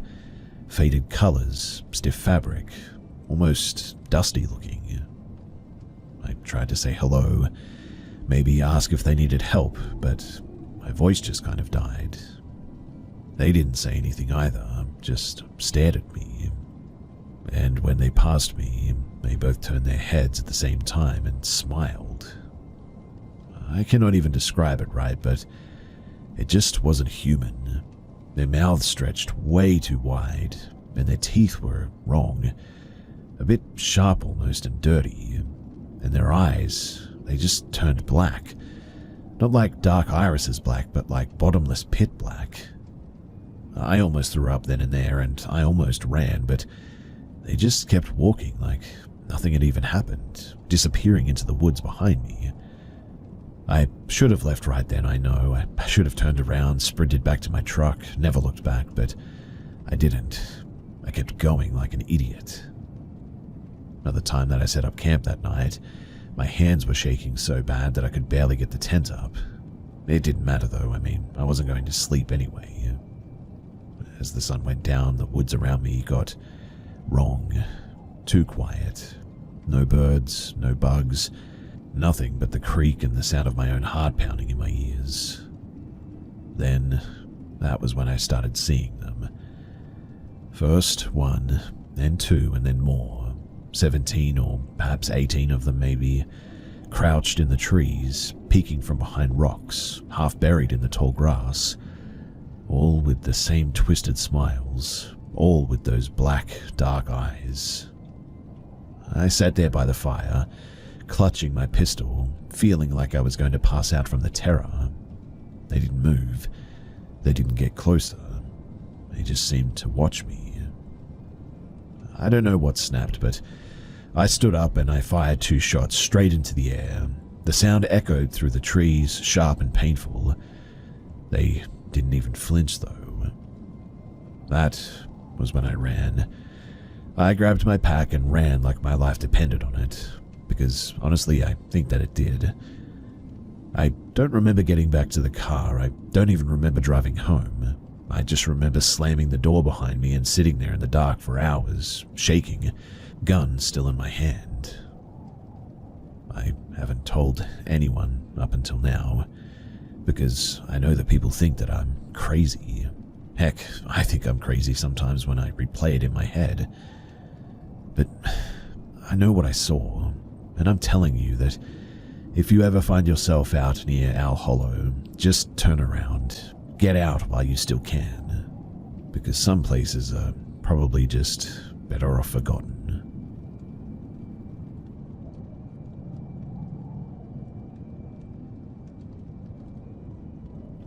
Just to give a bit of context first, I've been training for long-distance hiking for the past few months now.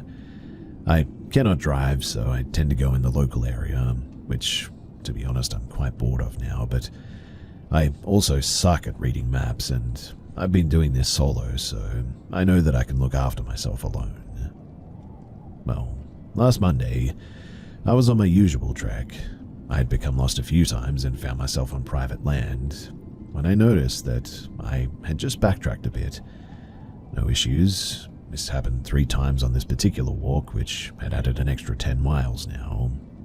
I was heading back home my usual way, which I had done countless times when I went over on my ankle a bit. I knew that if I went on my usual way that it would be an extra 6 miles, which I really, really want to do, so I looked at my map and saw a private route which cut right through the forest. I'm normally a rule follower for sure, but I knew that I couldn't make it in any other way, so I trespassed. Now, this route would be 3 miles shorter. I started down the path and all was well for the first half mile. There was a stream with a waterfall, which was all quite pleasant, despite the fact that I was dragging my leg. But then I noticed the forest was getting very dense and the trees were bigger than the ones that I'd seen in the other forest that I passed through. This really surprised me since I joke with my friends about all the trees looking the same, but the trunk on these trees were huge, the biggest that I'd seen, with the bases the size of a small house even. The trees genuinely looked like something out of a fairy tale. Further down the path, I noticed that there were sudden bluebells, more than I had ever seen, surrounding everything. This went on for about a mile, and then I noticed random 3-foot-tall stones that looked purposeful and very old. I'm used to seeing old stone markers, but something about the shapes were odd. Maybe markers or perhaps graves? I'm unsure, to be honest. I had seen animals all the way through my hike, but for some reason not here. Instead, it was eerily silent. I stopped to take a picture of the bluebells, and then what looked like a leg suddenly came out of the grass near the base of a tree. I jumped out of my skin. I'm miles from anyone on land that I shouldn't even be on without any signal on my phone. I thought it might have been a bloating body which made the leg suddenly pop up. I got myself together though and took a few deep breaths and went to check. I walked over and it was just a solid log. But I swear that I saw it come out of the grass near the tree, but it was a log. Well, I keep on walking but quicken my pace. Ankle is killing me at this stage. Then I heard a door slam. I can assure you though that there were no buildings here. Maybe it was just a tree? I'm trying to be rational, but what happened next really messed me up when I heard someone speak. But it was like right next to my ear. I could feel the warmth of the breath even. "Leave here," is what it said. I instantly turned around thinking that somebody was there, but there was no one. There was nothing there. But there was no way that someone could sneak off and run away that quickly.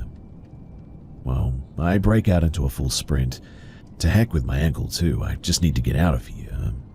I reach the end of the path and it's a 15-foot tall chained gate. There's no way that I'm heading back down that trail, so I find that the top of one of the walls is broken, making it about 10 foot. I haul my 5-foot tall butt over it and I just sit by the side of the road for a minute, catching my breath. I was looking back through the gate, waiting for someone or something to show itself, but nothing ever happened. It's been over a week and I just feel the need to go back there. I don't want to, sort of, but I'm also just completely perplexed by what the heck happened. I understand that I might have dehydrated or something, but I've been doing this for months and nothing like this has ever happened before. This is England. There was no building or residence on that land. And really, I just have no idea what that was.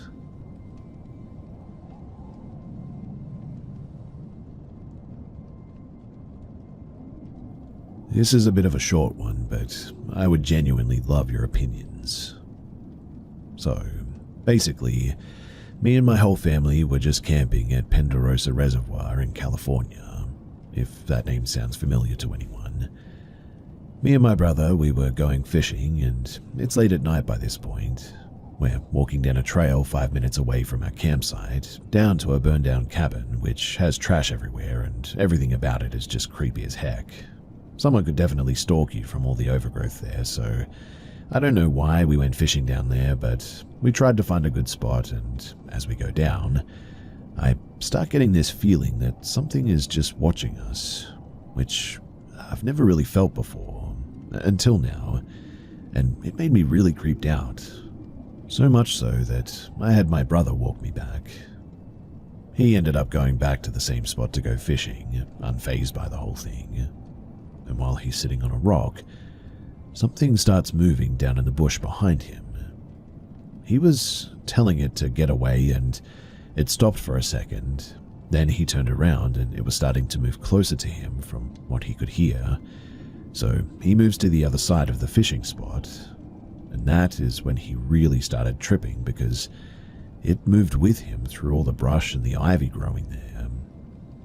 Obviously, he really starts getting creeped out, but still continues to fish. Honestly, I don't even know how, but he's just crazy like that. He ended up catching another fish at some stage, and just as he's taking the hook out of the mouth, he hears it run again, and the fish flies out of his hand. My brother runs back to the other side. Also, too, in order to get to the fishing spot, you have to climb down a steep hill, and whatever this thing was right up the hill. As he looks up, he saw its face and neck, and he tells us that whatever it was, it had no eyes or mouth or nose, just ears, a neck, a sort of face, a sort of spot where a face should have been, and it was squatting in the bush. He screamed at it to leave him alone, and that's when he called us, so we go out to get him, and he ran it away as he was talking to us. We get down there to him, and he seemed like he was keeping it together just and didn't want to scare us. He told our mum what it was, and they didn't want to speak about it while it was dark. So he told us this morning, and I just cannot get over whatever this thing was.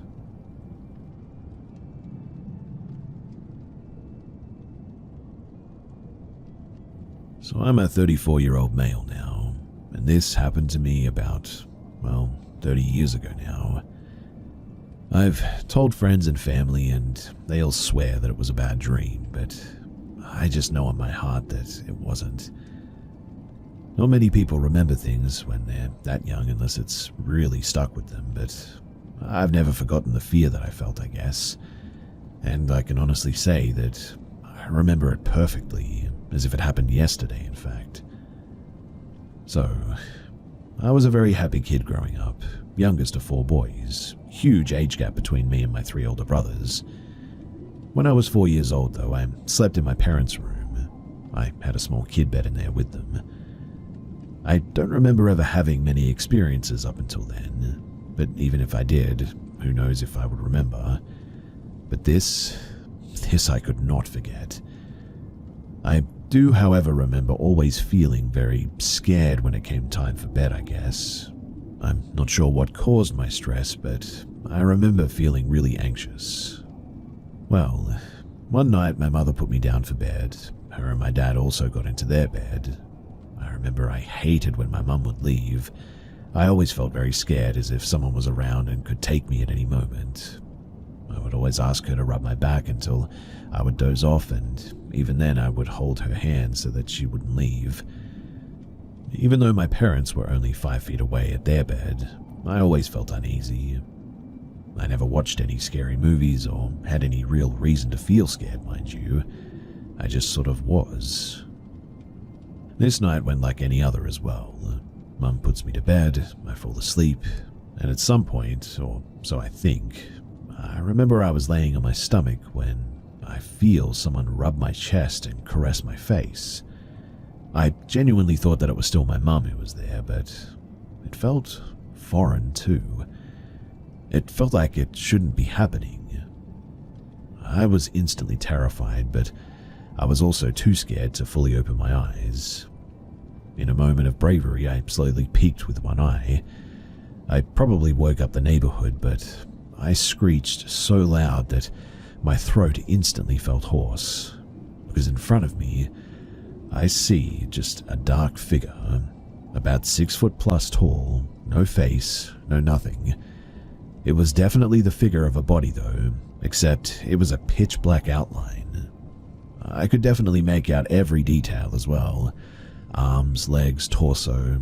It was literally a body just standing there staring at me. The strangest thing is that I couldn't see any features though, nothing. It should be noted though that there was no furniture or nothing in front of me as well. My small little bed actually faced the room door. I felt tears just pour down my face and the terror was immense, but I couldn't look away. I was fixated while yelling as if I saw a murderer.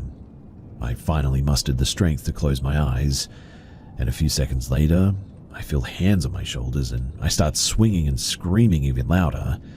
This time though, it's my mother, and she tells me to calm down and that it's all okay. I quickly look around and the figure was now gone. I was sitting up in my bed with my mum's arms wrapped around me, and I was traumatized and scared. As I said, to this day, I have never forgotten about that night. The figure that I saw and the fact that I made my mum stay up until 4 a.m. because I refused to go into my bed is confirmation too that I haven't forgotten. I finally convinced her to let me sleep with them in their bed that night. Strangely enough, even now as an adult, I feel that fear that I felt when I was 4. Sometimes I wake up and open my eyes and I can feel and see that figure watching me. Now I'm less scared and tell myself that it's nothing and that it's all just in my head, and just turn over and go back to sleep. But deep down I feel like whatever it is, it still continues to visit me. I don't believe it to be warm and kind. I believe it to be intrigued and devious. I don't talk much about experiences nowadays, but that first encounter, that one has never left my mind. I do believe that something was there. What though? I don't think that I'll ever know.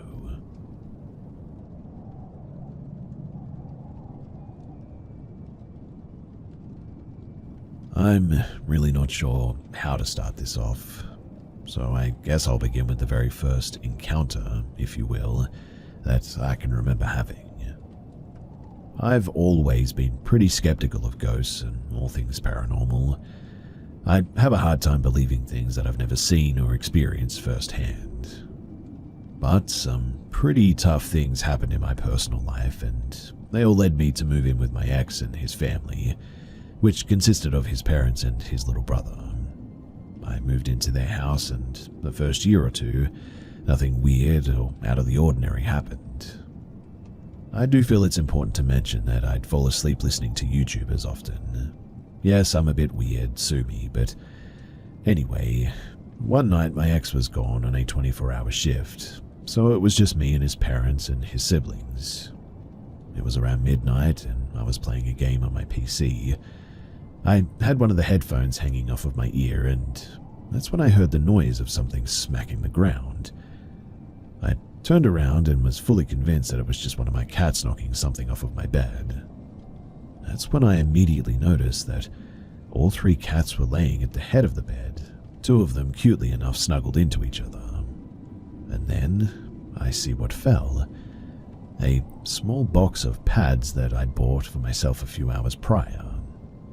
Now, I know that I had those set at the foot of the bed, but not so close that they'd slip and fall off the bed themselves.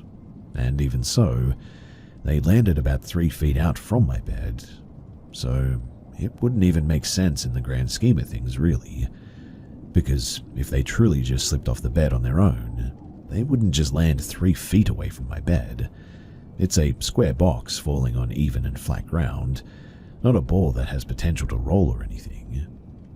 I remember being really weirded out by that, but just sort of thought, weird, but whatever, and went back to my game. My next incident happened a few weeks later. Again, my ex was at work on another 24. It was around midnight, and I decided to give in to the grumbling of my stomach. I went downstairs, made me a little snack, and snuck back upstairs. At the top of the stairs was a sort of baby gate thing to prevent their dogs from sneaking downstairs at night and getting into things that they shouldn't. I was in the middle of snaking my leg sort of over the gate when I very vividly heard someone whisper my name. It was so odd. It sounded like it was right there in my ear as well, at the corner of the hallway. It was so loud, and it was a clear whisper. I mean, there was just absolutely no mistaking it to be something else. Plus, I have a pretty unique name, so it's highly unlikely that something else would imitate the sound of my name. I'd already had my phone flashlight on, albeit being pointed at the ground due to the act of me not so gracefully trying to scale over the baby gate. But I immediately flung my phone flashlight up and shone it in the direction of where I heard the whisper. And to my surprise, there was absolutely nobody there. In fact, the entire hallway was empty, so still and so eerie. I even poked my head into the bedroom of the parents and the little brother to ensure that one of them weren't playing a trick or a joke on me. And of course, everyone was sound asleep. I did ask the entire household the next day if they were messing around with me, and they just all looked at me like I was crazy. To this day, I still cannot explain just how real it was, and how loud and clear and concise that whisper was, the way that it dragged my name out like how they do in horror movies. Every time I think about it too, it genuinely sends chills just down my spine. Anyway, about a year later, my ex and I split, and I moved back home with my mum. I haven't experienced anything since, but I do from time to time get that feeling of someone watching me. Like, sometimes it feels like I'm just not quite alone, I guess is the best way to put it. It never feels dangerous, I guess, just more unnerving. But that could very well just be my mind playing tricks on me, as I know a lot of people experience that phenomenon. I also feel it's important to note too that nobody else in that household ever experienced anything, or at least claimed to. In fact, they all thought that I was crazy or just imagining these things. It was just me who had these two experiences. But what do you guys think? Could this be an attachment? Could it have been something that was just lingering around the house at a certain time? I really don't know much about the paranormal world, and I spent most of my life not believing, up until these two incidents, that is. I've been living with my mother for about 6 months now, and like I said, nothing else has happened. Just that creepy feeling that refuses to leave.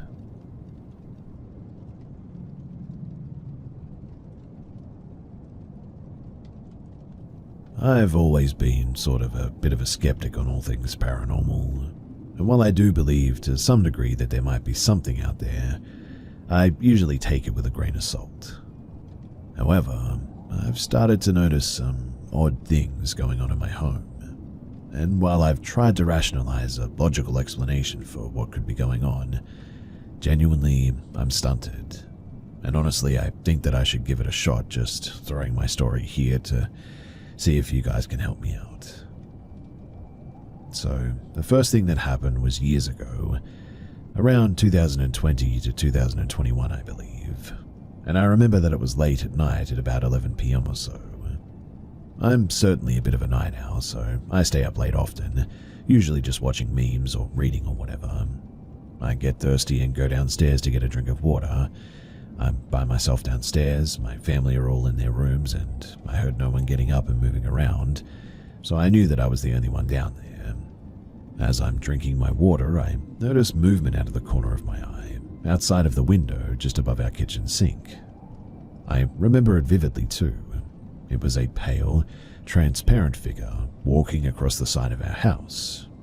I could clearly see legs, a torso, but it was also so dark and the only light being reflected was coming from inside of my home. At first, I was confused because I thought to myself, that wasn't what I thought it was it? I got concerned, thought maybe it was an intruder. So I went upstairs and told my dad. He takes his gun and our dog and starts walking around the house to search for this intruder, but he found nothing. I still cannot help but think of how weird it was though, because I remember where I saw the figure and the direction that it was headed. It led to a dead end at my house, so I don't know where it was going, who or what it was, or how it even got away. The second encounter, this one happened pretty close in time from my first story. I'd say maybe a couple of months later, and although I didn't see anything, it was the noise that it made that scared the ever-living you-know-what out of me. So again, it was at night. This time it was around, I would say 1 to 2 in the morning. House is dead silent, everyone is asleep, except me obviously, and I'm downstairs by myself getting another glass of water.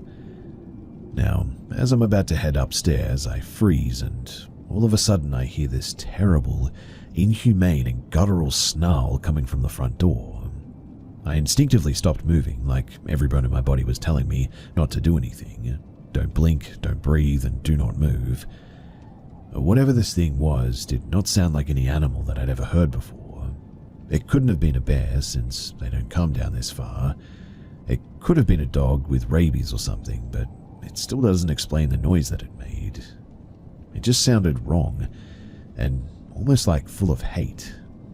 Whatever the case though, it made me feel unsafe in my own home, which was completely locked up, doors and windows shut, lights off and all that. Yet there I was in the dark, not moving a muscle because my gut told me to just stand still, and I don't even know what I was hiding from. I think I waited a good minute until my body told me that it was safe to move again, and then I slowly tiptoed to the window by the door and peeked through the blinds. Nothing. Nothing at all. No dog, no animal, no weirdo drunk, nothing. And so I just went upstairs and I went to bed. The third thing that happened, and this one was fairly recent, happened at the beginning of this year. This time it was around 8 p.m. It was just me and my 3 dogs and cat, and other than that I was completely home alone. I'm taking my dogs outside to go to the bathroom like I always do, and when they're done I get ready to open the door and I notice immediately that they're all pretty excited to come inside. Not that strange, but something just told me that it was a bit odd. Anyway, as soon as I let them inside and shut the glass door, I hear 3 taps on the glass directly in front of my face. I know that it happened too because my dogs heard it as well. Heads tilted, ears straight and everything. I remember looking up at it as soon as I heard the taps, and all I saw was just pitch black and an empty backyard. Nothing was in front of the door. In that second, I just looked away and shut the blinds, and in the end, I chose to ignore it. At first, I thought it was my parents coming home and they were trying to get my attention or something. But that confused me because why wouldn't they just come through the front door? Then I thought that maybe it could have been a stranger, which is an even bigger concern, I suppose. We have recently installed some security cameras outside of our house, and we have a camera pointed at our backyard sliding door. When I went to go and check the backyard camera, it showed nothing though. No recent events, no movement picked up. The latest footage recorded was from 5 p.m. and the live feed showed nothing. There was nothing outside, and yet I know that I heard 3 distinct taps on that glass in front of my face, almost as if it was, well, whoever it was, wanted me to know. I have no idea what any of this means, and I don't know why it started happening. So far, all I'm doing is ignoring it and hoping that it just goes away, but who knows? That is also really all I have to say. Believe it or not, I don't really care. I know what I saw, and I know my truth, and, well, that's that.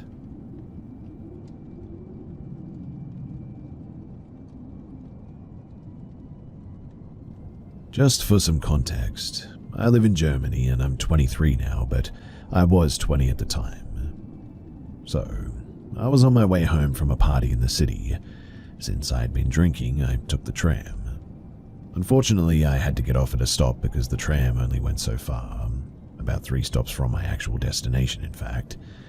And since it was dark, around 1 or 2 in the morning, and I didn't feel like walking through a forest, I decided to wait 45 minutes for the next tram. There were a few houses nearby, a swimming pool in the forest, obviously. At the tram stop, nobody else was around.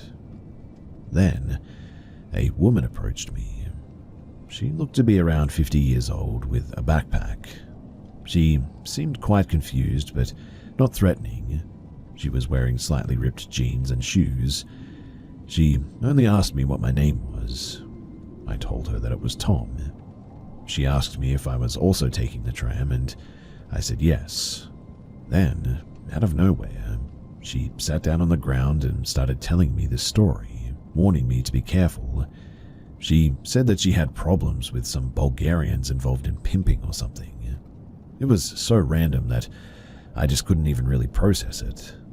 She seemed drunk and also gave off the vibe that she might have a mental illness or something. Still, I felt like she needed someone to talk to, and people like that can be unpredictable, so I listened, even though it really didn't feel right. She kept talking about her daughter and her son, and then later claimed that she didn't even have a son, even though I had asked her how old he was. She kept circling back to the Bulgarians, though, like it was some kind of an obsession or a tick or something. She mentioned her daughter was a prostitute, and that she didn't want that for her, and she repeated that a lot. She asked if I had a girlfriend, but before I could answer, she immediately switched back to talking about her daughter again. This went on for about 25 to 30 minutes, until she asked me if I had a cigarette. I said no, and she said maybe she still had some. She started shaking out her backpack tissues and chains came out, and then suddenly a knife fell out of the bag. It was kind of like a small dagger, I guess, and I was a bit shocked and froze a bit. She kept looking for the cigarettes while I was thinking, oh no, this is getting way too creepy. The fact that she seemed mentally unstable didn't help at all either. She didn't find any cigarettes, sat back down on the ground and just said, well, I guess we're not smoking then. The knife was laying on the ground the whole time, mind you, and I tried my best to ignore it. My instinct was to run, but I didn't think that would be a good idea. I didn't know what might happen if I tried, so I stayed calm and kept the conversation going, asking her random questions. She never really answered directly, just sort of kept rambling, and eventually she gathered her stuff and picked up the knife. She asked if I thought it was cool or something, and I said, yeah, it's cool, or something like that. Honestly, I had no idea what else to say. Then she said a sentence that I will never forget. She said, I only used it for the Bulgarian. No one touches my daughter. She said it in a very serious tone, then laughed and said it was a joke. I forced a fake laugh, but By then, I was way too creeped out. Thank God that the tram arrived shortly after that too. My goal was to sit at the very front near the driver, just in case anything happened, but out of nowhere, she decided not to get on the tram. No idea why. She stood up, said goodbye to me, and just told me to stay the way that I am. When the tram doors opened and I quickly got in, she waved at me and then disappeared behind a hedge. When I got home, I thought about it for a few minutes too. She definitely had some type of mental illness, but at the same time, she was kind to me. Well, kind of, I guess. Like she had two personalities almost. Sometimes serious, sometimes nice. I still don't know what the deal was with the Bulgarian, but maybe he didn't even exist. Maybe she lost her daughter, and maybe that story was just a way of coping or something. Or maybe her daughter really was trapped in prostitution and she was planning something. I never did see that woman again, and honestly, that's probably for the best.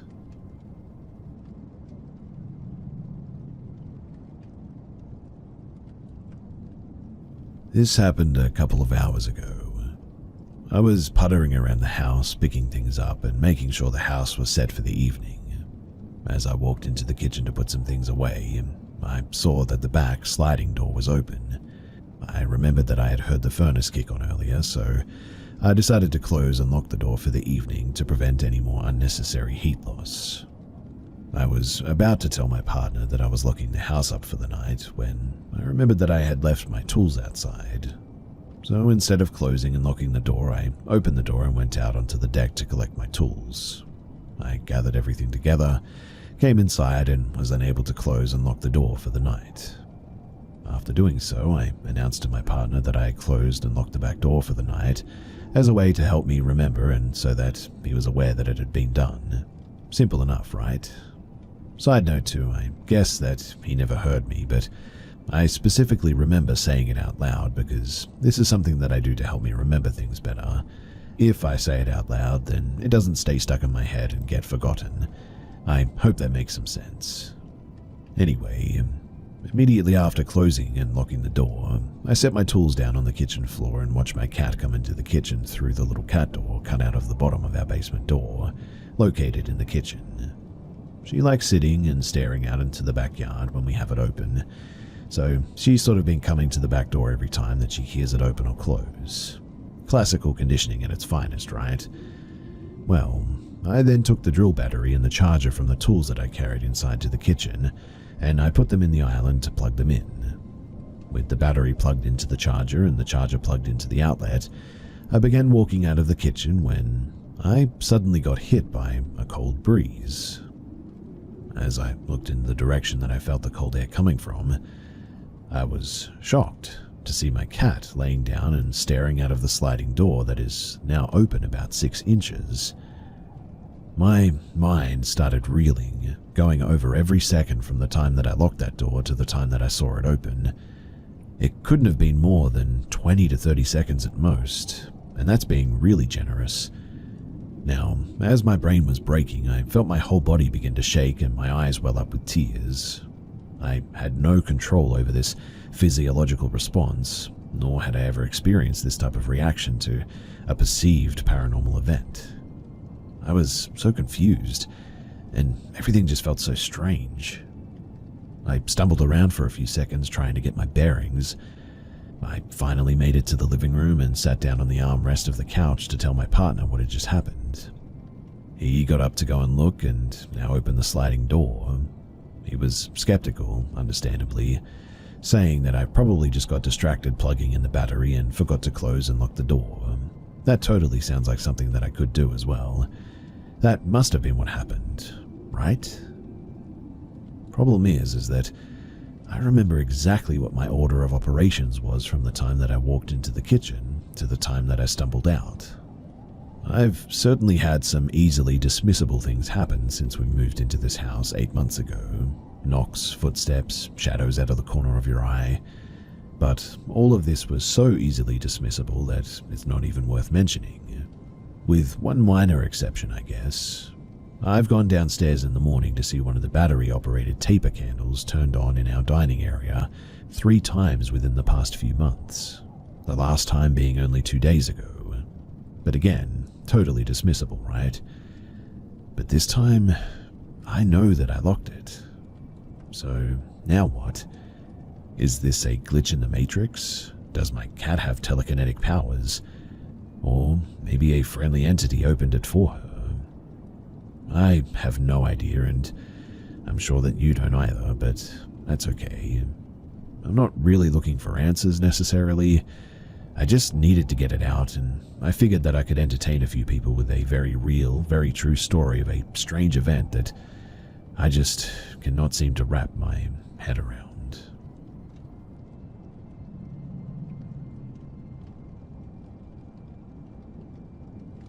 I know lots of people don't believe in ghosts, and you know what? That's fine. I don't even know if what I have is a ghost. I don't really know what's happening at all, to be honest. Whatever is going on, it's happening more, and so I thought that I should get some help and share this. So ever since I was little, I've heard voices calling my name. Always feminine, never sounded the exact same, though it usually sounded like my mum. It's consistent too. For as long as I can remember, I've heard it. I honestly chalked it up to auditory hallucinations. I don't really have any mental illness that could cause it, but your mind can play tricks on you when you're alone, so that made sense to me. And I was always alone when it happened, so I kept it to myself and I just ignored it. Things around me would go missing consistently though, which I just thought was my forgetfulness. But I'd look somewhere for something, and then 3 days later, that's exactly where it was. It's been like this for a long time too, but it's never been something that affected anyone else. Until a few years ago, when my friend would hear another woman's voice coming through on phone calls, like someone was standing next to me, trying to sort of talk over me. But she could never make out what they were saying, and I personally never heard it too. I just assumed that it was something weird with my phone, and again I tried to ignore it. Also, I had this little glass bottle with a cork in it that would disappear and reappear, but always with something new inside of the bottle. Nothing crazy, but just stuffing from the dolls that I make out of fur for one of my dogs usually. I left it in a drawer in my living room, and I would check to see if it was there daily. It could have been my husband playing a prank on me for sure, but truthfully, he's not really the type. Though, since I never set up a camera to record him, I won't really know for sure. Anyway, fast forward to now, I'm staying with my parents for a short time. My mum and I are sitting in the living room talking to each other when, clear as day, I hear the voice call my name. It sounded like somebody was right next to my ear as well. I made eye contact with my mother and I asked if she heard it. She said, "Someone saying your name?" And I nodded. She said, yes, she heard it too. Now, this blew my mind because this is the first time somebody else has been around and heard it too. No one else was in the house as well. The TV was on, but we rewinded the show that we were watching and it definitely didn't come from the TV. Weird. But again, I chose to ignore it. Now, a friend of mine has been sleeping on call with me in Discord.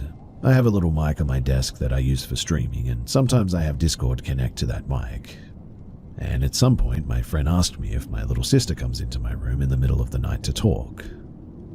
I was confused because, well, I'm a pretty light sleeper. I startle awake, and it's really easy to wake me up.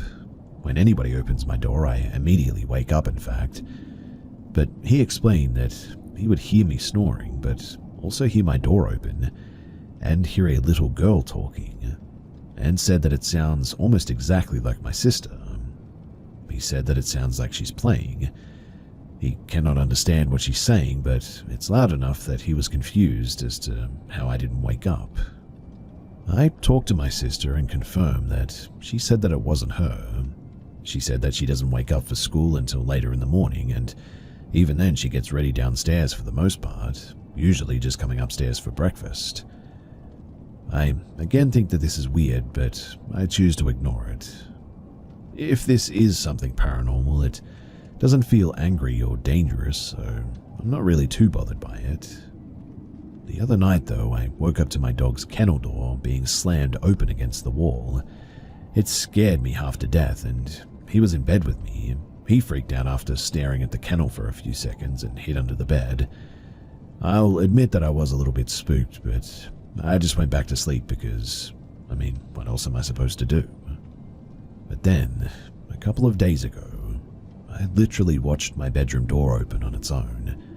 Like, I heard the latch click and the door opened by itself.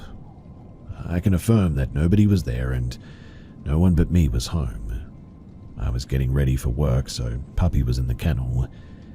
And with that, I decided to investigate a little bit because why not? Even if it's silly and not real, I like spooky stuff, so I thought that I would do some research. So I downloaded an app that records noises in the room around me while I sleep, and some sounds captured are clear footsteps, knocking, sounds like someone knocking against wood, and the one that gave me chills was something that sounded like a little kid gasping.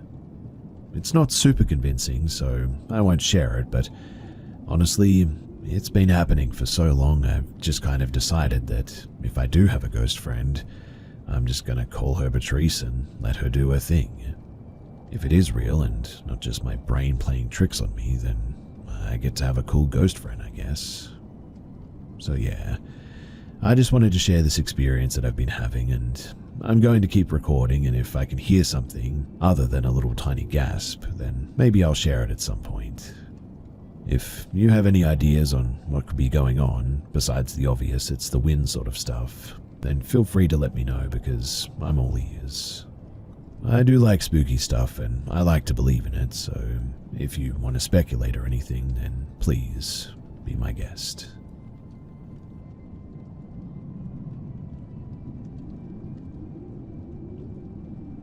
This happened a long time ago now, and comes from a brief yet highly disturbing encounter.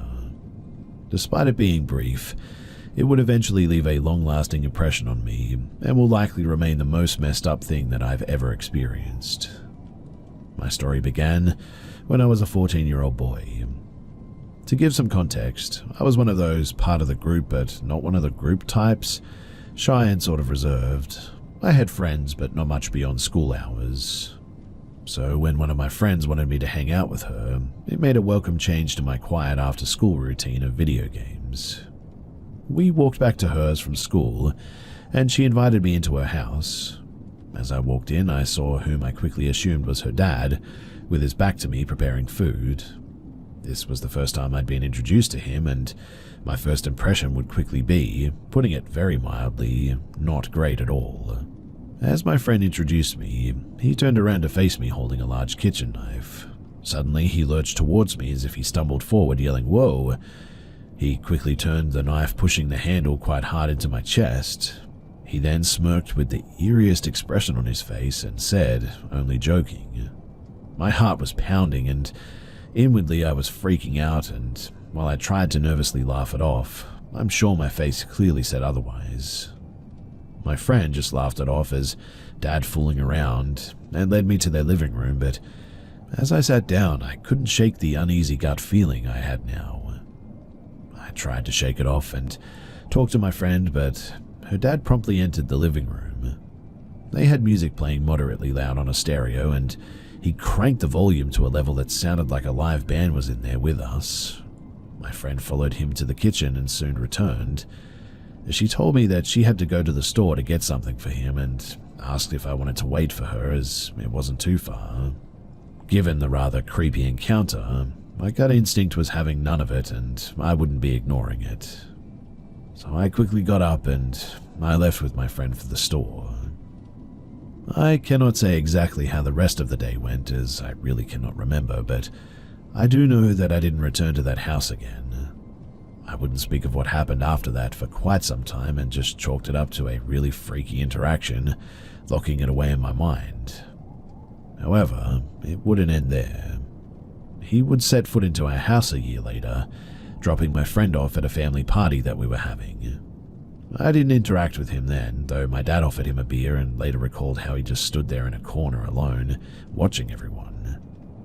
I would see my friend's dad for the third time a couple of years later, this time on TV, as the face of the man convicted for the abduction and murder of a woman who went missing a week prior. I was stood there, right as the story broke of who he was. I will never, for as long as I live, forget the sensation of my blood turning to ice in my veins. My parents later commented how they literally saw the color drain on my face in that moment. Yet in the days that followed, it only got worse. He would go on to confess while in custody to the abduction and murder of a woman who had been missing for 20 years by that point. Following corroborations of things that he had said previously, along with expert analysis, this led the police to believe that he may have actually been a prolific serial killer. He was soon probed as a potential suspect in almost half a dozen unsolved missing person cases. However, due to a lack of evidence and further confession, his involvement in these remain, well, unclear. My mind still occasionally wanders to that first encounter, and even though his choice of victims seemed to be women, I can't help but think about that music cranked up so loud, and my friend asked me if I wanted to wait for her at the house with him. If I had stayed, what would have happened to me, if anything at all? Was there a part of him that was curious, wondering about switching things up a little? Or was that knife held to my chest truly just the harmless joke of a serial killer?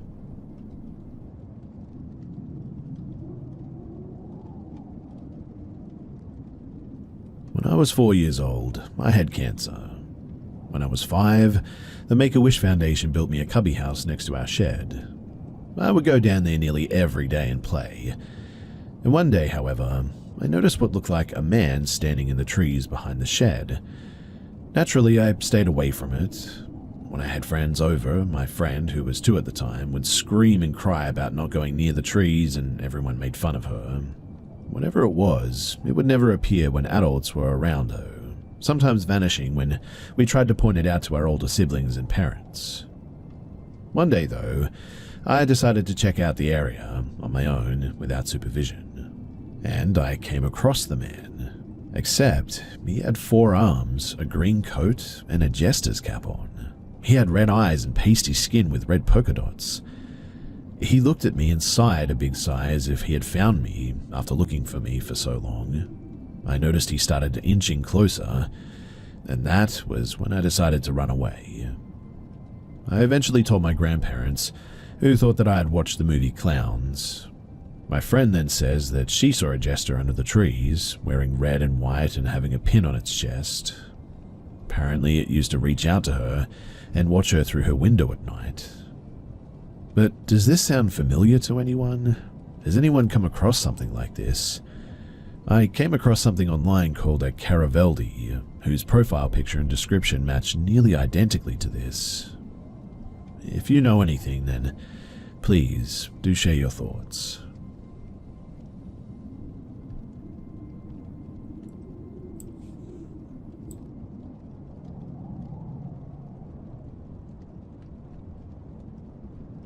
So I live in a 40s concrete duplex, and ever since moving in a year ago, things always feel a little tense once the sun goes down. And every now and then things are moved around whenever you leave a room and come back, and occasionally whenever I'm up late working on my computer, I'll see white figures out of the corner of my eye, always in the same spot in the room. I also once had a sleep paralysis encounter where I saw it clearly as it zoomed across the room at me, but I think that I really messed up just now. So my bedroom door faces into a small hallway, and I've always made sure that when coming into my room, I always face my bed and never look away until the door is closed behind me. I don't know why I started doing this or even remember where it started, but it's just like an instinct, I guess. A few minutes ago, though, around 11:40 p.m., I got hungry, so I went to the kitchen to grab something to eat, but when I came back to my room, I don't know why I did it, but as I closed the door, I took a glance behind me into the hallway and saw something that I can only compare to like a mix of SCP-1471 and No-Face from Spirited Away, like this white mask-like face, a little taller than me, and I don't think that I saw a body. I'm sharing this on my computer, and I just feel like a kid getting called to the principal's office, and I keep looking away to the spot in my room that the white thing likes to be at, because it keeps feeling like someone is standing next to me, and I keep seeing like a swishing white blur, like someone waving a sheet out of the corner of my eye. Also, just recently I froze in place because I could have sworn that it felt like someone put their hand on my shoulder for a couple of seconds. I don't know what to do about any of this, so I hope that somebody will hear this and will be able to help me.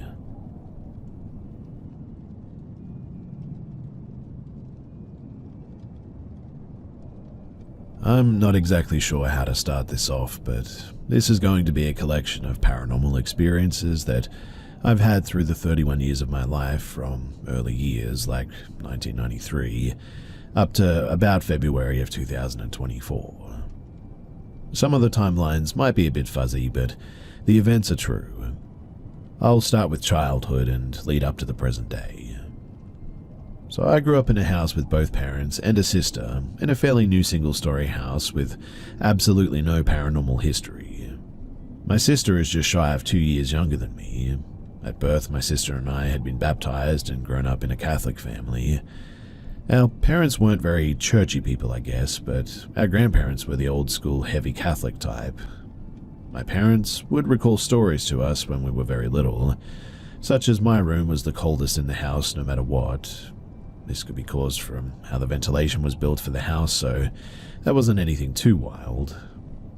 Other things they said were hearing loud bangs on the other side of the house when they're home, pantry doors and silverware drawers being opened when they would come home, and having the washer and dryer start up on their own. They don't remember any of this happening prior to me, the firstborn, being born. As far as I'm aware, they never sold my soul to any demons or anything, because we sure never had much luck or money. But as far as this activity goes, I don't really remember any of this taking place, and I feel like if I did, I wouldn't understand the magnitude of it all anyway. One instance, though, I do recall is being around 7-ish years old and being at a close friend's house. We were sitting on the floor of his bedroom playing Yu-Gi-Oh! He had one of those small Nickelodeon TVs in there, and the remote was on the floor. While we were playing, the remote was going back and forth under his bed and out toward us. We just stared at this in awe. Not realizing this was insane, we just went on about our lives as if nothing happened. Moving into later childhood and teen years, that was when things really picked up. Now, my sister had started to tell my mum and I that she was seeing shadows and felt uncomfortable. My mum also told us that she was seeing shadows and it was intermittent when things would occur. I had personally never seen what they were talking about and was thankful for that. All I recalled during that time was hearing footsteps outside of my room. We had since moved into a trailer due to some tragic life issues, and my mum would tell us that it was some animal under the floor causing the noises. I put full faith into that thought at the time, but looking back, there is just no way. The footsteps as well would be a constant until I moved out. I was in this home from 5 years old till about 22. Growing up, I would always stay the night at friends' houses for Halo LAN parties and try to recreate the food that we saw on Epic Mealtime. One of my friends had some paranormal things going on over there, and I cannot specifically tie these events to what I dealt with, but I just think it was a wild coincidence. So he had told us that he believed that a little girl was haunting his house, and had dealt with various things like noises and sightings. One specific night, I remember laying on the floor going to bed after another solid gaming sesh, and I could hear this Faith carousel music. I put up with it for a few minutes and finally said, "Hey, could you shut off the volume on your DS? We can't sleep." Turns out, he was out cold, and that wasn't him. After I woke him up, we just sat there and stared at each other. He told me that he had toys in the attic and that he thought the little girl was playing with them. So, like most level-headed teenage boys, we decided to ghost hunt. At the time, the show on Sci-Fi, Ghost Hunters with the Taps team, was huge. We had this old school recording device and we would walk around the house asking questions, waiting for a response. We finally got the courage to crawl into the attic where the noises had been coming from and began to have a classic EVP session. It was pitch black outside of the small little flashlight that we brought, and there were about 5 of us seated on the beams asking whatever came to our minds. After some time up there and no responses, that we could hear anyway, we wrapped up and we came down, but left the recorder up there for a period of time that escapes my memory. As we played the tape back, we got to the point where we shut the attic and were all back downstairs, and we actually caught a little girl saying what sounded like mummy, and that was terrifying to us. I mean, we got what we wanted to find, but you don't really think that you would hit on anything. Fast forward a bit towards high school, my mum would ask me if I was moving shampoo bottles in her bathroom. And as a typical teenage jerk, I love doing pranks, but this wasn't me, and my sister isn't that kind of person at all. This would happen maybe once a month or so, it felt like. Along with this too, we would have lights turn on and off. My mum would find ways to debunk things as to not scare us. The other major incident though would be doors opening and closing, but it was only always my bedroom door for some reason.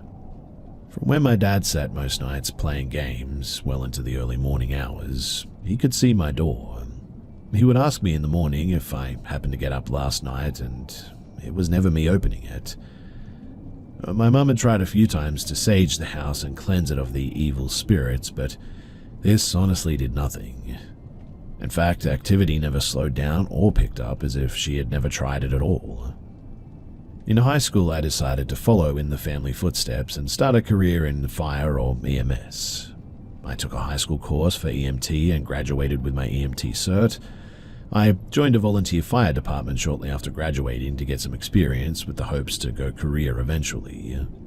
About 3 years after high school, my nana passed away, and I was very close with her, and this was a sudden death as well. She had always been a big advocate for me, pushing myself and achieving my dreams. I had landed a job at a large ambulance company and was eager to start. I had everything laid out the night before, like the first day of school, ready for my first day. At around 4 a.m. while I was asleep in my room, I remember waking up to my door opening and a short figure standing in the doorway with no discernible features. As I stared at it, I wasn't scared or nervous and felt no malice. The door shut after 15 seconds or so, and I just sort of sat there for a bit, processing everything. This was the first time that I personally saw the shadow figures my family was talking about this whole time. That morning, I told my mum about what had happened, and she said that it wasn't her opening it. She suggested the thought that it could have been my nana checking on me on my first day. She was about 5'2" on a good day, so in my head that sort of added up with what I saw, and so I just went about life. Fast forward a few years, I'm now a firefighter paramedic in a career department, and I've proposed to my high school sweetheart. We just got our own apartment in a neighboring city, and we have our first pup, a wiener dog named Rocky. My fiancé was aware of some of the things that happened to me and my family growing up, but we had no idea that things were going to continue once I moved out. Our lives in this apartment pretty much consisted of me working my rotation of 24 hours on a 48 hours off, which is a pretty standard firefighter schedule, and Erica was going to school to become a dental hygienist. And this apartment is when I began to start connecting some dots that maybe it wasn't just the house that had haunting issues. Small things would happen here, and it was never when my fiancé was home. The apartment was about 900 square feet, so if there was a noise, I would definitely hear it. The things that I would experience here were lights turning on and off, but they wouldn't be in the room that I was in. For instance, the bathroom would turn on and I would be in the kitchen. The toilet would flush on its own, and we had motion sensor rope lights in our small walk-in closet in our bedroom that would turn on in the middle of the night. I remember feeling like someone was with me, but I never felt like it was harmful, just like I was in a crowded room in a sense. I remember hearing female whispers, but would often chalk it up to being in an apartment, even though most of the place would be vacant during the day with my neighbors being at work. During this time, I began to have very traumatic calls at work, the biggest event being one where 2 toddlers were unfortunately killed. This caused my mental health to decline, and there was a strong correlation with this and the activity that seemed to surround me. I began to go through therapy to help with coping through the work issues too. Outside of these small events, nothing drastic happened in the short time that we were at this apartment. We had set our sights on purchasing a home and starting a family. By this time, Erica had graduated and began working in her desired field, and I was as well. We had gone home shopping and found the perfect house for us in a neighboring city that was close to our jobs, family, and friends. Picking up from the apartment, we had moved into the new house and everything was perfect. We had finally made it.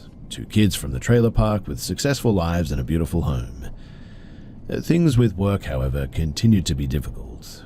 I would go on several calls that involved horrible stuff, and working in healthcare during COVID was one of the most miserable and draining things I've ever done.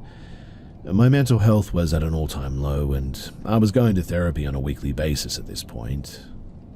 Through all of this, I never experienced anything at work, even though I spent so much time there.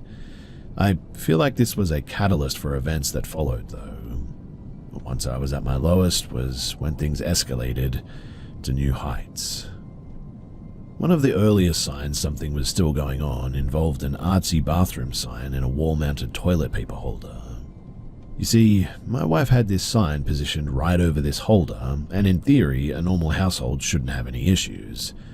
We heard a loud bang one day, though, and went to that small bathroom and saw the sign on the floor. Thinking this was odd since, no door was closed, no wind was coming through, we put it back up and we shut the door. About 2 minutes later, it fell again and landed directly on the holder. Then it hit me. This thing is still here, and it was still messing with me. This proceeded to happen over and over again in the next several weeks at completely random times, and each time striking the holder. It happened so much that it finally knocked the holder off the wall, and once it was removed, that sign hasn't moved in years since then. Things began to happen more in the open and during the day, too. The first instance that was in front of my wife was in our side living room area, and my wife was cleaning the floors.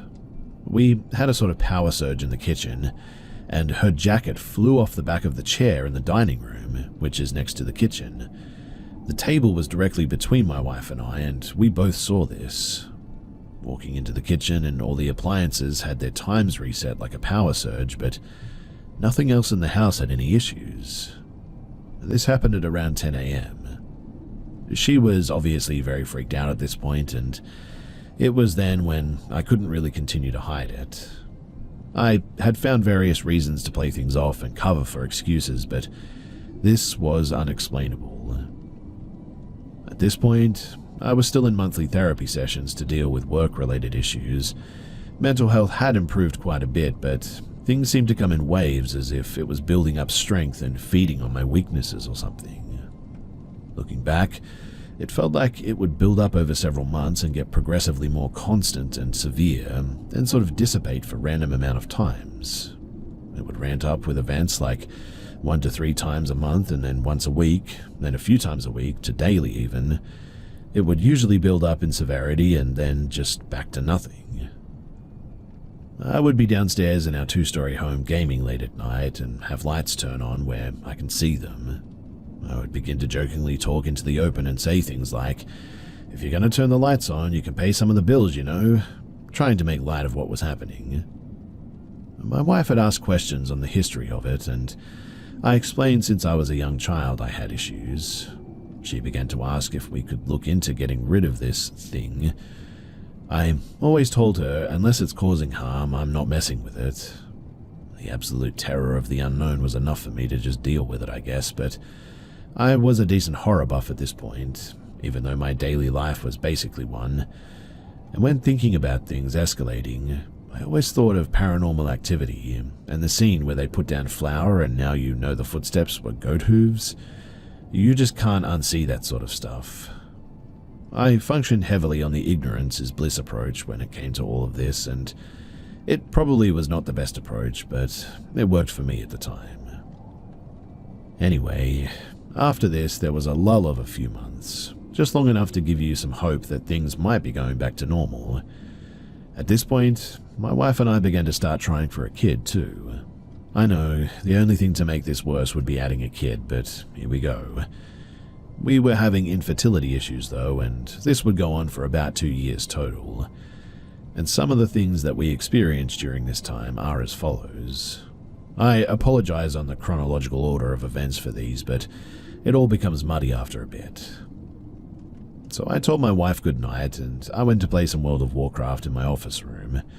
The door was open down the hallway initially, and as I walked closer to the door, it just sort of shut in my face.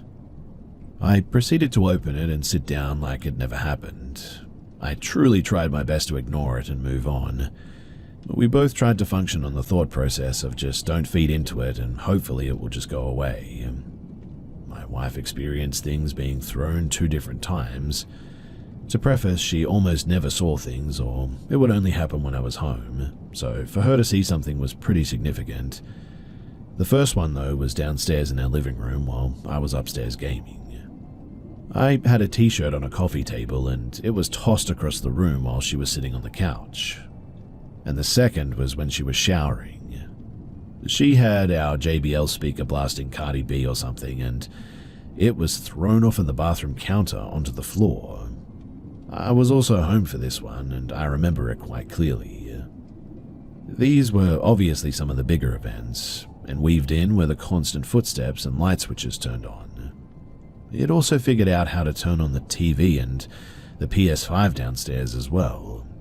We would wake in the morning and the TV or PlayStation would just be on and idling. Channels never would change and nothing would move on the screen though. Finally though, we got the dumb idea to try and record the downstairs activity while we slept one day. I bought 2 motion sensor cameras and had them set up near areas where things would often happen.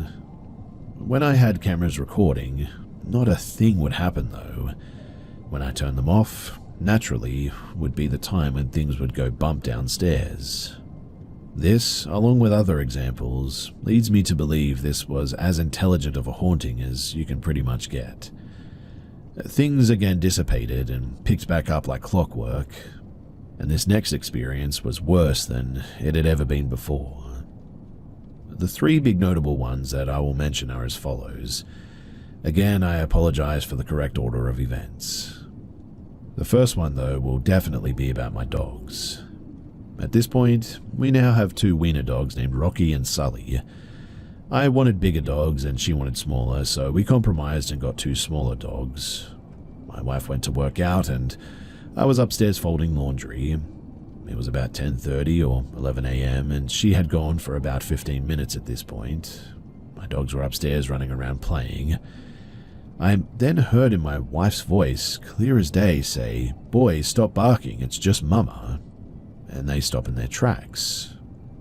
I was so confused because I was 100% sure that she wasn't home. I called her real quick to see if she stopped back in because, I don't know, maybe she forgot something. And she told me that she had just pulled up to the gym. I left my room to investigate and I found nothing. That was the only instance of things for that day. The next one I can recall was another midday experience where I was home alone. It was around noon and I had just come downstairs for lunch. We had just recently had our anniversary and there was a balloon in the house, and the balloon had originally been in the dining room, and the exits of that room have maybe approximately a 1-foot slip for the doorway to go to the next room. But the balloon had left the room and was actively floating in front of me in the kitchen, slowly bobbing up and down, and it made its way to the back of the living room. For it to be able to leave the initial dining room, it definitely had to be physically moved. It wouldn't have any way to duck into the doorway either. I just stood there watching this in disbelief. But at this point, I had dealt with enough and decided to retaliate. So I grabbed a knife from the butcher's block and popped that balloon, put the knife back, and made some lunch, and I went upstairs. I had one of the dogs in my lap, watching some Twitch stream on my PC, when I just felt a burning sensation on my leg. This was maybe about 15 minutes later. I was wearing long jogger-style pants and pulled them up to see what it was, and I saw 3 long scratch marks about 1 inch apart on my thigh. This was the point that scared the absolute heck out of me, and after that, I had just turned to open the room and apologize and said that we were even and I would like to continue to try and live in harmony. And nothing else happened that day. Now, the final experience in this stretch was a little more convoluted, I guess you could say. At work, I had been going through a rough patch with very traumatic calls. I would tend to have very vivid night terrors after these as well. This batch had consisted of a few cases involving juveniles and another person versus a train, and this specific dream was different though. I was in my home and heavy footsteps were sprinting for me. I was screaming my wife's name for help and banging on walls, but no noise was coming out. I felt as if my mouth was being held shut, and I was using my hands to pry my mouth free. I had actually awoke and was screaming my wife's name when I woke up, which obviously really messed up the both of us. But this was the peak of the activity for this stretch. After this, things just seemed to die down for about a year. I had been talking with my therapist about the paranormal activity that I was dealing with, as it was a big factor in my mental health. Dealing with death at work all day and then coming home where I'm supposed to be able to unwind and relax was almost worse than working most days. We had discussed the possibility of what this could be and came up with a poltergeist style of haunting which definitely fit the description from what I could find. It basically is described as a malignant haunting that can interact with objects and feeds off of bad energy, which added up with all the depression that I had been going through with work and the infertility issues that we had, up to experiencing a miscarriage as well. At this point, we were able to have a happy, healthy baby girl in December of 2022. I don't really recall much going on at this point. I would say about 6 months into her being around was when things started to pick back up again, slowly as it had. Lights going on and off, footsteps, door handles jiggling to rooms that we're in, the go-tos of the haunting, I guess you could say. We had lightly discussed the issues of having our daughter to be in the same environment as this thing. Ever since the balloon incident, nothing violent or malicious had occurred, but I always had an uneasy feeling and just never felt alone. Around her first birthday, things began to pick up though, and we're back to a daily occurrence. I had tried to keep most of these to myself as to not spook my wife. I figured that if it was just me dealing with it, then I can just bear the burden and move on to keep the peace of everything in the household. For the first time in the history of this though, I was at work on my 24th and she was hearing things while I was away. She was putting our daughter down for bed and was hearing footsteps outside of her room and could see a shadow walking past the doorway. I remember her texting me as it was actively happening, saying that she was done with this, and honestly, I couldn't blame her. I was at the end with it too. But going back to the whole question of what the heck to do about any of this, that fear of the unknown just truly paralyzed me. I mean, what happens if we do something and it doesn't work? The house isn't haunted, my wife isn't haunted, it's me. It's followed me from 4 different houses in 4 different cities, and it has no signs of stopping. I had begun to do some research into what the heck I needed to do. I began even asking co-workers if they had anything like this, and they thought that I was absolutely crazy, not that I blamed them. My lieutenant kept asking if I had any photo or video proof, and I told him that I tried once, but never again. Once I knew what was in there, it would have been game over, to be honest. For Christmas, though, my wife bought me an LED gamertag sign that would light up bright red. It actually came from overseas, so I had to Amazon order an American outlet adapter for it, and once it showed up, I plugged that bad boy in and it was absolutely beautiful. For the time being, I had it sitting on the floor in our computer room, and this specific night, I had told my wife goodnight and went to go and game it up a bit. I turned on the PC and shut the door, and went downstairs to get some G Fuel and snacks. As I was walking up the stairs, I could see a red glow from underneath the door. It turned out that the neon sign had been turned on while I was out of the room. I immediately unplugged it and went about my night. Before I left, I plugged it back in and turned the remote upside down on the table.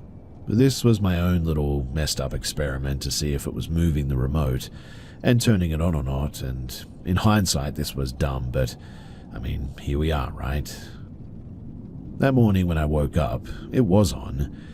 I then unplugged it again and I went to work. A few days had gone by with nothing, and I started to use that LED sign as a ghost gauge, basically. And one night, while I was at work, I got a text from my wife asking if I had left the sign on. I believe that I lied and told her yes for ease of mind, but I knew that I hadn't. After this, there was a stretch of a few nights my wife would work long hours and I was at home with our daughter. During these days, I would hear footsteps upstairs while we were downstairs, and I began to smell something, like perfume. It was the same perfume my Nana would wear, and I hadn't smelled that since she passed away many years ago. It was around this time as well that I had also begun to hear a male voice with whispers of incoherent speech, but it always sounded like distant. Over these few days, the whispering got louder and louder, to the point where it was undeniable that I was hearing whispering, but it was always just gibberish. Nothing made sense when I would hear it, and most noticeably would be when I was putting our daughter to bed, and I was lying on the floor of her dark room till she dozed off. I would just hear it constantly. Not really knowing if it was just my nerves being absolutely messed up or if it was real at this point. I didn't tell my wife about this because, yet again, I felt that I should be the one to just bear the burden, but this definitely was my breaking point. For context, it's the beginning of February at this point. Out of a shot of desperation, I tracked down my pastor from my church growing up. My kid was at my parents' house for the day while I caught up on some yard work. I drove down to a local gas station, so I didn't have the conversation in the home, but we limited as much recognition of the entity in the home as much as possible, and this was my day of escaping to call for help. I remember calling him and asking if he had some time to speak. He did remember me from when I would go as a kid, and I told him that I felt that I had something paranormal going on in my life, and I asked if he could listen and hopefully help. He was a little taken aback, but he obliged and let me tell my entire story as I just have here. He had said, "Well, knowing you and the profession you're in, I'm leaning towards the fact that this is real and you aren't having a psychiatric issue or anything." He offered to come out a few days later. He told me that he was going to contact a specific group of people he knew in the Catholic Church, whose job was to deal with exorcisms and get some advice on how to approach this. He gave me the confidence that we would solve it, and at that, I began to cry. I had mixed emotions of terror and joy, hoping this would be the end, but having no clue how this would go. I spoke with my wife about the ordeal, and the pastor was going to come and help us. He asked that we all be present in the house during this ceremony. Once he showed up to the house, he greeted us with a smile and said that he was going to bless the house and us inside of it. We walked with him to each room as he was saying prayers and tossing holy water throughout. The entire time I was waiting for the absolute worst to occur. Every horror movie you see at this point always goes to the worst thing possible and somebody dies. Once he had walked through the house and blessed each room, we then went to the living room and locked hands and prayed. This process took about 45 minutes to an hour. I'm honestly not the biggest religious guy around and mainly went to church because of family, but I was all in on this because we had no other choice, really. Father Doug then gave me the number to what I can describe as the Exorcist hotline. He said if things persist or get worse, that I could call that number immediately and they would help. But it's been about, 6 months now at the time of sharing this, as I lay in my bed at work and things have stopped completely since that day. This is all 100% true, and I have zero proof of any of this, besides the accounts of my family and myself correlating, I guess. Some people are skeptical of ghost stories, and I'm just glad mine is over for now, to be honest. I was inspired to share this and put it down here and have this chapter of my life logged somewhere, so thanks for listening and thanks for the opportunity to share all of this.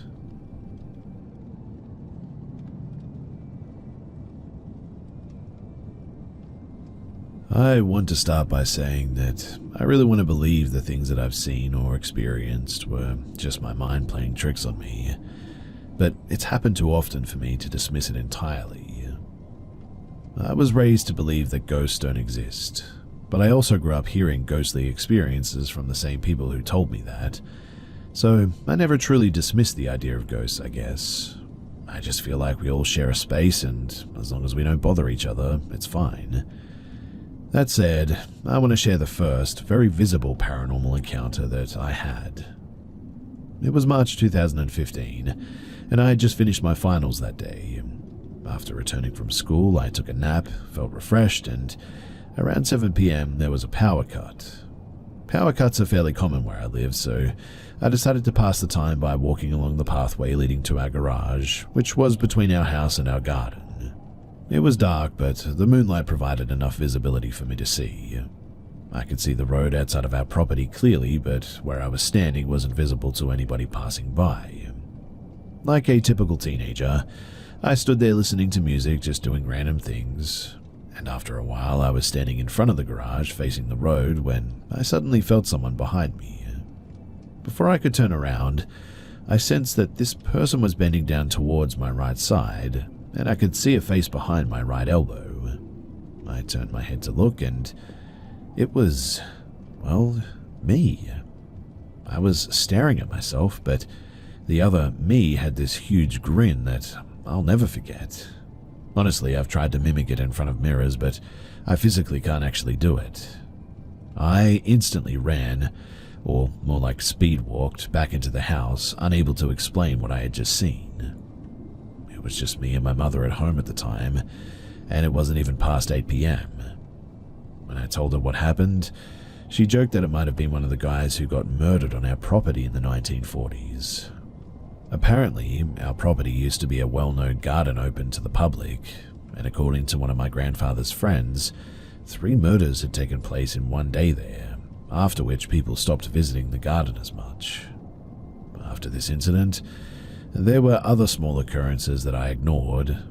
At one point, I stayed in the house alone for as long as 5 months, and even during those months, I would experience things randomly. I felt taps on my shoulder, heard clapping, and once I heard what sounded like whispers outside of our living room window. That particular incident actually made me stay awake in the living room until dawn, fearing that we were about to be robbed. That's because I'm more scared of humans than ghostly beings, but these tiny occurrences didn't really bother any of my family members. But then, something happened in early 2023. My grandmother, who has dementia, had moved in with us. We always had someone attending to her so she wouldn't wander off, which she had tried to do multiple times. Grandma had her own sofa in the living room, and she would only ever sit there. This sofa was visible from the dining room, which was connected to my room, so whenever I left my room, I would see her sitting on a sofa.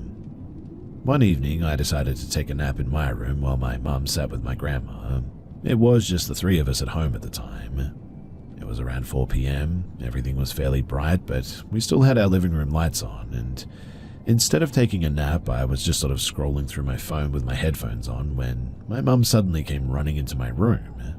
She frantically said something that I couldn't hear over my loud headphones. By the time I took them off, all I could hear was, "Help, Grandma," and she ran out of my room toward the kitchen, trying to get to our backyard where my grandma was sitting on the floor. For some reason, she would always sit on the floor, and she was heavy enough that only my dad or I could lift her up. So I jumped out of bed and ran after my mum, but as I passed the living room, I saw my grandma sitting on the sofa. running, I tried to ask my mum why she was heading to the backyard when Grandma was in the living room. But before I could finish my sentence, I stepped outside into the backyard and saw my grandma sitting on the floor. I stood still for a few seconds, confused, as my mum struggled to lift her up. I eventually composed myself and helped her, and that's when I realized that the grandma who was sitting on the sofa was wearing a completely different dress.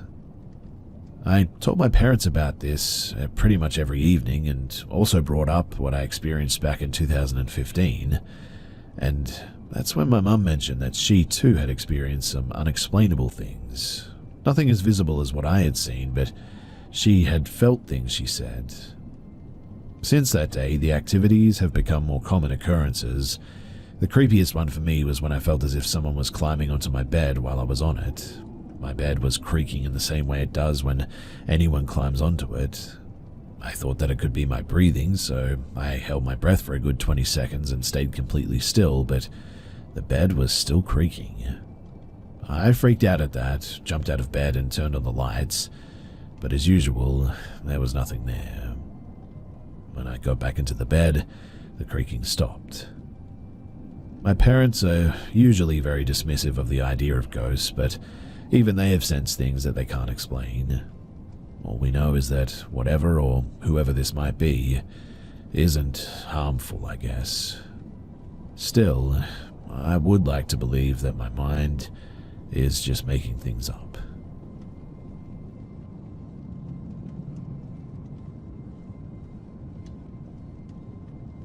This happened 25 plus years ago.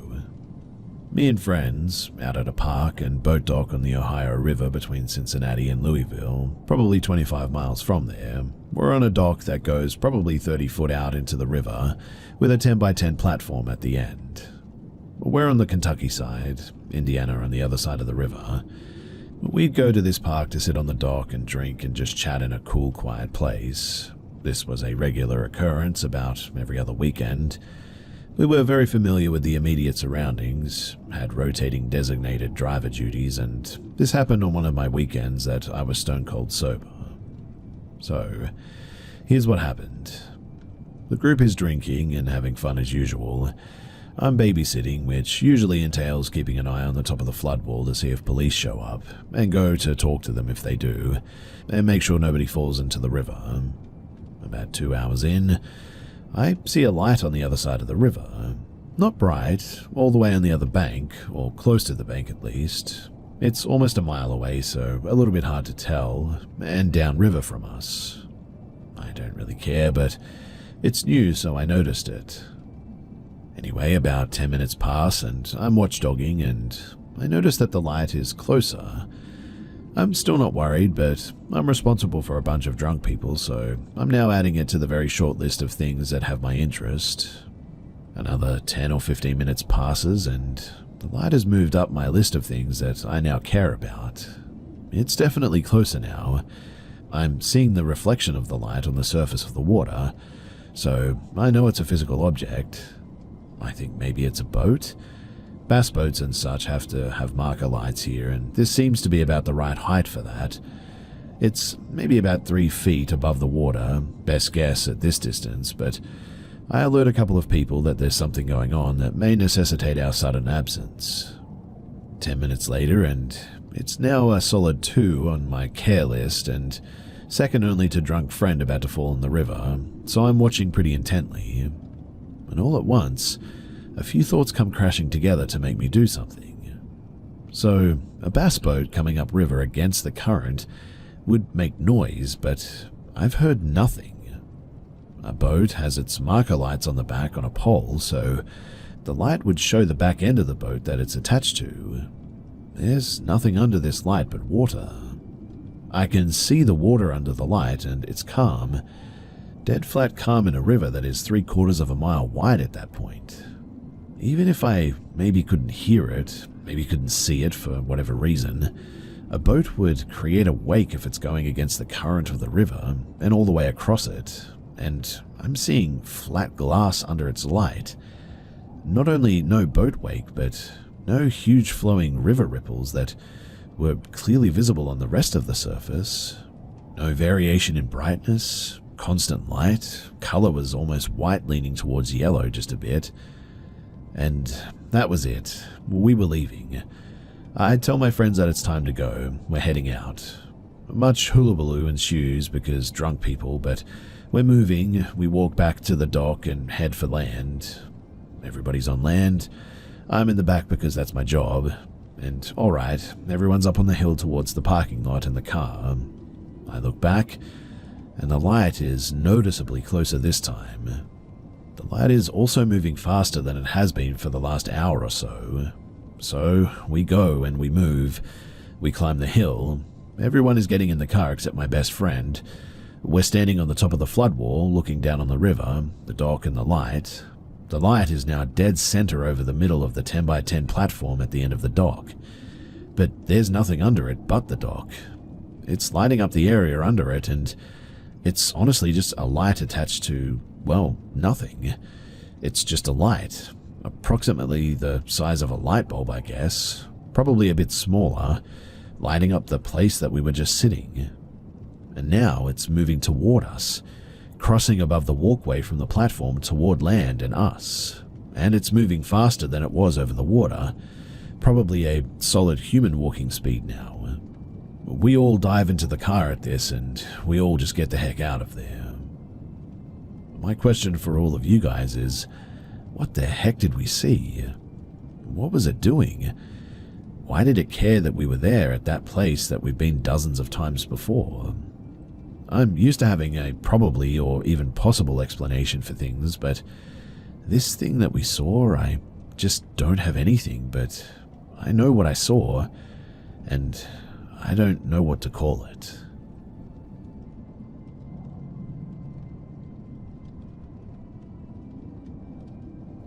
Several years ago, I had a very quick trip to Denver planned, 23 hours total, to visit a friend before they moved away. I was young, broke, and working a pretty terrible entry-level job, so it was the best that I could do with my one day off. I went straight from work to the airport and got into DIA around 11 p.m. I was bunking on the couch of an old college friend, and they lived 30 to 40 minutes from the airport. Fortunately, the light rail recently had been extended out to the airport, and my friend actually lived near the light rail line. I had taken the light rail often when living in Denver myself, but was not familiar with the newer additions. I barely made it to the train before it set off, grateful to not have to wait around for another half hour at that time of night. It was nearing midnight as the train pulled into a brightly lit Union station. I looked around for my connection, but it was nowhere to be found, not realizing that the connecting line was not there. Fortunately, I was able to flag down security, and they pointed me in the right direction. A few blocks away, there was another brightly lit station, separated by roughly 200 yards. Unlike the stations, there were hardly any lights, just some lights spilling in from either side where the train platform stood. I was only traveling with a backpack, so I was able to move pretty quickly, moving out of Union Station and towards the other platform, hoping that I was going to make my next train. As I got further away from the station, and my eyes adjusted to the darkness, I noticed a large figure standing in the middle of the sidewalk ahead of me. I quickly gauged my surroundings and realized that there were no other paths unless I walked in the road. I decided to keep on the path and do my best to come across with a "I see you and I'm not scared" attitude. As I drew closer, I could make out a tall, muscular man, probably in his 20s or 30s, I would guess, and as I got closer, I made eye contact to let him know that I recognized his presence, and he was already staring right at me, mumbling to himself. As I passed by him, I could hear what he was mumbling. He was not speaking to me, but instead he was speaking about me, and as I walked past him, he then began to follow me. I began to walk fast, and he began to walk faster. All the while, he was saying things like, "Oh, look at that body, she's so fine, I want to feel that body," along with other sexual and crude comments about me, all being muttered to himself. The second station was still another 100 yards or so away, and there was nowhere that I could go in between. I pulled out my cell phone and rang my dad, desperate for him to answer. The call went to voicemail, but I pretended that he picked up. As soon as I began talking, though, the man spoke to me for the first time and said, "Oh girl, I didn't mean you no harm," and the footsteps faded back. I kept up the fake conversation for a moment longer, before looking back, and he was nowhere to be found. Like I mentioned previously, I had looked around for places that I could escape and could not find any. I'm confident too with his size that if he had done anything, I would not have stood a chance. I burst into the light of the station, barely made my train, and ultimately missed my stop because I was so shaken up and had to ride the train back around. I finally rested my head on a pillow at my friend's at around 2 a.m. and never to travel alone at night ever again.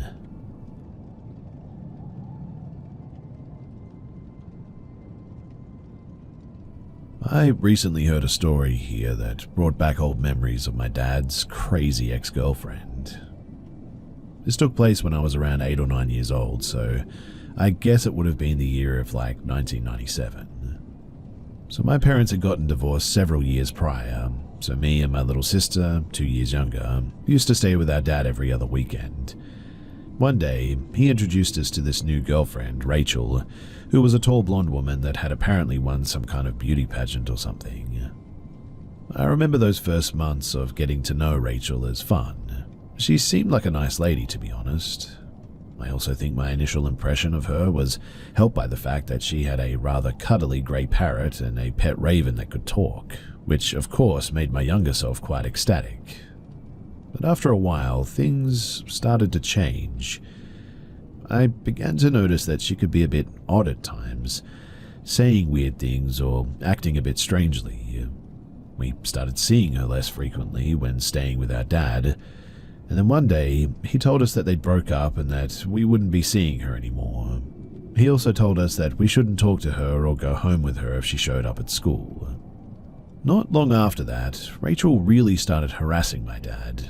She would randomly turn up at places we went to visit during weekends, trying to talk with us.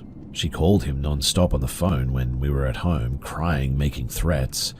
It usually didn't stop until he pulled the plug even. Years later, I found out that she had even threatened to kill me and my sister on several occasions, and that Dad got a restraining order in the end. Rachel also keyed my dad's car, broke into his company to trash it, and stole a lot of money that he never got back. She even started writing threatening letters to my mum. My parents have always been good friends ever since the divorce, and it all culminated with a letter from the authorities. A letter accusing my dad of, well, lots of horrible things done to children. I still vividly remember how Mum sat us down in our room, holding the letter, a deep look of concern on her face, asking if Dad had ever done anything inappropriate to us, which of course he never had. It later turned out, though, that it was Rachel who had falsely accused him of everything in that letter, in an attempt to prevent him from seeing us. I remember feeling really angry about this, and upset that she had gone to such lengths. The last memory, though, I have of Rachel was a few weeks before Christmas. We were staying at my dad's place over the weekend. It was a 2-story apartment complex with a large window spanning an entire wall, floor to ceiling, in the living room where we had just sat down to watch TV. Next to the window, there was a glass door leading onto a stone patio, bordering a lawn that ended with a tall hedge, and on this particular day, the outdoor lights had been switched off, which means that it was pitch black outside as the intro to Superman started playing. A while into the episode, I suddenly heard a strange, sharp noise coming from the window. It sounded like something was clawing on the glass in an attempt to get in. The sofa that I was sitting on was placed right in front of that window, so I had my back toward it when I slowly turned around to look over my shoulder, heart thumping in my chest, hair standing on end as if I was being watched.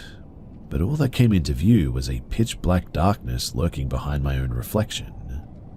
By this point, Dad had also heard the sound and gotten up to turn on the patio lights. When the outside suddenly flooded with light, I found myself staring into the face of a smiling blonde woman peering into our living room. Need I tell you that I screamed? Both me and my sister flew up from the couch like it had been scorched with fire and ran behind our dad. When I looked toward the window again, I saw Rachel with both of her hands up against the glass, tightly cupped beside her face as she was trying to look inside. The patio door was right next to her, and I tugged on Dad's shirt and whispered if the door was locked when she reached toward the handle. And that millisecond of doubt flashing across my dad's face, it still haunts me to this day. Rachel truly looked like a madwoman as she furiously jerked on the handle in an attempt to get in, briefly pausing to peer through the glass now and again. I remember thinking Dad looked oddly calm as he ushered us around a corner wall, telling us to stay out of sight as he walked toward the patio door. We begged him not to go outside, thinking that she could have had a knife hidden somewhere or something. He opened up a small crack with the door, firmly holding onto the handle and asking what the heck she was doing in his backyard. She tried to get him to let her in, putting on a big smile, tossing her hair, but Dad obviously wouldn't budge, telling her to leave or he would call the cops. To which she eventually conceded, leaving a bunch of Christmas presents behind. When Rachel was out of sight from the window, Dad went out to make sure that she was gone, picking up what she had left behind on his way back. None of us wanted anything to do with the presents. Something just felt really off about them. And so, in the end, they ended up fully wrapped and in the trash.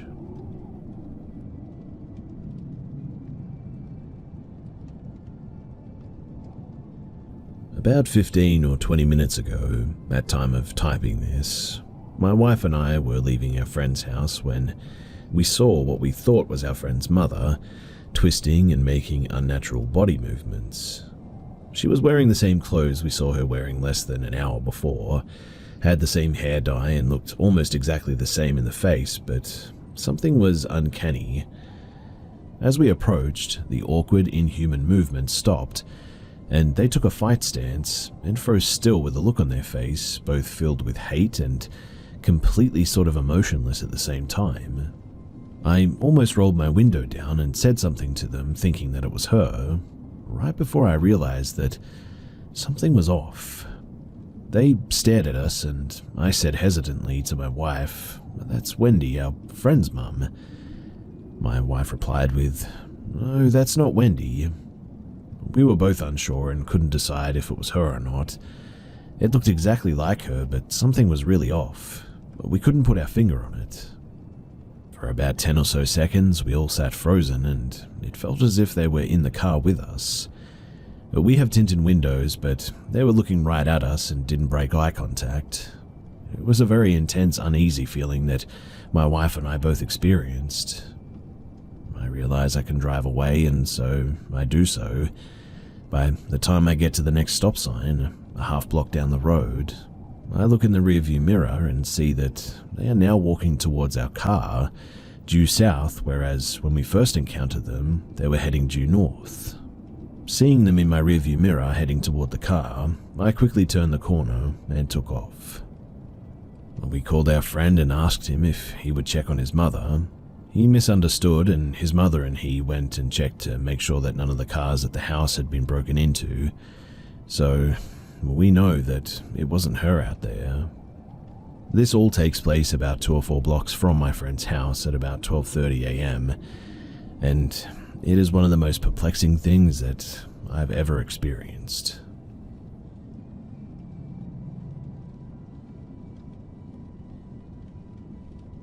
This happened when my best friend was 17 and a half and I was 17 in 1996.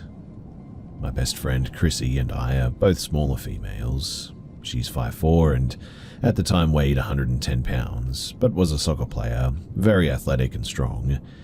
I am 5'7", and at the time I weighed about 125 pounds. We are both blue-eyed blondes, and we're often asked if we were sisters or cousins. Now, there's a large reservoir on the outskirts of her town surrounded by a beautiful public park. We figured that we'd be fine to walk around in the park, because lots of people go hiking there after all. I had gotten some really good quality weed, and we were looking forward to finding a peaceful place to smoke some out in nature. I had my pipe ready in my pocket, and we were pretty stoked. We chose to go out on a Saturday. It was a beautiful sunny day, and there were not many people there either. We parked her car by the reservoir in the mostly vacant lot that had 2 other cars in it. We didn't see anybody when we got there either. We walked around the water for a bit and then chose a trail to go up. It was about 80 degrees out and we were sweating, but we had some water in my small day pack. As we got about a quarter mile or so into the trail, I started having a bit of a weird feeling. I looked at her and quietly asked, "Hey, do you feel like something is off here? Everything's really quiet." Where there were usually crickets chirping and frogs singing, it was absolutely silent. She looked at me and said, "Yeah, I think so.